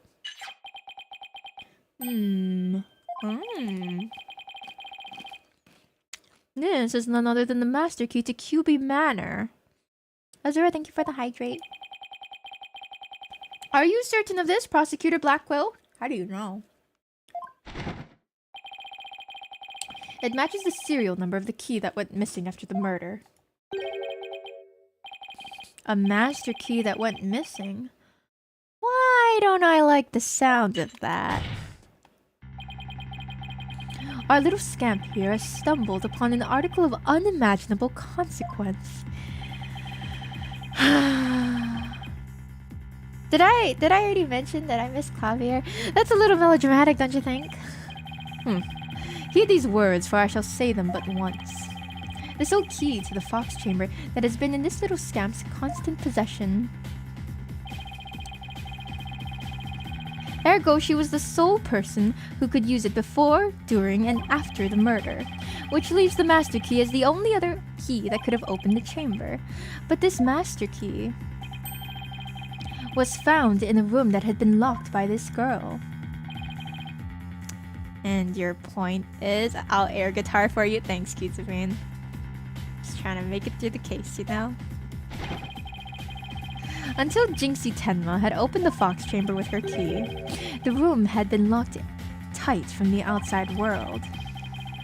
Clavier has gone to the island of retired prosecutors around activity with Edgeworth. Bring him back. I don't like people that just want to tear me down, man. And there was no one else in there save the victim and the killer. I trust you have figured it out for yourself by now. A killer other than Mayor Tenma himself would be utterly inconceivable. No! Gumshoe too. Oh yeah, I like Gumshoe, but I mean, he's not our prosecutor. How could this happen? Oh! The defense assistant will refrain from growling her frustration. What is he saying? He's saying that there's no one but our client that could have been the murderer. Athena, are you alright? Ugh, I know Mayor Tenma's innocent, but there's nothing we can do! This sucks! Sykes, Dono. Allow me to put you out of your misery. Please don't. Can I decline your offer? Abandon your client and your misplaced faith in him. I don't think I will. I need the pay. I need the money desperately, actually. Let the relief of a clear head and a clean conscience come rushing in. I got bills to pay, man! That will make the inevitable guilty verdict far easier to accept. Great. Now he's playing Simon Says with us. Well, he's not gonna fool us with his stupid mind games. Athena, don't fall for his tricks. Oh, now I'm the one who's dazed and confused. I can't even think straight. Here, you alright? She fell right into his trap. Now I suggest you make a mad dash from the courtroom and into the wild blue yonder. Only by running shall your mind be cleared and your conscience cleansed. Objection! Alright, I'll be back in 10. Objection! Stay with me, Athena. Don't let yourself be twisted by that samurai. Apollo. Mr. Justice, I heard the word objection, but what is it you object to? Huh? Oh, right. That objection was more of a reflex than anything else. I object to everything here, actually. Though I was hoping something would come to me while I was trying to stop Athena. The court is waiting, Mr. Justice, though as it stands now, I'll be forced to declare your client guilty and your legal skills suspect if this is it. Now, do you have anything that could overturn the prosecution's case? Well, actually I do, and I'm not just making that up. I'm Apollo Justice, and I'm fine. Apollo, you do have something more than your cords of steel, don't you? Not really, but we'll be fine.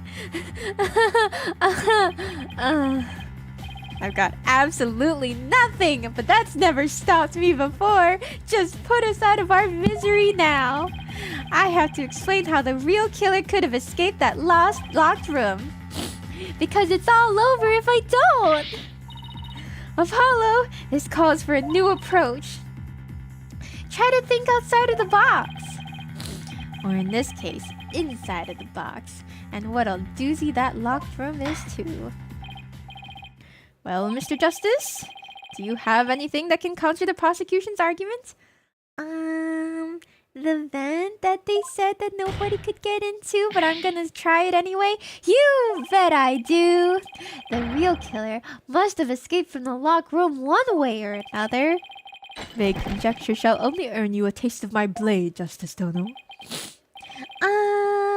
Time to do or die, literally! The defense will now explain how it would be possible to escape the locked room. Do I have to? You sure about this, Apollo? Can you really explain what happened? No! I'm fine! Phoenix can bluff his way out of a paper bag, yes, and we are his next in line, next of kin. We just need to think this whole escaping over a locked room thing over from the beginning. So let's see. If the killer had escaped, how could they have done so? Well, the choices are pretty limited.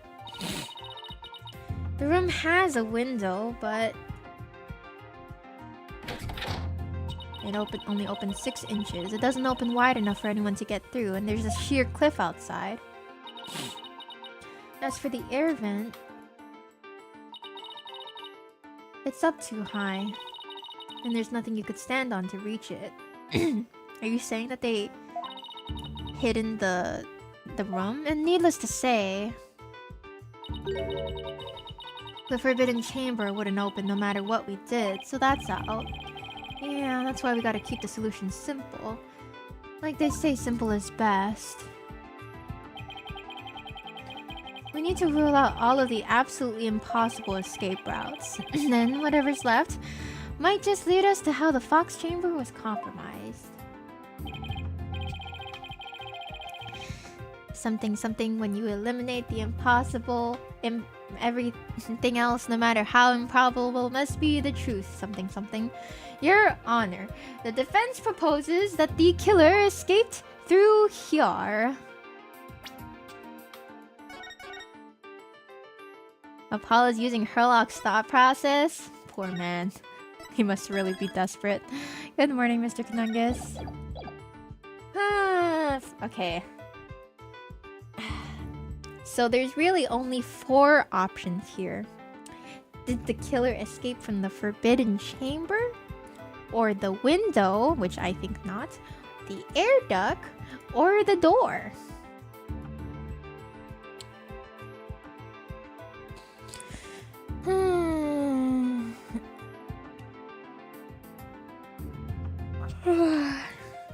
I see your 7 a.m. stream hasn't stopped you from powering on. Of course not! Always going strong.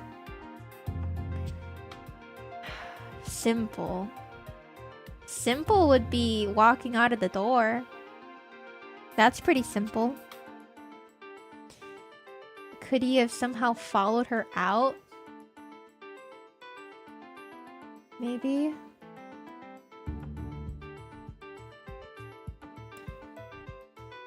It's either that or he hid... Yeah, it's either that or he hid in the forbidden chamber. But how would he have gotten out? I mean...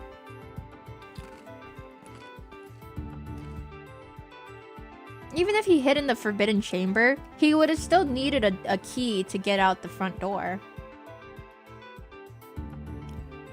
So the forbidden chamber doesn't explain how he left the room entirely. It just explains how he could have... she could have not seen him. We don't know what's in the forbidden chamber.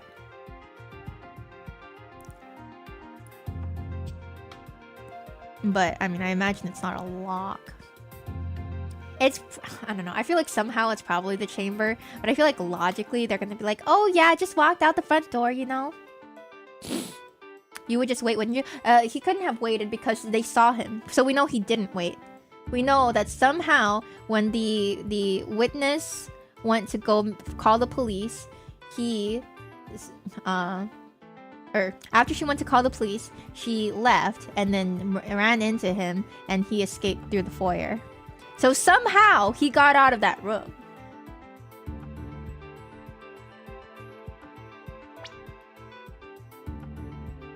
The killer escaped through the front door, but how would he escape through the front door?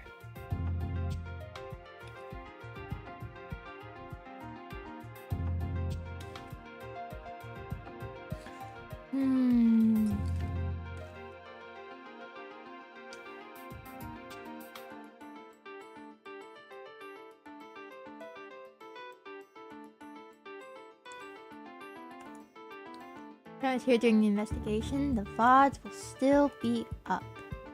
Eeny, meeny, miny. Well, you always know it's a good sign when your attorney is doing eeny, meeny, miny, mo on the map. Catch a tiger by the toe. If he hollers, let him go. Eeny, meeny, miny, mo. Do it! Take it! And just how did the killer escape through there, Mr. Justice? I don't know. I'm just here to provide you an answer. You guys can figure the rest out. Your reasoning skills seem as questionable as your proposed escape route. I wish I could escape right now. I'm afraid there's no escaping a penalty for your random guessing, Mr. Justice. Okay, so we know it's not the chamber. Can I try that one again, please? Your Honor, the defense proposes that the killer escaped through the front door. Take it! The hallway door. I should have gone with it. Well, yes, I suppose that would be the only way out. It would appear you've already forgotten. The only available key until Jinxie Tenma came on scene was within that locked room. How would one exit the Fox Chamber and then lock it without a key? I don't know. I should have seen this coming. Remember, Apollo, keep it simple. Simple. Right. I could understand if the killer had exited the room with a key, but don't hurt me. Well, Mr. Justice? The prosecution has some fine Japanese steel waiting unless you explain yourself quickly. Hey. They slid the key below the door? Is that where she found it? I thought she found it when she was inside the room. I'm fine. I can explain myself. Probably, maybe. The reason the Fox Chamber's hallway door was locked was because Tenma locked it from the inside. It locked on its own. The perp locked it from the outside. He locked it from the inside.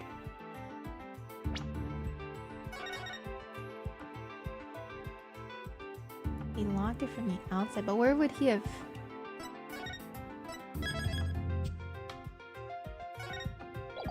hidden? Tenma locked it from the inside, but he wasn't inside. So, after he committed the murder, he left, locked the door, and that's when she came? But then where was he? On the left? Please stop hurting me.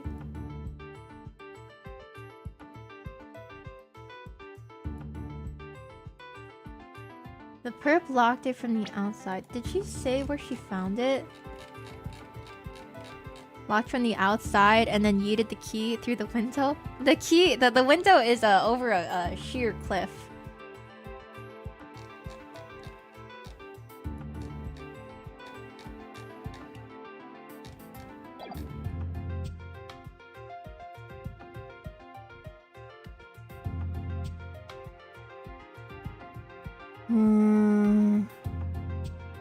The reason the Fox Chamber's hallway was locked. Hello, Savage. We're a turn-in. Been alright. Locked it from the inside, but then she didn't see him. So he must have locked it from the outside? I'm going with it. What if the room was locked from the outside? In other words, the killer took the key through the hallway door, then locked it. No, please don't hurt me. No, I'm too young to die. I'm too pretty. Consider this. The master key was found inside the tightly locked Fox Chamber. He just slid under the door into the room. And the assertion that the key was removed from that room is a blatant contradiction of fact. Exiting the room before locking the door would require taking the key outside. But the key was found inside the room, which does seem like a contradiction. If only we could explain both. Like how the key could be inside the room and be used to lock the door from outside. You just slid it under the door, you know? Where the key was found specifically, yeah. Well, let's see if the defense can respond before Prosecutor Blackquill draws his sword. No, don't do that! How could the master key be at the crime scene despite the room being locked tight? Slipped it in when the door was open? Ooh, threw it in from outside. Changed the lock? That would require that'd be so fast. Isn't there an air duct? That's true, but I don't know how you could have put it in through the air duct when the air duct is like that. You know, it's not like you can just toss it through. Slipped it in when the door was open? Surely must be, right? With a trained animal. Oh yeah, the hawk, because Black Quill did it? That's a wild name. Yes, sir. Thank you for the follow. Slipped it in when the door was opened? Maybe someone threw it in from the hallway when Jinxie opened the door. Oh, the fact that the health bar is still on the screen makes me a little bit nervous. That would explain. No! No! No, don't hurt me! First, we should ask the little scamp herself. When you opened the fox chamber, did you witness anyone throw the master key inside? You never know! Sorry, I didn't see anyone else there. Aw, shucks. Gosh darn it. Aw. What a pity. Or perhaps you intend to accuse the witness of murder? Huh, not just yet, but I'll think about it. You leave me no choice. A penalty for random speculation of lack of foresight. Well, you never know. How could someone gotten a key in that room?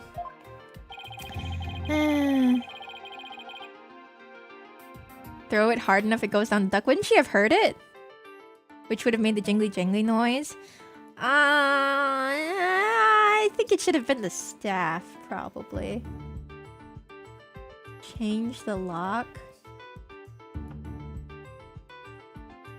Surely they wouldn't have had time to change the lock. Wouldn't they have checked it? Threw it in from the outside. But they already said that she didn't see anyone throwing it. Did they change the freaking lock? I don't know.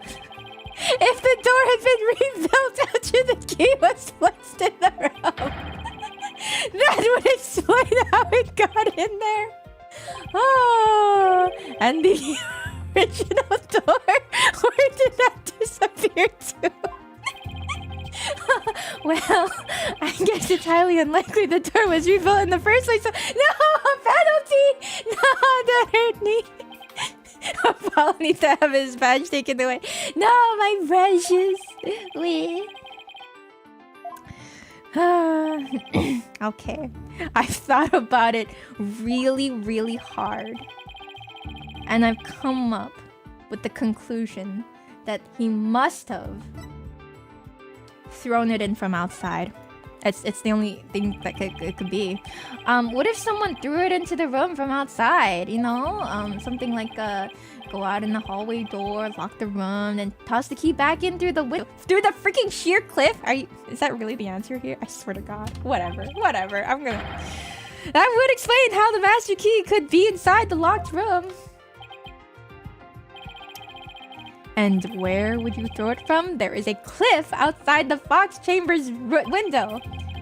They used a drone throwing the key in from there is an impossibility. Yeah, that's what I thought!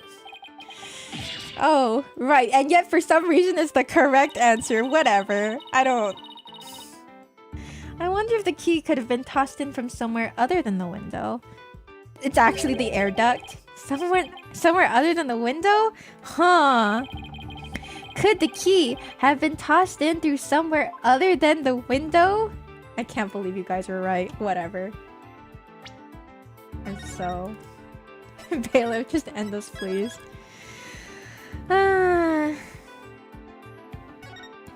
Oh, is there problems on the YouTube side? I haven't heard of seen it. Anything? Take it. The air vent? The air vent. Oh, on my end, the YouTube stream is okay. Yes, the window may be out of the question, but the air vent's not. Oh, that's right. The fox chamber's air duct, cause that's the next conclusion. Ruby Foxo, thank you for the follow. Welcome. For you, YouTube is fine. Okay, good to hear. Leads out into the hallway. That's right. The real killer entered the air duct from outside the fox chamber. Where the heck did they enter from? What? Whatever. And then dropped the key into the room through the vent inside the chamber. Just take away my badge. I'm giving it up. I'm leaving the lawyer life. That's preposterous. Where was the I thought they were talking about how there was no ladder. Oh, that explains how the key got in there after it was used to lock the door perfectly. Mr. Justice, I'm afraid I'm a little bit confused. Don't worry. I'll explain it so even your honor can understand. First, the real killer, disguised as Tenmataro, murdered the alderman in the fox chamber. Then, they fled the room through the hallway door and locked it. Next, they entered the air duct from the vent outside in the hallway. Finally, the killer tossed the key into the room through the air vent in the ceiling there. All that was left to do after that was go back through the air duct and flee the manor. Hello, Burger Town. Well, Your Honor, could that be any clearer? Amazing. So you couldn't use a ladder to enter it through the room, but you can use it. There's somehow a ladder outside in the hallway. Even I could follow that. The judge seems really pleased.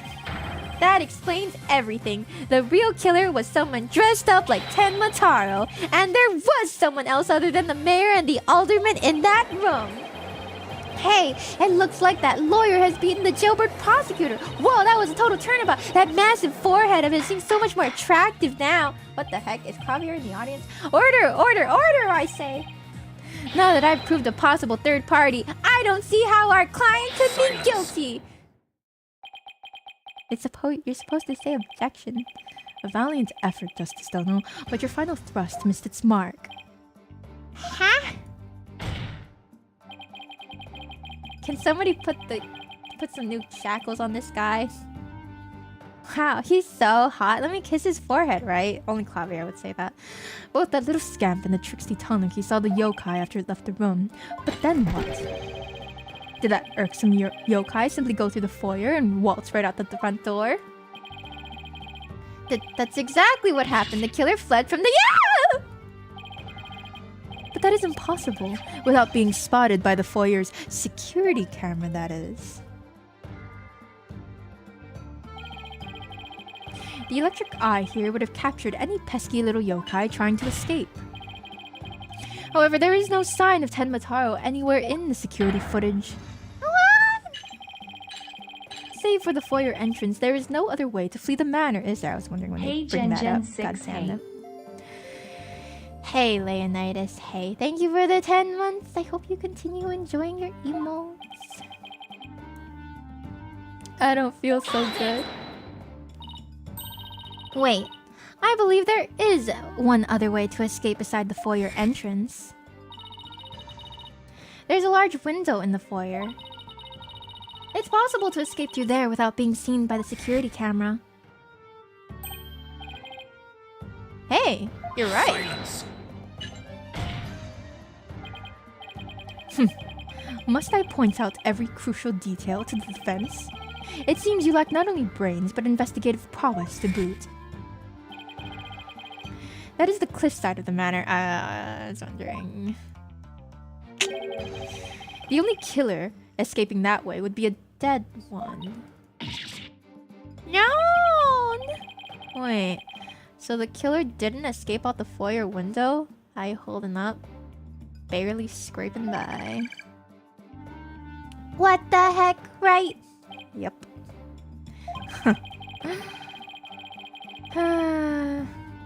I suppose your next proposal is the killer sprouted wings and flew off into the sunset? Yes, actually. That would mean the killer really was a yokai. If only we had some sort of evidence that could point to a flying killer. Ah, who's saying we don't? As completely far-fetched as it might be. What? You're saying you can prove the killer could fly? Whoa. I thought I was the one with cords of steel. Oh, I can't wait to hear this. I can't. Your Honor. What evidence do you have that the killer flew away? It's the bridge all over again. No, the bridge was insane. This one, we know the answer at least. The answer is easy. The bridge took freaking forever, because no way was I gonna come to the conclusion of the bridge, the bridge rope.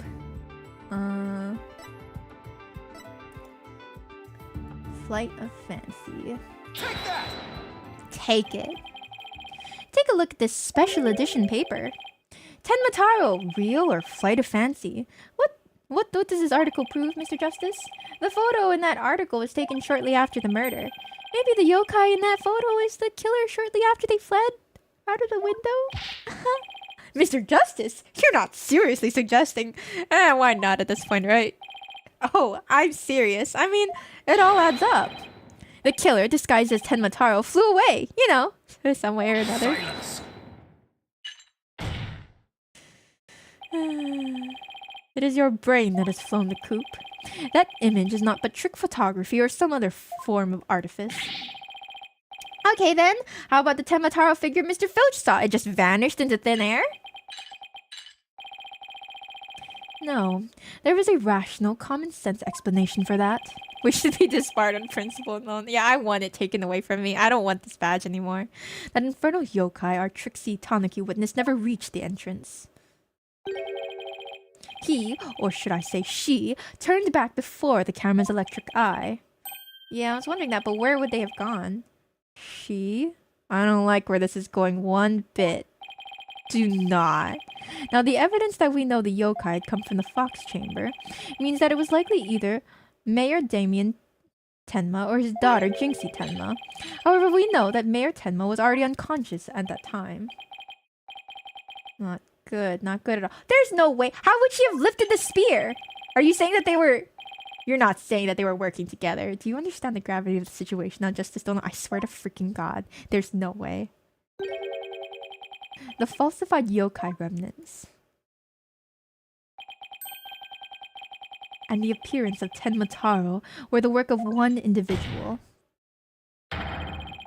And that individual is none other than Jinxie Tenma. I want this man dead. I want Clavier back right now. Where's Edgeworth? Where is he? I swear to God.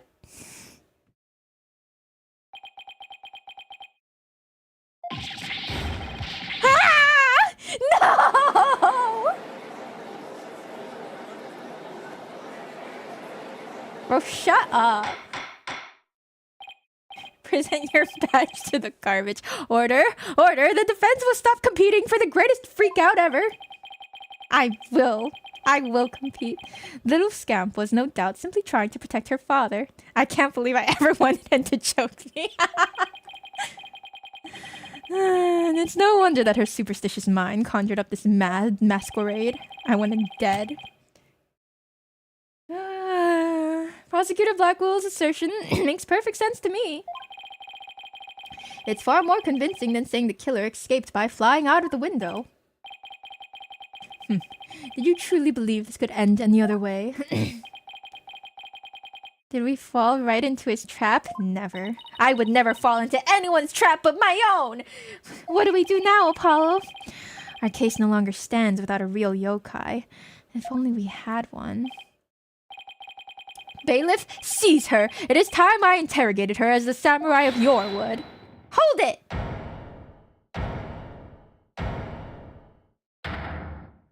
Oh, hey buddy, hey pal. Mayor Tenma? Uh-oh.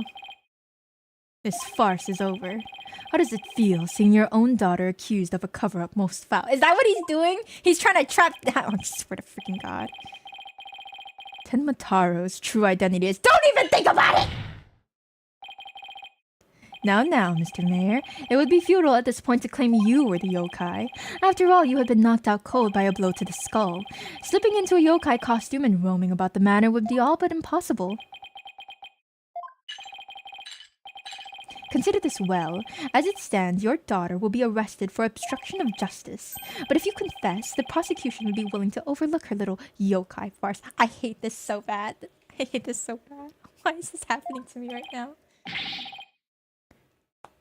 I miss Zixi. Confess? The defendant intends to confess? Wait! Apollo? Prosecutor Black goes up to his mind games again. Bring Zixi back at this point. Mayor Tenma, no, don't fall for his twisted words. I'd rather have the racist. If you're sent away for murder, Jinxie will be left all alone. The real killer is... Mayor Tenma's going to confess unless we do something! Jen, what's your losing in court animation? I don't know. Is it some kind of combination of just everything? just crying and wanting to kill people at the same time? Is that it? Hashtag bring back the racist. Bless you, thank you. She sneezes. Yeah, I sneeze when I'm losing court cases. She gets cat ears when she freaks out. You're not gonna trick me, but that's hilarious. It looks cursed, thanks. I'm allergic to losing. That's right. That's what it is.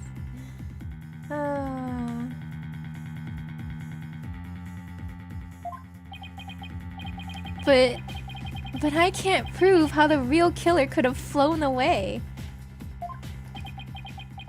Don't do it, man. Don't freaking do it. Caw! Caw! Caw! Look upon me in despair, for ripe is the time for my return. What are you doing? Huh? Uh-oh. I should watch what I wish for. Buddy. Pal, what do you... What? What? Caw! Caw! Caw! Caw! Foolish mortals!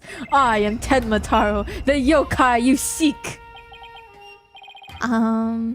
Mayor Tenma? Silence! I am Tenma Taro, freed from the bonds binding me to the Forbidden Chamber. Behold, the return of the Demon King! Well, Demon King? Well then, I think it's time for me to, take a vacation! Get me out of here.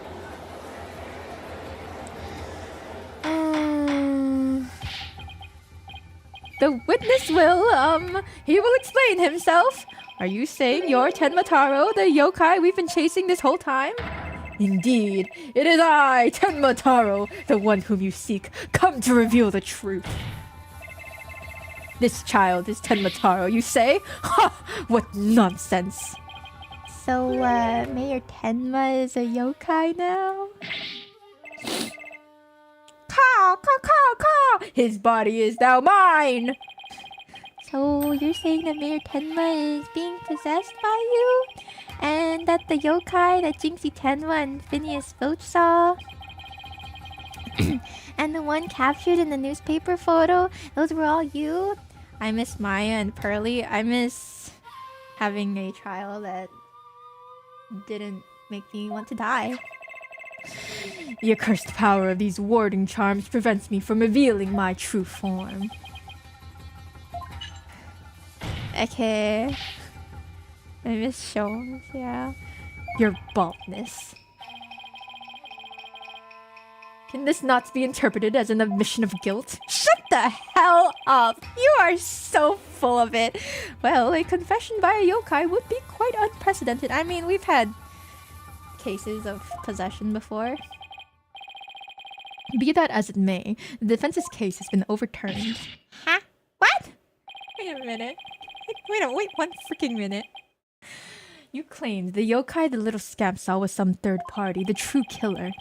The one who escaped from the locked fox chamber, but it was the accused all along. How could that be if he was in the stupid room? That is what you were saying too. Don't you try to turn this on. I swear to God. I swear to God, I will jump out that window myself. Oh. Hey, where's my game? Ironic, is it not? Your yokai turned out to be real in the manner of speaking. For the alderman's killer is none other than Mayor Tenma, and the yokai at the scene. That too was Mayor Tenma, or should I say, our dear Tenma Taro. You don't even believe the words that are spewing out of your mouth. The pieces have all fallen into place. arrested for contempt rape. He's already in jail for murder. So I don't think he much cares. How so, Prosecutor Blackwell? How can he escape when he's unconscious in the room, right? Oh, Razgriz. It seems I must spell it out for you. Mayor Tenma killed the alderman in the fox chamber, which was locked at the time. So we couldn't insist that the yokai was real, but he can? That is so not fair. That's so freaking unfair. He then removed the warding charms from the forbidden chamber's door. But then fell unconscious from the blow the alderman had delivered to his head. You do not believe the words that are coming out of your mouth right now. That's when his daughter Jinxie Tenma stumbled on the scene of the crime. They have evidence. They have evidence that he is possessed by a yokai. The little scamp fled in terror, whereupon the spirit of Tenmataro. The evidence of the mayor now being said yokai. Yes, and he's totally 100% not lying to save his daughter. Freed at last from the charm's warding effect, took possession of the mayor. The newly freed Tenmataro then fled from the fox chamber.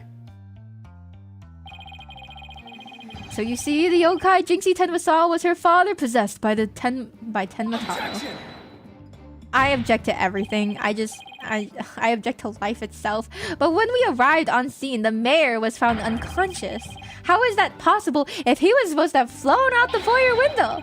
Then what? Do you mean to say the maid of QB Manor, Jinxie Tenma, was Tenmataro? I mean to say... Kaka! That too was easily explained. So about for a time did I, but presently tired, I made for the forbidden chamber. I need everybody to shut the hell up right now. But alas, exhaustion took me unawares in the fox chamber and I knew no more. It would seem the pieces are still in place. I'm going to strangle this man. Edward! Edward, are you hearing this right now? You know, I'm starting to think the guy who bombed the court had a point. You know, I think you're right. This is why Apollo went freaking insane. Why Apollo decided to leave. He couldn't take it anymore. And neither can I. Is Blackwell up to his tricks again? I don't know what to say. Is the defendant a real live? So that rumor about Mayor Tenma is true. I knew yokai were real. I mean, he really did kill the alderman just so he could release Tenmataro? I wanted him to choke me I'm going to choke him, yeah. Order! Order! Now he's got everyone in the courtroom believing in yokai. It's Simon Says on steroids. He wants to convict our client any way he can, even if it means blaming a yokai. What happened to getting to the truth of the case, man? Get me out of here. The proverbial ducks are all in a row. You should now have no qualms about finding the accused guilty of your baldness. Zixi never would have argued yokai. I'm just saying. This is one of the most bizarre cases in my entire career. Otherworldly, in fact. Bailiff, bring in the talking parrot, please. Can yokai even be prosecuted under our legal system? Objection! Just get me out of here. Mayor Tenma is just pretending to be Tenmataro to protect his daughter. Plus, I already proved how a third party could have escaped from the locked room. A verdict at this point would be premature. Since both sides have raised valid points, I have no choice but to... Shut up. This is the dark age of law where defense attorneys are not to be trusted. Are you freaking kidding me? You are a convicted murderer!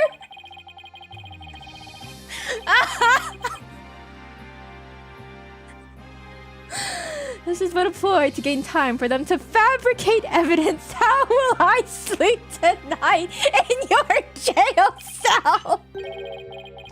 Knowing you will not let the sun rise on the mayor's day of reckoning. Justice don't... Objection! Objection! I won't fabricate any evidence, you goddamn... Silence! Then prove it by joining me in murder? A night in the clink will ensure you do not succumb to temptation. I'm going to end up in jail with what's coming here. How about I just promise not to succumb to anything? We have both evidence and a confession. And the killer is this yokai before us. It is beyond dispute. I'm about to murder it. Kyumichi, thank you for the follow. Welcome. Ah! What? What's wrong with him? What just happened? A guilty verdict is all but. Prosecutor Blackquill, we've had enough of your hijinks. Good morning! The foundation of justice is fair play, and you are in serious violation of that. he got like a shot collar on or something? What in the devil was that? Fulbright, have you tampered with my shackles in some manner? Ha ha ha ha! It seems you found that quite shocking. It's my special jolt of justice device. Each pass is a shocking reminder to behave. You shall pay for this. I, Simon Blackquill, vow to... Your Honor, you need not fear now. I believe Prosecutor Blackquill will remain on his best behavior. Get him! Is that what's going on in this court right now? A bit late with the reassurances, aren't we, detective? You know what? I think I do like him a little bit more now. Well, in that case, this concludes today's deliberations. Thank freaking God. The prosecution and defense will use this opportunity to further their investigations. This court is adjourned. Get me out of here. Get me out of here right now. I cannot take being in this courthouse for a single second longer. To be continued. I have to go. I have to freaking go. I can't take this. Can't take this case. I can't take this prosecutor. I can't take anything. Oh, man. We're not coming back to court. I'm turning in my badge. It's not worth it. It's not worth it. I barely even get paid, man. Right's not paying me. There's no way. Yeah, we're definitely going back down to 2 days a week. For sure. For sure. My blood pressure can't handle this, and I don't even know what my blood pressure is. God. That was horrible. That was awful. I'm going to sleep. No, I'm going to eat cereal. That's what I'm going to do, and then I'm going to sleep again. Sick. Horrible. Awful. Terrible. Look after your voice, too. Yeah. Alright. Good night, everybody. Bye. I can't do this anymore. Ray, thank you for the hydrate. I just can't. What the hell was that case? What the hell?